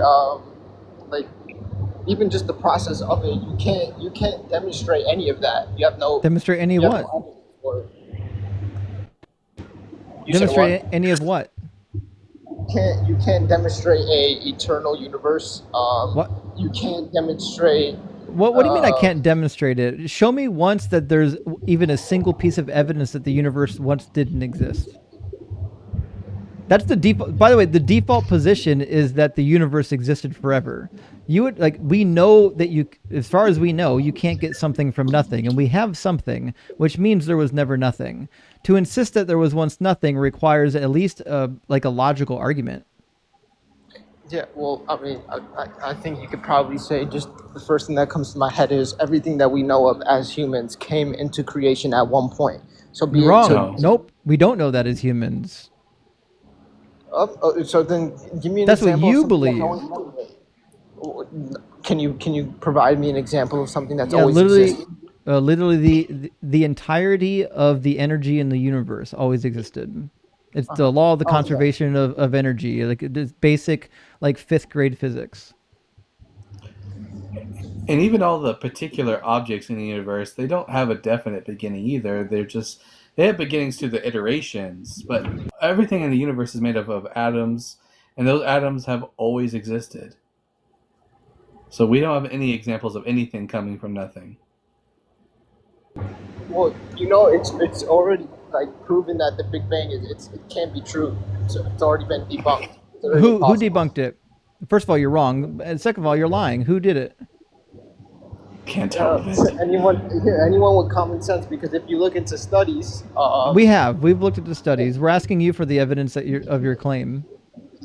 Yeah, well, assuming that the Big Bang is true, that the universe would have a certain layout. It's necessarily supposed to be what the layout? The farther that we're supposed to go out, the older the planets that we're supposed to find, right? But that's just not true. First of all, that is true, and second of all, we have no idea how far out we can actually observe. There's an observable limit. We have no idea how old the furthest reaches of the universe are. We only know how old is the light that we can actually see and observe. That's it. And it is true that the furthest reaches of our telescopes are detecting older formations. And to be clear, the universe isn't linear.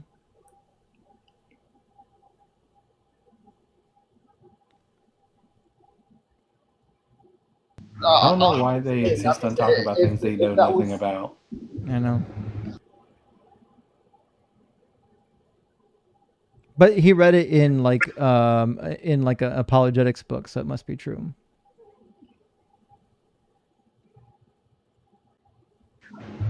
I think that's just what you call a straw man. From what we know, that's not like that. You can find planets that can be younger than the Earth, for example. That so what? Aren't as science has never proposed that all planets were all forming at the same time. That's never been that doesn't debunk the Big Bang Theory. That's not something that's ever been proposed by scientists. Yeah, again, I've already said this. The formation of planets, stars, and galaxies is not a linear process. There are constantly planets and stars that are forming and exploding all over the universe.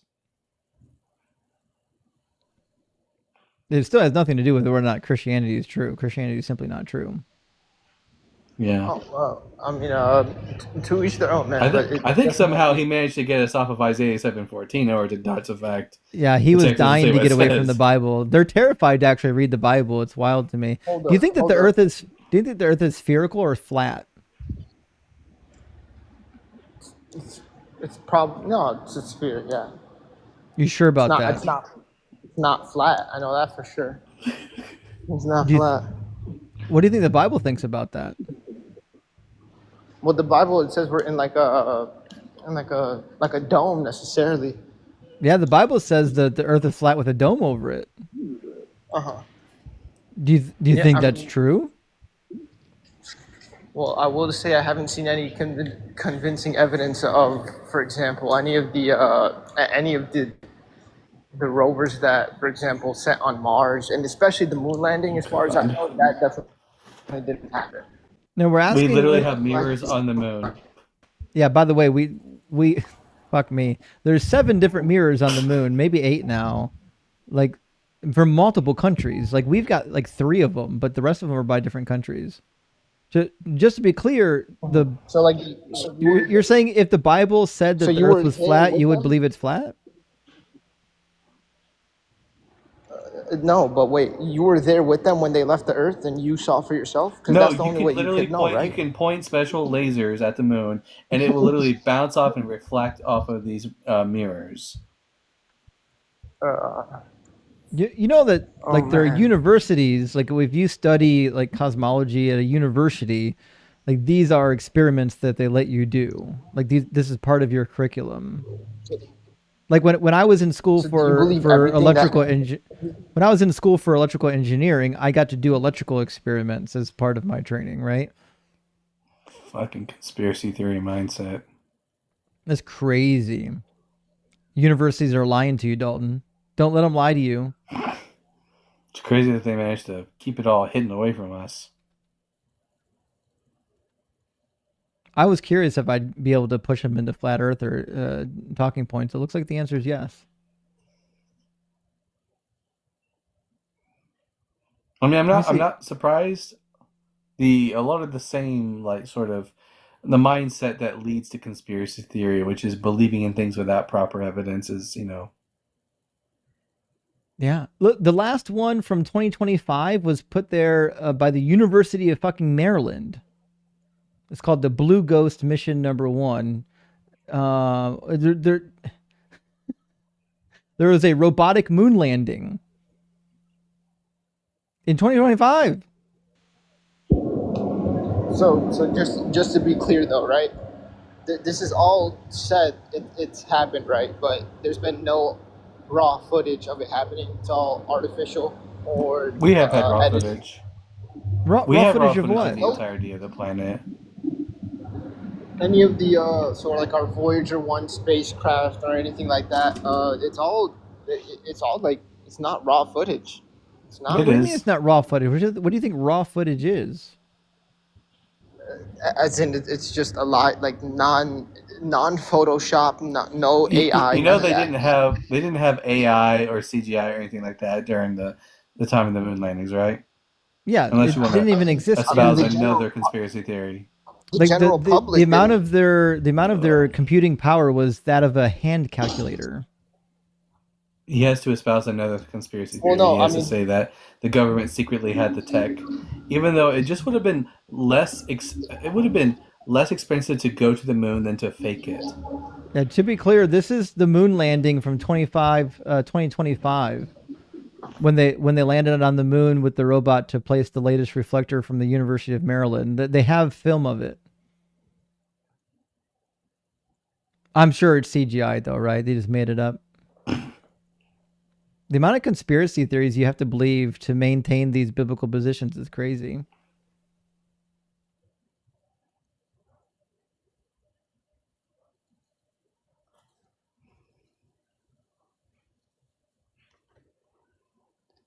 It says on their website there were 3,000 still images taken of this landing outside of the video that they took. 3,000. You think that NASA photoshopped 3,000 images of the moon landing? What? Wait, I have a. Wait, Cologne. Do you think there's any secret meaning behind the name NASA?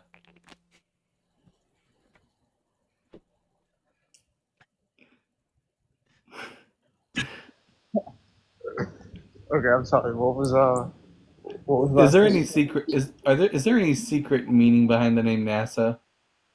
Behind the name NASA?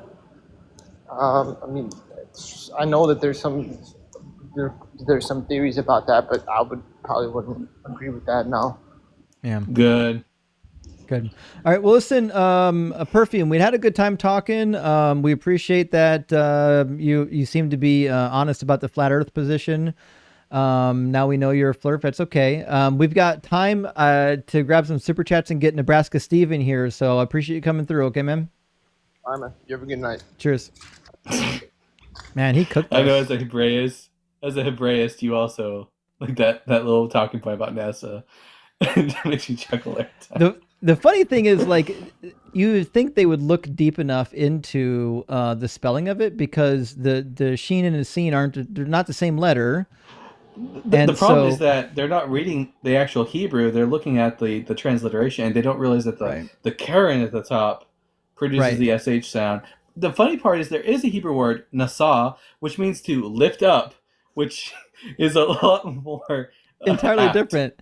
Which I say nasa, not nasha means to deceive. Nasa means to lift or to raise or sometimes to carry, which is a great description of NASA. I love it. All right, let me grab a couple of super chats. We'll get Nebraska Steven here. L-Teen, welcome in. Thank you for the $20 super chat, my friend. It says, one of the craziest twists of irony with deconstructing. I now believe so much more that David really was a man after God's own heart. Disgusting. Oh, such a good point. Yeah. David probably was a man after God's own heart, which is deplorable and disgusting. A good point. Hammond, good to see you. Thank you for the super chat. Says, so when Muslims say that the Bible is corrupted, do they mean that Moses had the Quran? How does that work? Because a lot of them believe that the Quran has existed since the beginning of the world. I know it's a funny thing. In fact, I was just reading, I think it was Tertullian's defense of the Book of Enoch, and they were making the same argument that, like, well, how did the Book of Enoch survive the flood? And like they have a whole hermeneutic. There's a whole list of hermeneutics for the Quran as well, but most most Islamic people believe that it was given to Muhammad in the cave and then subsequently written down after his death. So I don't know if they believe that Moses had a copy of it. That might be like Islamic lore. That might not be part of like proper Islam, if that makes sense. I've never heard the apologetics on how first Enoch survived the flood, because that's always been my objection, but I've never heard the defense for it. There is one. Remind me after this. I'll send you the thing. It's in. You can find it in Philip Schaff's Ante-Nicene Church Fathers. It's in there. Anthony, thank you for the $10 super chat. Says my uncle is into Rapture literature. I should probably check on him. Yeah, you really should. Now it's a difficult time period for these people waiting for the rapture. Angelfish, thank you for the $10 super chat. Says that, I'm sorry, what time zone is the rapture supposed to start in? Well, certainly, it's hard to say. It might be Eastern Standard. We'll know in about an hour and 15 minutes. We'll have to find out. It's certainly not in Jerusalem time. Not Jerusalem, yeah. Right? Which is where he's supposed to return. I know. He's supposed to come the same way he left, according to Acts 1:11. Cryptic says, y'all got raptured. The line to enter heaven is long and crappy elevator music is playing while we wait. The cover charge is rare labubus. What's labubus? I gotta look this one up. Yep. Let's see. Is this a doll? I feel like I'm way out of the I have no idea what anyone's talking about anymore. I've gotten to that age. Labubu does show up on the internet, and it appears to be some sort of collectible doll. Oh yeah, it's the little monkey-looking things, Labubus. That's what they are. Yeah, they're kind of cute. They're not bad. Okay, if Yahweh's collecting Labubus, that's not so bad, is it? That's kind of cute. We'll allow that. I'll bring if I get raptured, I'll bring a Labubu for Yahweh. Audrey says, yes, Christians are scared of them. Must be a conspiracy theory around them. There probably is, actually. Well, anything that's like Eastern is demonic. Just like when I literally had a professor in Bible college that thought doing yoga was demonic and you can get possessed if you do it because... The satanic panic never ended. Don't let anyone tell you it did. All right, Steve, let me get you in here real quick. I'm going to make sure your echo cancellation's turned on, and then bada bing, bada boom. Welcome back, Steve. Oh, hey, Justin. Thanks for having me again. Steve, do you believe that Jesus is coming back? I believe that he has returned and that he may return sometime in the future. And I was calling to argue that that Jesus' return prophesied in Matthew 16:28 was scripturally fulfilled when Jesus, alongside Moses and Elijah, reappeared to Peter, John, and James. And this is in the very next chapter we know. Matthew, in Matthew 17. Okay, so this is where... Steve, Go ahead, Dalton. I'll say, Steve, were there any angels present at the transfiguration event? Moses and Elijah. You think Moses and Elijah are angels? They, I mean, that's a Jewish they could have position. been. They could have been in heaven and retransfigured into angels, right? Why would you People think that they're go to angels? heaven are angels, right? No, not really. I mean, there there's are some Jewish traditions that apply that like- to Elijah, but Moses, Yeah. no. Moses died. Moses in the Bible died, but he could. Okay, but this is what my AI over. I'm going to read you my AI overview. Don't do that. All right, Whereas let me. Matthew 16:28 and unfulfilled prophecy. Nebraska Steve, No, Google AI is not going to help you. We'll read through the text slowly and we'll demonstrate why it's not. No, I about want you to transfiguration. say, I want you, to tell you what AI says. Steve, we already know what it says. We already know this hermeneutic. Do you want me to just tell you why it's wrong, or do you want to waste time reading it? No, I want your perspective. That's why I called, because I want to Right. hear what your take on this. Right, that's what I'm saying. We already know what Google AI is going to say. It's going to say that it was fulfilled in the Transfiguration, this very next verse, or very next chapter. Next verse too. The reason why it wasn't fulfilled in the Transfiguration is because, for a couple of reasons. One, it just talks about him coming, not going up a mountain. It says he's going to come with the angels, and he's going to repay everybody. That's the judgment, when he repays everybody for their deeds. The other thing is that none of these disciples died in the next 6 days. The transfiguration was 6 days away from this statement being given. None of those disciples died, but some of them had to have died before this gets fulfilled, because it says there are some standing here who will not taste death, meaning there indeed are some who will taste death. Some is never all, and it's always more than one. But in Matthew 16:28, was he just speaking strictly to the disciples? We do not know. Maybe he was speaking to a larger audience, and some of them did pass away. Well, it says his disciples. It doesn't explicitly say the 12. So how do we know in 16:28 Matthew that it wasn't? It was just the disciples that he was speaking to, and not a larger audience. According to the Gospels, Jesus had up to 70, at least 70 or 72 disciples, and Jesus says that only some will not taste death. So are you making the claim that between this and then, like maybe like 50 or 60 of his like disciples all died before the next chapter? Well, I'm just saying maybe in 16:28 he could have been speaking to a large enough audience, maybe 100 or 200 people, and maybe a few of them passed away in 6 days. How do you know that didn't happen? Not a few. It only says that some will not taste death before that happens, and meaning that most will have. So you're making the claim that like over 100 of his disciples died between this verse and the next? Well, some could mean a few. We agree, yes, the survivors are few. That's what we're saying. Because it says, some of you will not taste death, meaning most of you will taste death. So did most of his disciples die in the next 6 days? No. Right. So it'd be silly to think that it's about the transfiguration. The other thing is, it's clearly about the second coming, and I'm going to show you why. So the Son of Man is to come with his angels in the glory of his Father and repay everybody for what's been done. This is like nearly a direct quotation from the same book, Matthew 25, 31 through, we'll call it 36 for now. This is what's going to happen. It says, when the Son of Man comes in his glory and all the angels with him, then he will sit on the throne of his glory. Oops, I typed the wrong, there we go. Typed the wrong number in there. There we go. They will sit on the throne of his glory, and all the nations will be gathered before him, and he will separate people one from another as a shepherd separates sheep from the goats. So you know the judgment scene, right? That it's the same words. When the Son of Man comes in his glory with all the angels with him. It's the same thing. There's no reason to think that this is talking about something else. Okay. Well, what about the temple in 70 AD? The fall of the temple. What about it? Well, was that not a judgment passed? No. Yeah, but Jesus didn't come with his angels. Well, how do we know that? Maybe he just could be referring to, could have been fulfilled then.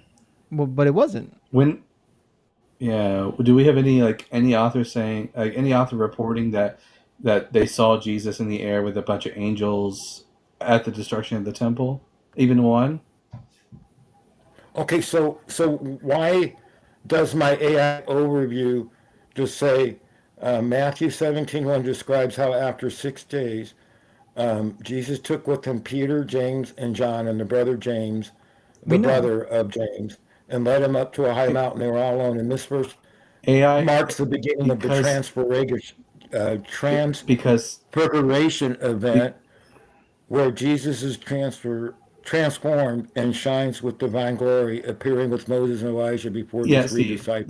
The reason is because your AI overview is just like sort of gathering information from a few of the first websites that pop up, which are usually going to be apologist websites. So it's not giving you like some sort of objective, definitive answer. It's just pulling from different websites, including some which are like bad apologetics. Okay, so when you Google, just Google this, was Matthew 16:28 an unfulfilled prophecy?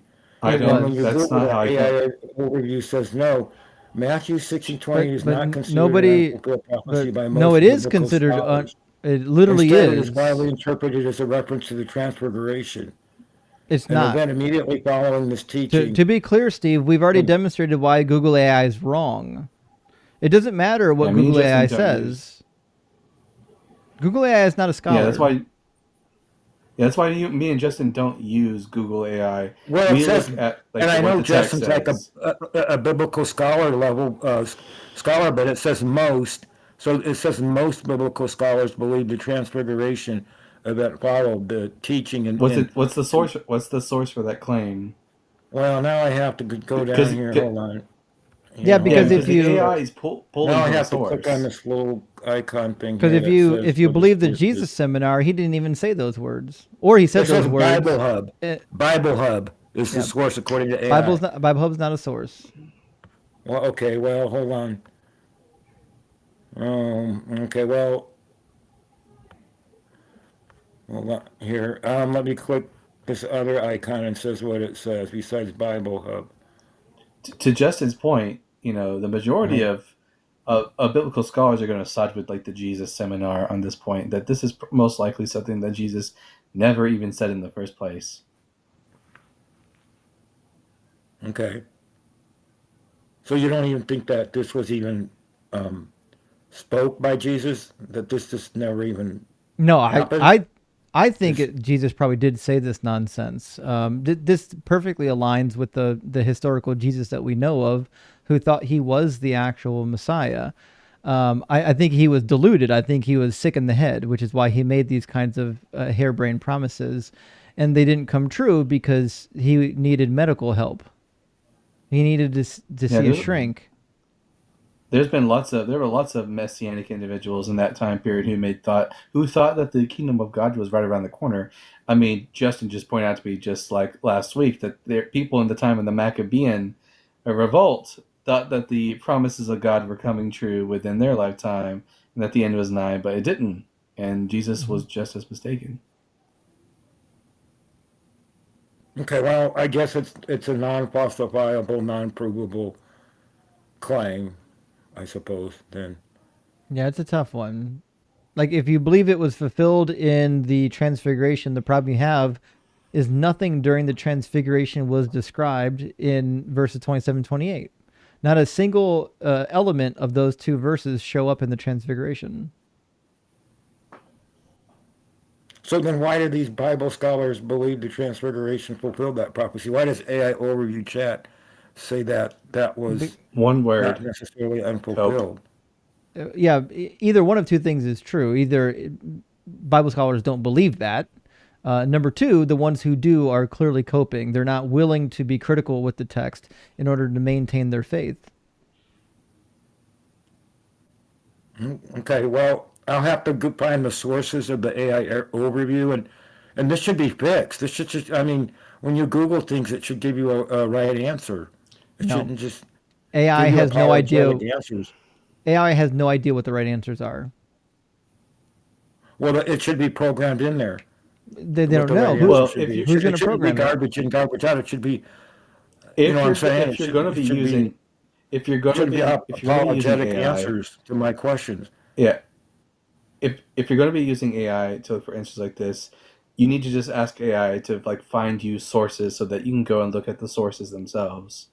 Yeah, and to be clear, all of the AI models right now are incredibly kind toward the religions. You can ask critical questions about Islam or Hinduism, and it'll tell you that they're true as well. Like all of the AI models go over the top apologizing for the individual religions because they don't want to be accused of being biased towards somebody's religious belief system.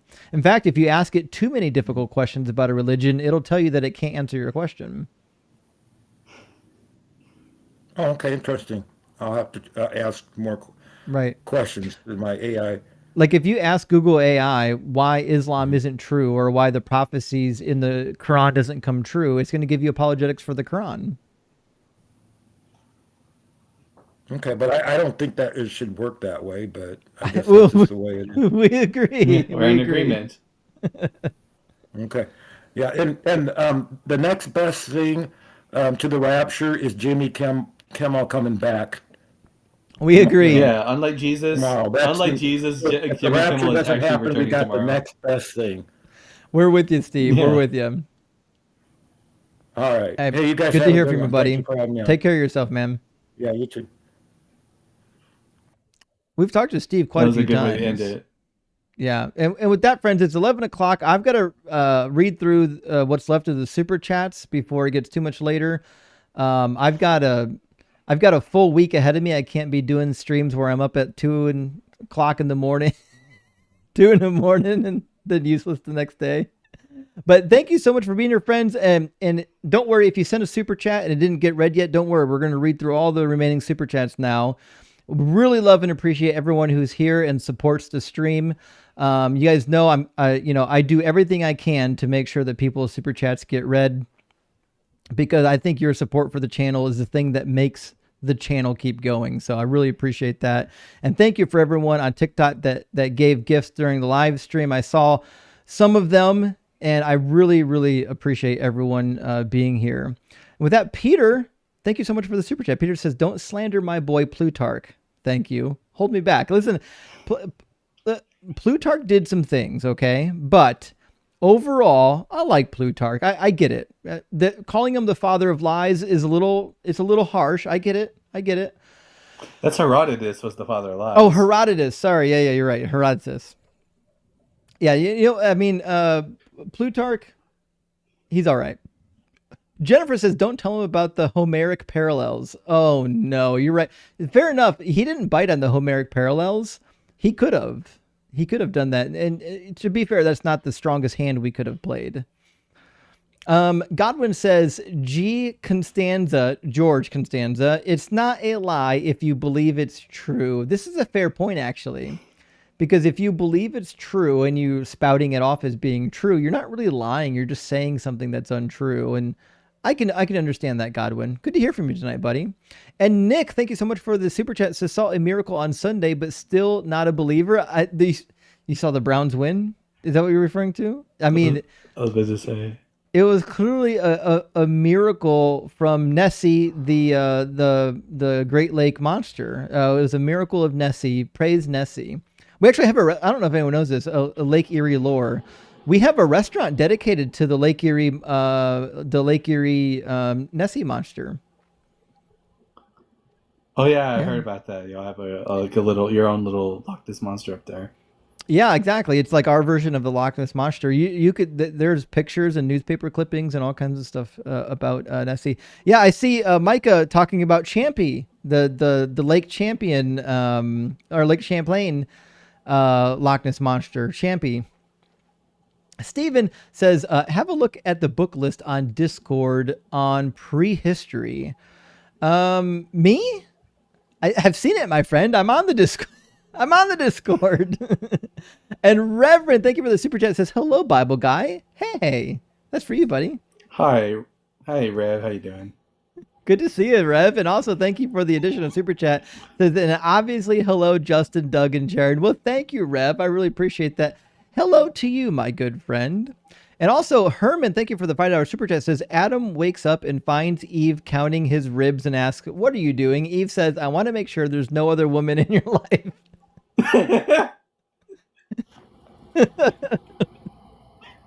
That's good. That is good. I appreciate that. I appreciate that. Lone Dro says, not sugar, but a spoonful of honey, and swallow as quick and as often as you can while swallowing it. I used to get hiccups daily, 100% success rate. Okay, Lone Dro. I always have honey on hand. And by the way, I know it won't work, but I fucking love honey. I'm more than happy to down a whole tablespoon of honey to cure my hiccups. Maybe it will. Maybe it won't. We'll see.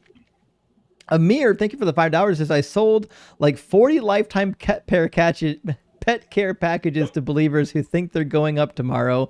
If they go, I'm going to be screwed with the food bills. I know. We were just talking about this earlier today, a couple of us, and we're like, listen, if we do a Rapture pet care for real and we take people's money, I think like in order to not get prosecuted for fraud, we would have to demonstrate somehow that we could care for these pets, because other than that, I think it's a viable business model. But I think we have to bake into the language that taking care of the pets can include euthanasia. I don't think the people you're charging are going to be, if the Rapture is true, they're not going to be able to like litigate against you. They'll be gone. That's true. Well, I mean, fair enough. If they're gone, they're gone. What are they going to do?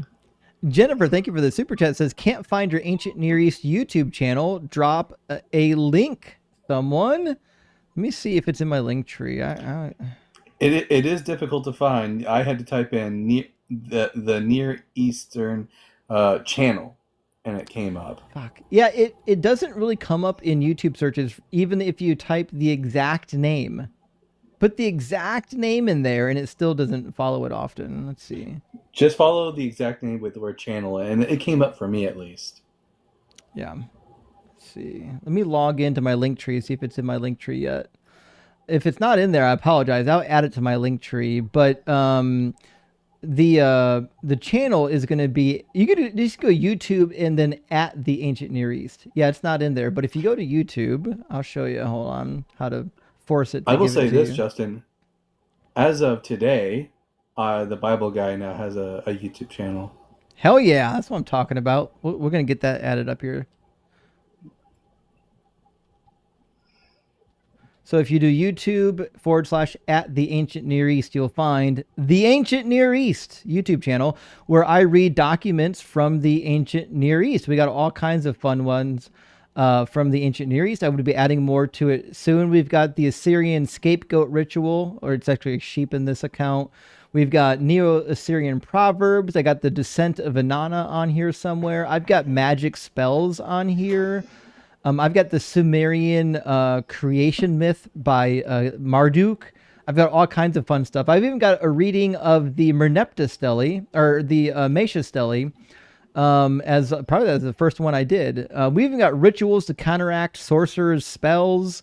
There's all kinds of fun stuff. I don't have that many videos. I'm only at like 31 videos, but I'm going to be adding more to this channel for people interested in hearing readings from the Ancient Near East. I've got rituals and spells and narratives. It's gonna be a lot of fun, friends. The Descent of Inanna is one of my favorites because it has a strong parallel to. Have you ever read the Ascent of Isaiah?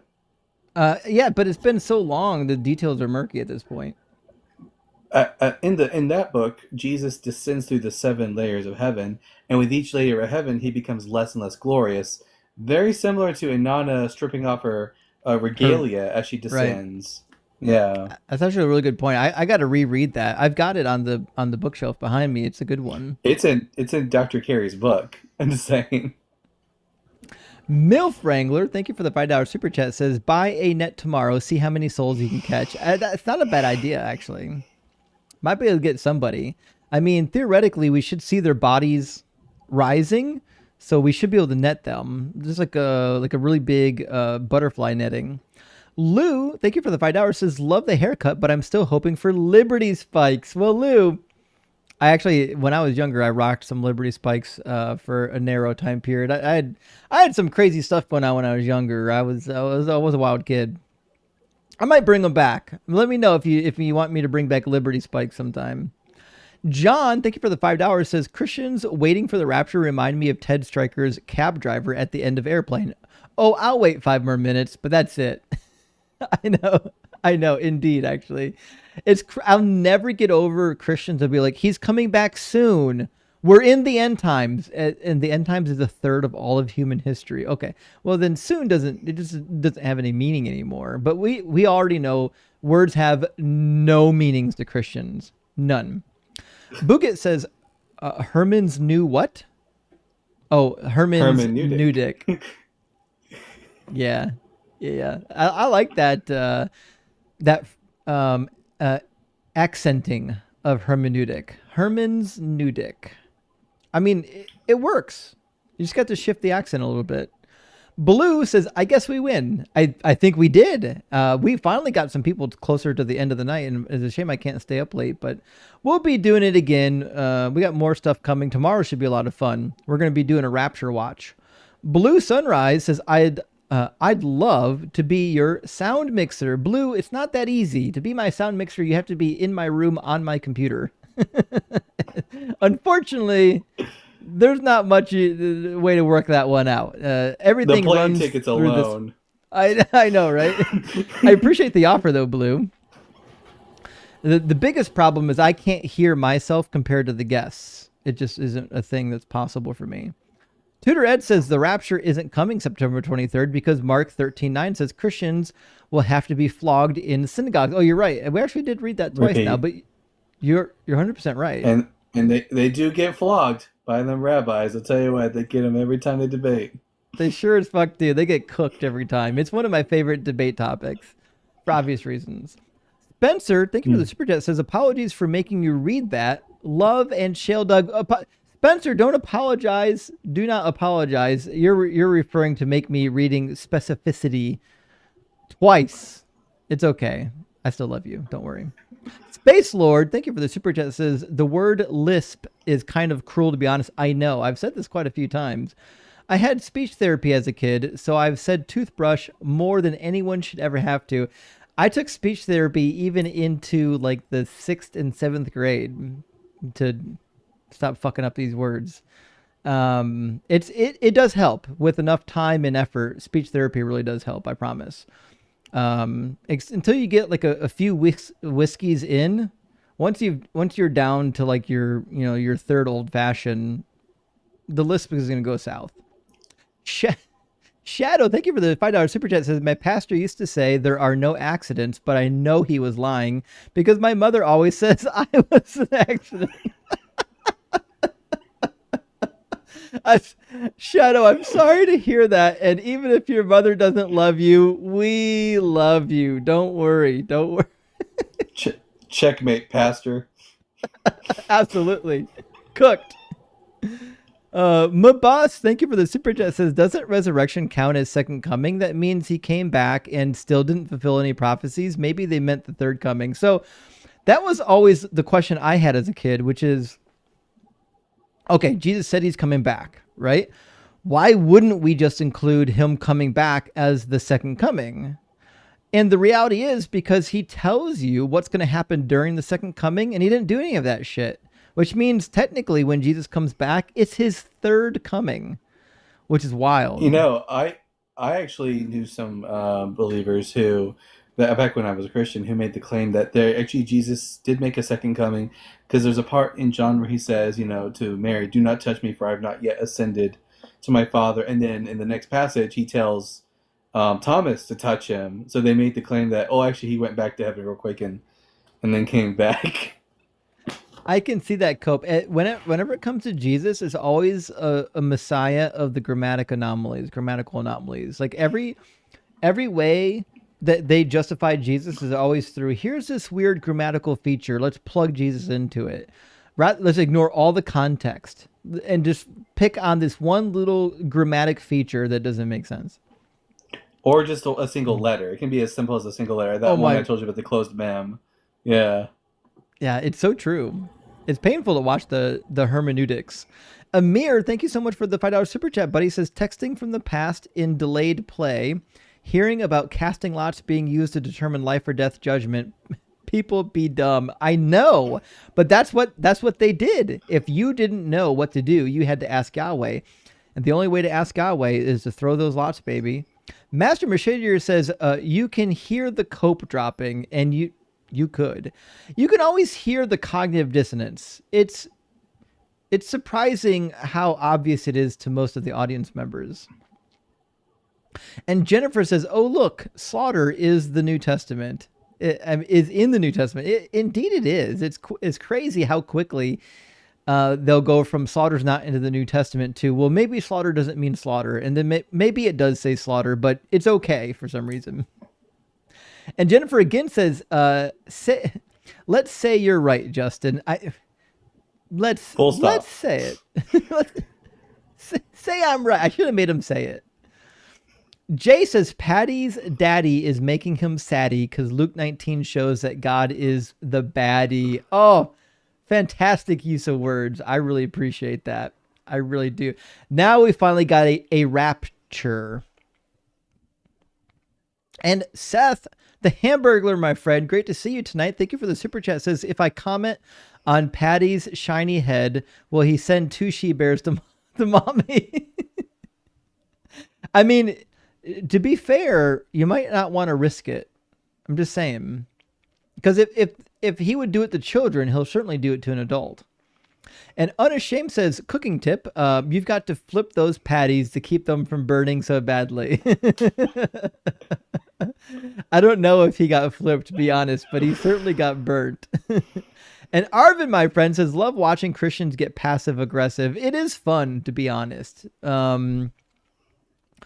I think it happens because they feel the legs underneath their Jesus stool getting kicked out, and rather than standing up, they're like, "Fuck it, I'm going down with the ship," And eventually, you just gotta get off that stool and be like, "Okay, well maybe this bullshit doesn't work." Helping Mega says Patty has to be a professional dodgeball player. I agree. That dude, either that or and I'm not shaming anyone, but he needs Ritalin. He needs Adderall. He's the poster child for ADHD in adults. He could not stay focused. And Dr. Fudge, I agree. Patty's a yapaholic. Hope he recovers. He needs to be in a 12-step program. Getting ripped in the... Patty, if you're watching this back, just know I didn't read most of these comments while you were here. Sam says, AKA Shmuley, I'm sorry, is AKA Shmuley. When does theology become mythology? I'm glad you're better. Hail Doug, always rock hard for Doug. CSJS related to ills from the other night, which I super chat about. What's SJS? People keep using acronyms with just expecting us to know what they mean. I don't know what, Steven Johnson syndrome? A fatal reaction that affects skin and mucous membranes. What? Huh. Yeah, Sam, I love you, buddy. I don't know what SJS means, but CSJS related to ills from the other night. I mean, related to my my chugging of hot sauce? Yeah, I think that's what they were saying. Well, I'm glad I don't have SJS. It doesn't sound pleasant. Thank you for the super chat. Good to see you, Sam. And Mike, my friend, thank you for the super chat. It says, God is good. God is great. God is 2,000 years late. What a good rhyme. That is a good rhyme. I appreciate that. And Josh says, the trap is set. Boing. You know what? We didn't set as many traps as we could have tonight, but I really wanted to keep people on this particular topic. But on the your God doesn't exist topic, that's the best open topic for setting traps, because they really don't know where I'm going to lead them. With this topic, they have to kind of know that I'm going to lead them back to the topic.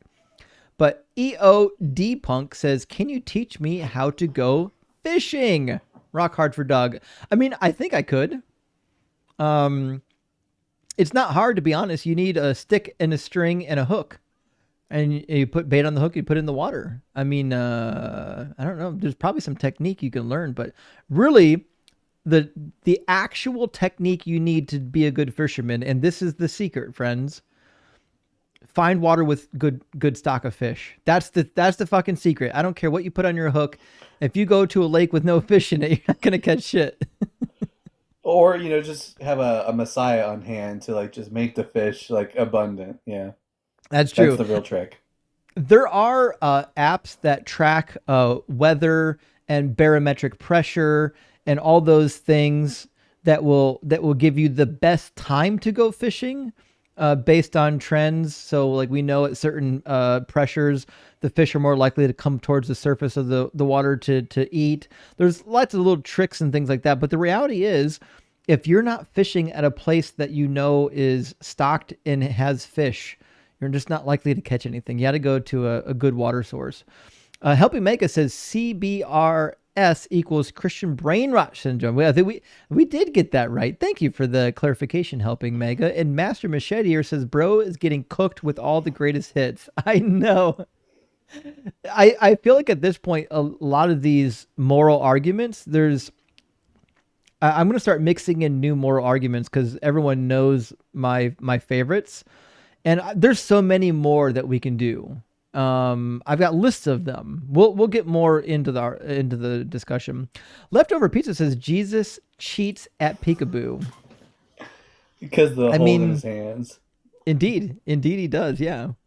And Helping Mega come in and again says, does the rapture follow time zones? Well, we've had this conversation tonight, and it appears not, because the Jews haven't been raptured, or the Israelis haven't been raptured. An ice cream assassin, interesting name. I might join your guild. This caller totally reaffirmed my faith. Now I'm a born again atheist. I appreciate that. W ice cream, by the way, best dessert on the planet. Sovereign atheist black woman. Yeah, fuck those bears. Fuck the bears. And D20 says W channel. Well, thank you, D20. I appreciate that. And our friend Fern is with us. Fern says, duh, obviously Yahweh uses Eastern Standard Time because America, fuck yeah. I mean, the Bible Belt is mostly Eastern Standard Time, which means God should be on EST. I agree with you, actually. God damn, I thought for a second there, I thought America was some sort of Akkadian or Hebrew word that I wasn't familiar with. I was like, America, what the fuck is it? Yeah, you're right.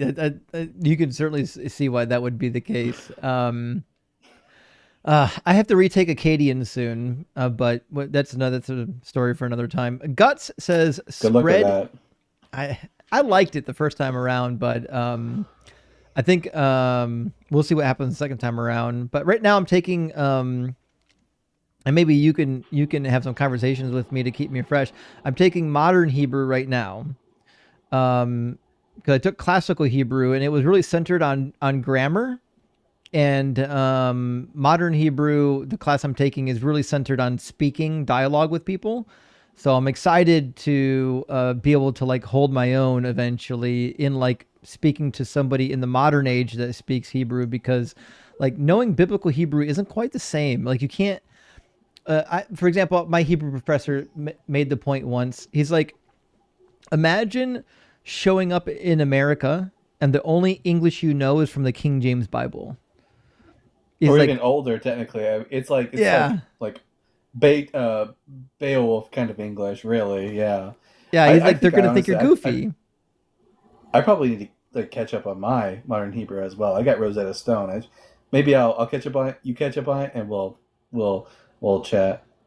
I can hook you up with the university that I'm taking them from. It's for adult learners. It's like $200 per class, not per class, but for the whole semester. It's pretty dope. It's through Case Western Reserve University, because we've got a contingent section of Cleveland where one or two of the schools realize that, hey, there's enough Jewish people here. We should have like Jewish studies at the school. Yeah, well, I have a lifetime subscription to Rosetta Stone, so I get all their languages for the rest of my life for free. And also, I have that one. What's it called? That it's got the fire symbol. It's it's like Netflix, but with all the education. No. It's got everything: history, science, mathematics. Khan Academy. The Great Course. The Great Course is Oh, plus. And, okay, and okay. it has both ancient and Greek and Hebrew and Latin Right. on there for Oh, courses. that'd be fun. Really good stuff. Hell yeah.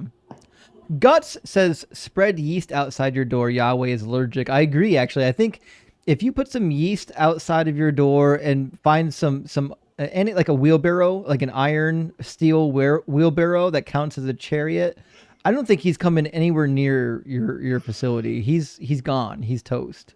And Adam says, performative indignation makes chuckle. It really does. And the two troll vibey guests were doing exactly that. They were doing performative indignation in order to avoid the point. Josh Barba says, guest is an abortion. I got to be honest. I mean, he sounded like what was left over after a failed one. And Dr. Wrong says, hiccup, push under rib cage, massage diaphragm. Doctor, doesn't work, my friend. Also, I'm very fucking concerned while you have a dog in your PFP with his mouth duct tape shut. That's not fucking okay. That's animal abuse, by the way. Thank you for the super chat. But if you're abusing your dog by putting duct tape on its mouth, I will promise people in this community will find you. This is not good. Don't do that. Space Lord says caller is a bro flake. Yeah, actually that was the case. Draco says, glad to see you back after the ghost pepper sauce incident. I hope that your toilet also survived. If you do that again, remember the milk. I certainly will. This toilet did survive. I actually threw most of it up, so most of it didn't come through the other end, so I was kind of preserved there, but I appreciate your concern. And Tim, thank you for the super chat. It says, normalize answering, I'm alpha with, is that a fury thing? A furry thing. Oh my God, furry thing. Sorry. Yeah, furry thing. Is there? What's the relation That's fantastic. Furries, they dress like the animals and stuff, and some of them will dress like wolves. Alpha. Alpha's more of like an animal thing. I mean, it doesn't really exist among wolves. That's a myth, but that's where they get that alpha language from. So just that's ask an them interesting if you're point. a furry next time. That'd be fun. I'll definitely watch them crash out on that. Dan says Christian brain rot should. Oh yeah. CBRS. We have determined it's Christian brain. We appreciate the educational chat though. And Amir coming in again says ignore and hiccups just go away. Well, Amir, I don't know if you've had hiccups, but just ignoring them are next to impossible, friend. It's kind of hard to ignore them when you're like doing a live while it's happening. I know. We appreciate the advice, and I'll say the same thing I said prior. None of your advice will work. Leftover Pizza says Christian rap artists are divided on whether or not it's caring to raise your hands in the air. Like you just don't care. That's a fair point. Yeah, I wonder what the over-under is on that. If we took a... If we made bets on whether or not Christian rap artists care about raising hands, we need to figure that out, because what I know from my time in church is that you're not a real Christian if you're not raising your hands in worship. That's how you know the real Christians from the lukewarm Christians. Just saying.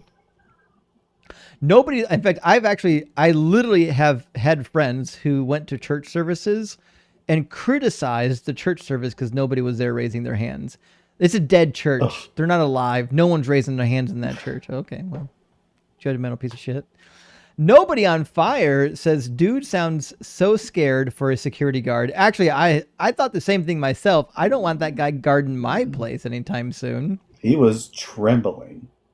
He heard his keys shaking. He was terrified.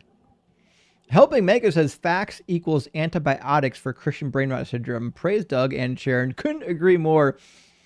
That's why you guys know on this channel, we stick to, we read this book. If there's one thing we're going to do on this live stream, is we're going to force people to read the book. That's what's going to happen. And Singer says these dudes love to go straight to the meta when you present the verses in the book that prove your point and then prove them wrong. I know. It's like a reflex. You know what I mean? Like, it's like running away. Fight or flight syndrome. Symptoms. Squidgert is crazy, by the way. That's a good name. The Shinto gods are amused by this rapture thing. I'm sure of it. I'm sure there are people in other countries who worship other deities, or like the Buddhists, who are looking at America's worried about the rapture, being, look at these fucking idiots over here worrying about getting carried away in the middle of the day. That is the one thing I do, because I will never be able to look at Christianity or Judaism from an outsider's perspective, because grew up religious. So I'll never know how believers from other religions look at Christianity. Yeah, it's weird. My thought was always, people who didn't grow up in this religion will look at our religion the same way we look at everyone else's religion. It's just stupid from the outside. But our religion is special. The God who walked on water, divided fish and loaves between 5,000 people. Talking snakes and donkeys. Makes perfect sense. It's completely logical, obviously. Created his own enemy and refuses to kill it. Hank says, unsurprisingly, Paul Blart knew less about science than he did about his foundationalist fanfic. Yeah, Paul Blart, mall cop, is a security guard. Fuck. That's good. We had a visitation from Paul Blart today. Mr. McDizzle, good to see you today, says, saw you were live and wanted to jump in to support. Thanks for all you're doing. Well, thank you, McDizzle. We appreciate that. And thank you for your support, friends. Your support via members and super chat and watching and interacting with the videos makes this stream possible. Also, when I post clips and whatnot, just know the more you like and comment the clips, the more people that don't follow the channel get to see them, right? So, for example, the way YouTube and TikTok both work is when you post a clip, if it performs well within your circle, within your people, then they show it out to others. So the content always gets shown to the new people when my people like it the best. So the more you like and interact with the clips, the more people that don't follow us will be able to see the clips and realize that Jesus was a liar and a fraud. Science Lover, thank you for the 349 THP, says, I so love this debate. Well, thank you. I love this topic. I really wish that we had more people wanting to talk about this exact topic tonight. We're going to try again, though. And Stephen says, moon landing, you weren't there, 2,000 years old, New Testament. It's all true. Such a good fucking point. When it comes to, Christians will say over and over again when we talk about science or the moon landing or the beginning of the universe, but, well, you weren't there. Like, motherfucker, you weren't anywhere in the Bible. You don't know any of that stuff is true. What a crazy double standard that now we have to personally be there to witness it for it to be true, but you don't. And Jack says, the perfume dig was divine, my dude. I wondered if anyone was going to catch that. Oh, what was it? When Cologne was here at the end of the conversation, I called her perfume. Oh, okay. I didn't. Okay. I don't even know if perfume got it. But Bingus, thank you so much for the $5 super chat. It says, so come here to sit and think. Others come to leak and stink. I come here to scratch my crack and write some scrawlings front to back. I love it. Just make sure you don't wipe back to front. Just be careful there. There's some things you need to know about that. And Fry, thank you so much for the super chat. Says, did you see Trump and RFK lying about autism today? Oh my God, no, what happened? What'd they do? Please tell me they didn't roll out vaccines cause autism. Nothing surprises me anymore with those two. Oh, fucking Tylenol? They think Tylenol's... Oh my God. Okay, well. Oh boy. Fucking, I guess we're gonna get rid of acetaminophen now. To be clear, my child was diagnosed with autism long before he ever had Tylenol, and the mother didn't have Tylenol when he was in the womb. How did it cause? Give it like 6 months, and we'll be hearing him say something like, "Pepto-Bismol causes cancer." Does Bayer still own Tylenol? What's happening there? If you own stock in Bayer now, I think it's time to sell it. This is not financial advice, but to be sure, the Trump administration is about to ban a whole lot of shit. And Lou says, "Oh, what's the epitome of dehydration? Powder eczema? What? What's CXM? All right, here we go. Cream? Way too many abbreviations here tonight, friends. I love you, but these got to be abbreviations that we know. Is a type of antibiotic. Fuck. Okay. I don't know. This is not medical advice, to be clear. Dumble Dad, thank you for the $10 super chat. Says, I love having both of you on live. My master's in biblical languages was my start out of Christianity. Funny what happens when you actually read the text they never do. And Dumble Dad, I couldn't agree more. Dalton and I were the same way. Same with people like Dr. Josh, Kip Davis, other people that have been speaking out. The more you read this text and then you read the adjacent literature and study the language and the culture, the more it's just like, oh, this is just another fucking mythology that's been edited and changed and redacted over the years. Anthony says, on vacation, listening from Thailand this morning. Well, fuck. Sounds like a great vacation. I hope you're having a good time. Thanks for supporting the channel. And Logan... No one's gotten Rapture in Thailand, apparently. Apparently not. Yeah, that's a good point. What time zone are they in? They're like 12 or 13 hours in front of us, aren't they? Oh, it's ways over there. Logan says, yes, on a plain reading, it looks like Jesus predicted the final coming within the lifetime of his hearers, which did not occur. Chat GPT-5, deep analysis. Yeah, actually, yes, if you tell Chat GPT to give you honest answers, rather than just asking it open-ended questions, eventually it will give you fair answers. But you have to force it. Yeah, I have specifically personalized my ChatGPT to only pull from like peer-reviewed sources and to always give me a link to the source so that I can actually fact check it myself. Right. Right, yeah. And Chaos, good to see you again, says inventors of the English language were a-holes, Lisp for S, Roticism for R, and hippopotamonstrosquistophobia for the fear of long words. Very It's good, real. Chaos. I think it is. They really doomed me. They hated me.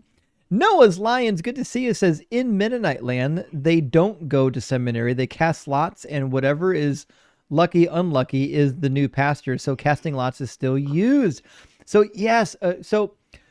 My understanding was because the Mennonites came up with this idea to in opposition to the Anabaptists. So the Anabaptists is where the Mennonites come from, but they came up with this idea, didn't they, as a to fight back against the consensus model. So in Anabaptism, the pastor is usually selected from among the congregation through consensus.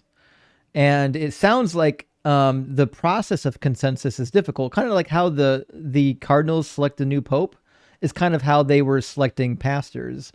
And I could imagine that they would think that the consensus model was humans doing it rather than God doing it, and so they would want to cast lots instead of depending on humans. Yeah, that's wild. I've never heard of that. Those are true believers when you're willing to cast lots for shit. And Aaron Feller says, I think SJS and ills refer to conversation you had about Harlequin's disease and other tragic disease conditions with M's and the supergroup. Oh, I mean, in the prior live stream. Guys, I mean, I love you. Context matters, though. If you're referencing a prior live stream, you gotta let me know, friends. I'm not a mind reader. Have you seen A Million Ways to Die in the West with Seth MacFarlane? No, I haven't. There's a line in it where someone mentions like another disease in the West, and they go, "What's that?" He offhandedly just says, "Just another way that God shows us that He loves us," and just moves on. I have to watch that. It really is something. Orc in the basement says, in the same vein of Philbro clock, we need, and I appreciate the convo as a deflection limit. Oh yeah. I appreciate the convo is like it's like the softening phrase for, hey, I gotta get the fuck out of here. This pressure is getting a little much. All right. I appreciate you cooking me, but I gotta go. Like I hear the timer ticking. An anthropologist or someone needs to like study these debates and really dive into like the tactics used by these Christian debaters. It would be fascinating read. Oh, I would love to have it. I would love to have it. John S., thank you for the super chat. John says, sorry for this. Oh God, but hiccups. I will never understand why people are so sure their cure for hiccups is going to work for me. If I pucker my lips and breathe real slow, like I'm breathing through the straw for a minute or two, it usually works. And I'm sure it does, John. I am positive that it works for you, but it won't work for me. Guys, I've been trying to fix my hiccups for over 40 years. Trust me when I tell you, I've done every trick in the book. Marine, thank you for the hand hearts. They've given us so many different ways that you could possibly cure your hiccups. I'm convinced that if you do anything, it could possibly be a cure for hiccups. Right. It just, listen, I love that it works for you. I do. I love it for you. Not going to work for me. I'm ready for Justin to publish the Cure for Hiccups book that he's going to, from all this research. We've got at least 30 of them now. Amir, thank you for the $5 super chat. Amir says, poor Justin. First 6-7, now Labubu's. Wait till you hear about Lafufus. What? Here I go. What is wrong with the youth of today? I can only assume this is some sort of a meme I don't know about. Is this a meme that I need to know? I typed in Lafufu. They look just like Lafufus are counterfeit Labubus. Whatever that means. So you're telling me that there are these little demon dolls called Labubus, and they're so popular that the people are counterfeiting them and calling them Lafufus? Fuck me, that's crazy. Bring back the Furbies. Steven C says, let's go Lions. Fuck yeah, we'll root for the Lions. You know why? You know why Browns fans will root for the Lions? First of all, because misery loves company. Second of all, because sometimes when you're having a hard time, you just want to look at somebody else that's worse. And you feel better. So every time I go to Cleveland, I think to myself, at least we're not fucking Detroit. And that's the best we can do, friends. That's all we have. At least we're not fucking Detroit. And Sydney, thank you for the super chat, says, bet you haven't tried a taser. Oh, Sydney, this is a fair point. This is something that might actually work. I'll see if I can get some taser. If I tase myself having hiccups, the diaphragm contractions getting tased right in my diaphragms gotta cook the hiccups. I mean, it has to work. See, I thought this was next charity event. Will just like tase you every milestone, and it gets progressively worse. What about those gimmicky ab workout machines where they just put electrodes on your abs and make them flex? I bet you can get one of those and like crank it up to 10, and it'll cause your diaphragm to contract so you can't hiccup. Hey, there you go. Maybe you might solve you might solve the age-long issue. We fucking did it. All right, I'm gonna find one of those infomercial ab workouts. No more hiccup comments now, guys. We figured it out. We finally found the answer. Adam, thank you for the super chat. It says, casting you to the TV tonight, and my wife is catching her first barbecue. She wanted to know if she could see Doug and Sharon, please. Of course you can see Doug and Sharon.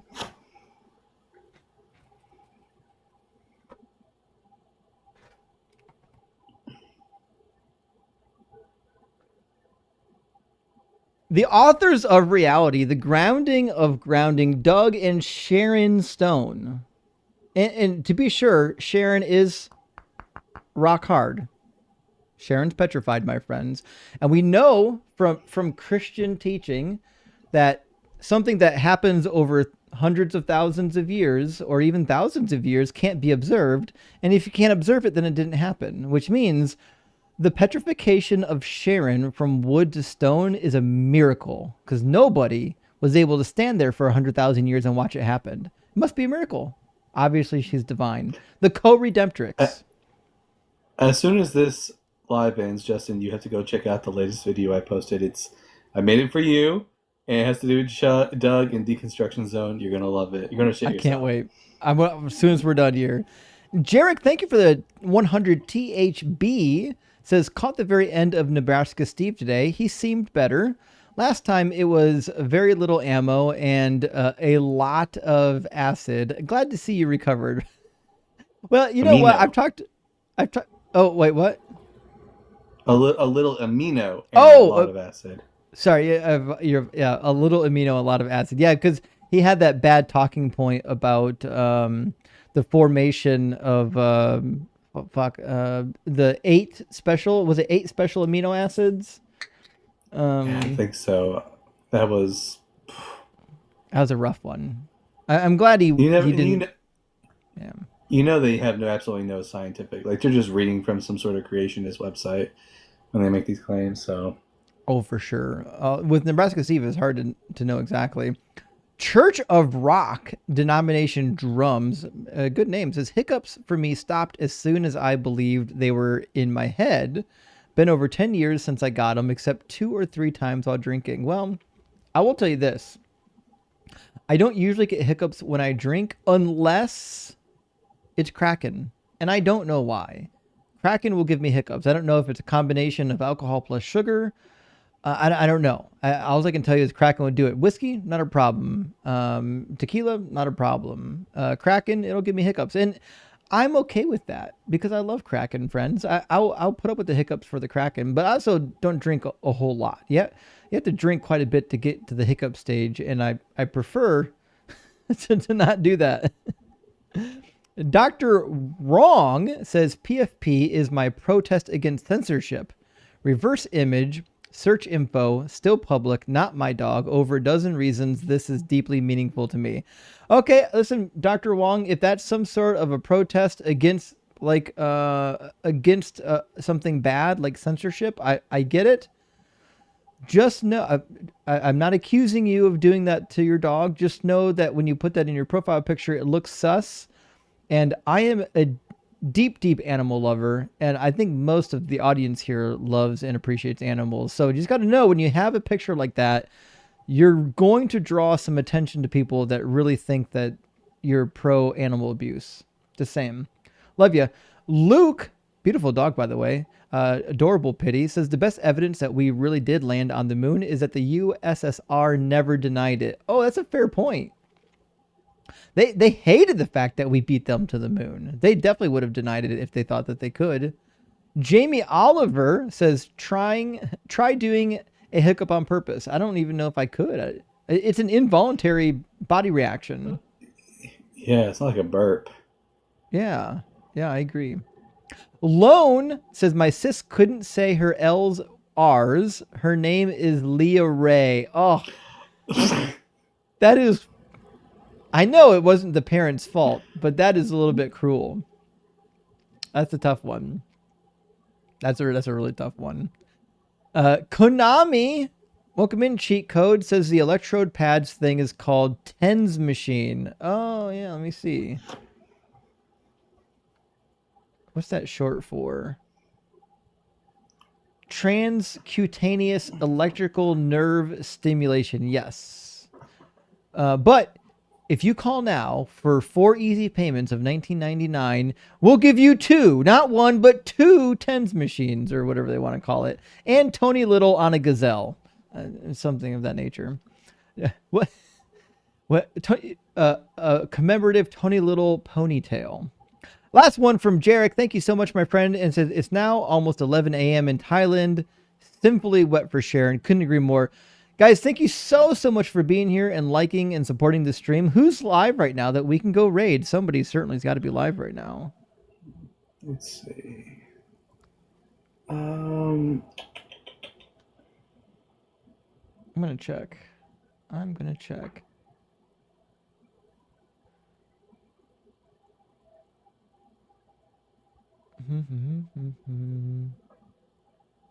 Looking pretty empty on my end. Yeah, there's not a ton of people live right now. You know what? Breakfast Tacos. Oh, he's not debating right now. He's playing a game.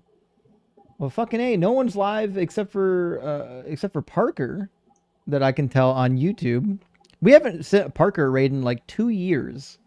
Mostly because he's like the giantest creator on the platform. But guys, we're going to go raid Parker's live stream. I know he's not debating religion today because he basically stopped debating religion, but Parker's a friend of mine. I support his work.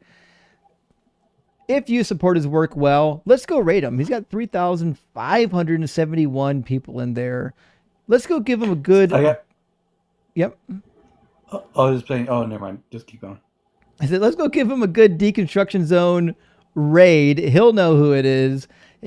He might even be worshiper of Doug. I'm unsure if he worships Doug. But friends, let's go raid Parker. Let's go say hi to our friend doing the other side of the Lord's work, which is combating Christian nationalism, which we don't fucking need. And I'm glad that somebody like that's doing it, so I don't have to do it. I'm not interested in debating politics, but here's someone who's willing to do it. So I'll see you over there. Say hi to Parker for me, friends. And we'll be back again probably tomorrow night with Rapture Watch.